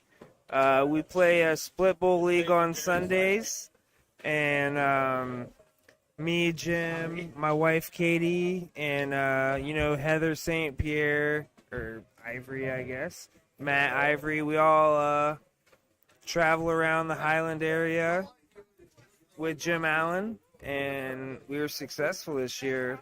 So, who do you have winning this match, Katie? Wow, you're going to put me on the spot like that? I already told Chase earlier, I gave him a high five. This was the level I played in, and Dakota and I were 2 and out, unfortunately, but it's a tough level. Level 1 is no joke. I already gave Chase a high five earlier. I think him and Gage got this.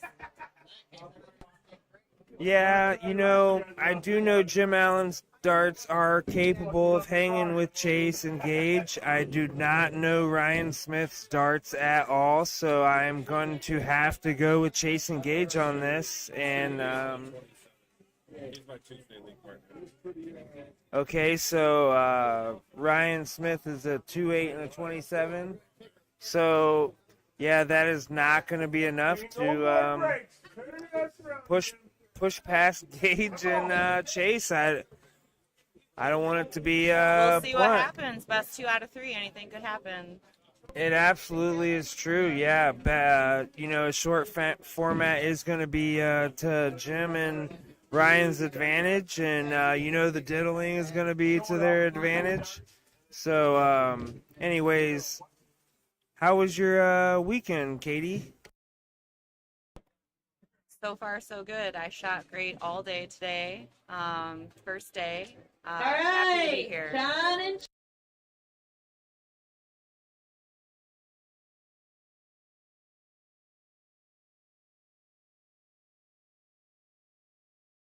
All right, I'm up in the luck, so we'll see who wins this match and catch everybody later.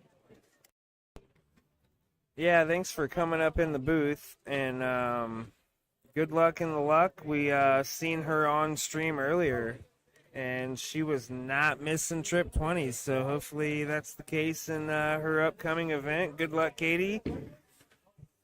Thanks, babe.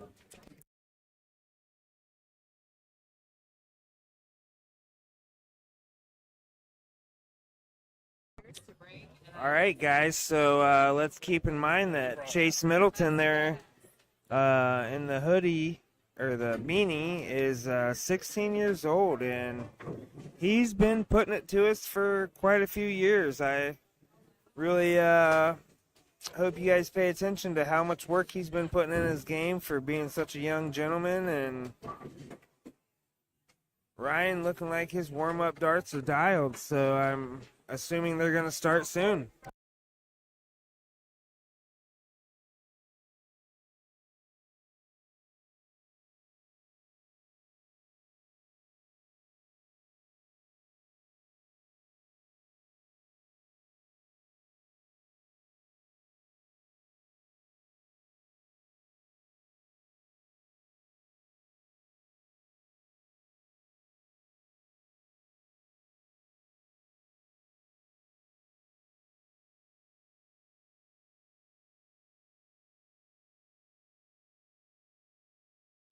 All right, so it does look like we have a diddle here. This is the level 1 event. It is Open in, open out, open bowl.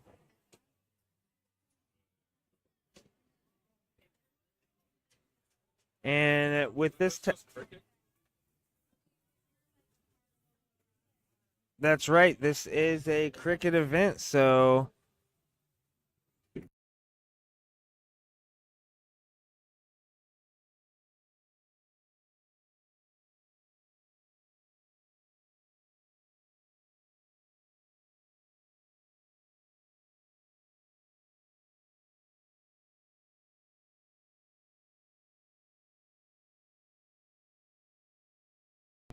all right. So everybody out there, who you guys got winning in the chat? Gage and Chase, Ryan and Jim.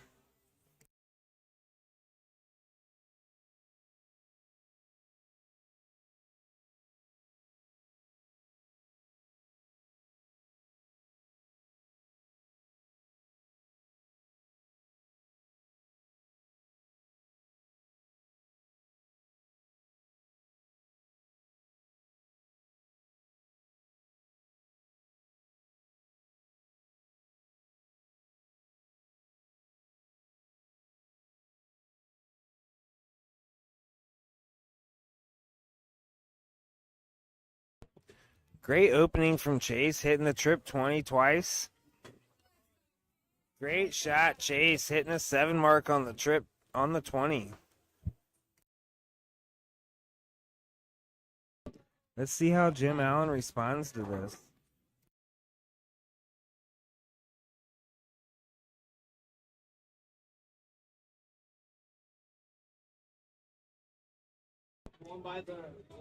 Two mark from Jim is not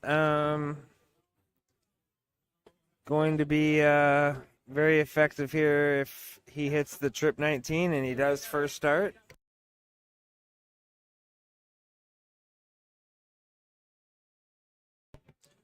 Aggressively going to that 17.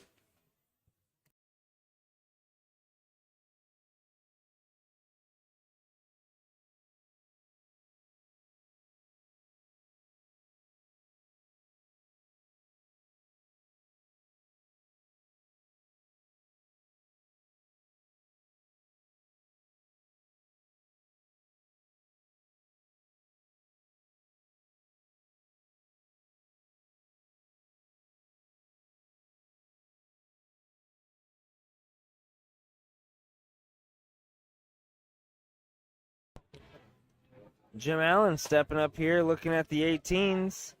He's going to need to fill them up here.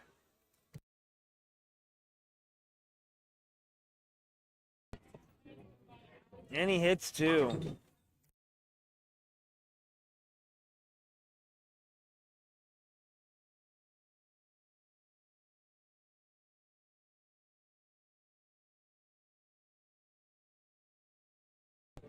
Crystal and Mandy.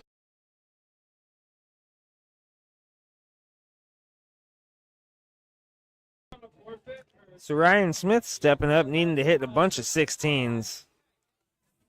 See if he can squeeze in the trip there. He cannot. 2 mark for Ryan.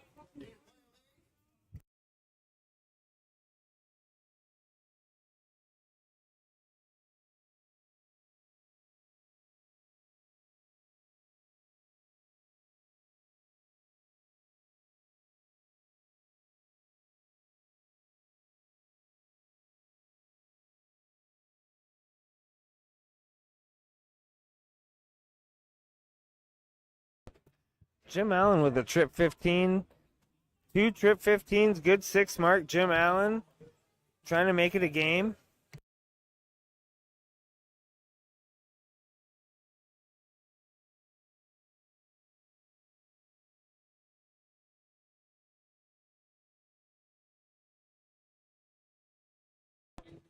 Great shot there by Gage Middleton. 100 points ahead here. Ryan Smith has got to hit a bunch of bullseyes.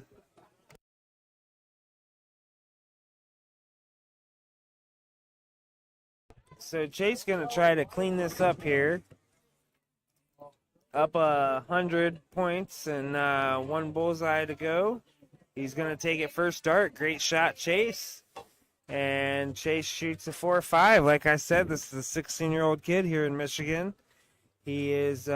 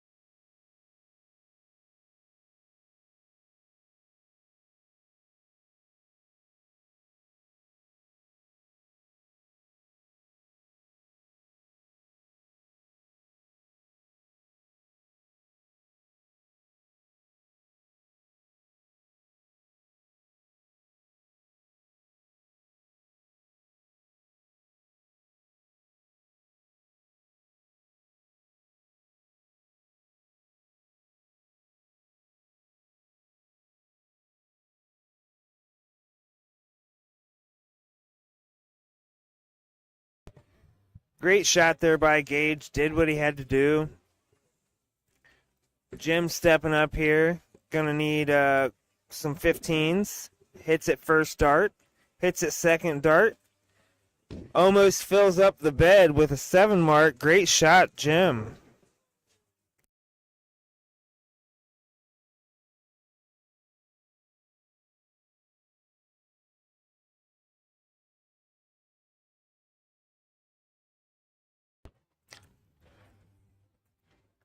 Yeah, rare shot by Chase. They've probably got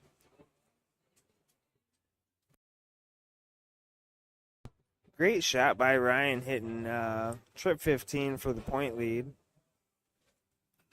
Yeah, Chase isn't going to hit 1 marks very often.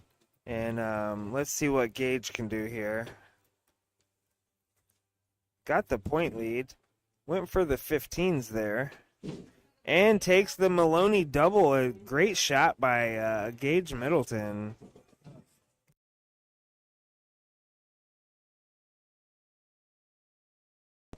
Bullseye by Jim Allen. Trying to get that point lead.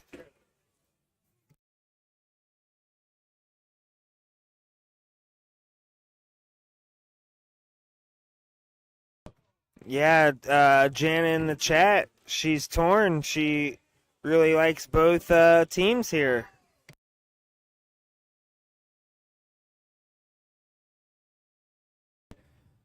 Great shot by the 16-year-old Chase Middleton. He is really a composed player, and I do believe he's going to be in Masters next year.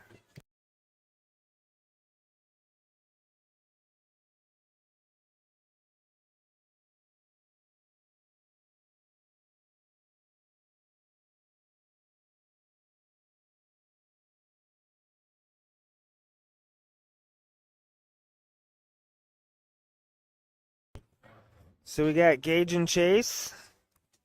Wins that match. 2-0. Good shot by everybody, and unsure of the match coming up, but we are going to check on that real soon. Again, we are here in Waterford, Michigan. We're at the regional dart tournament ran by Motor City Entertainment. We're here at Century Bowl. Brian Henry, Matt Mege, and Alan Rude, they all run this tournament together.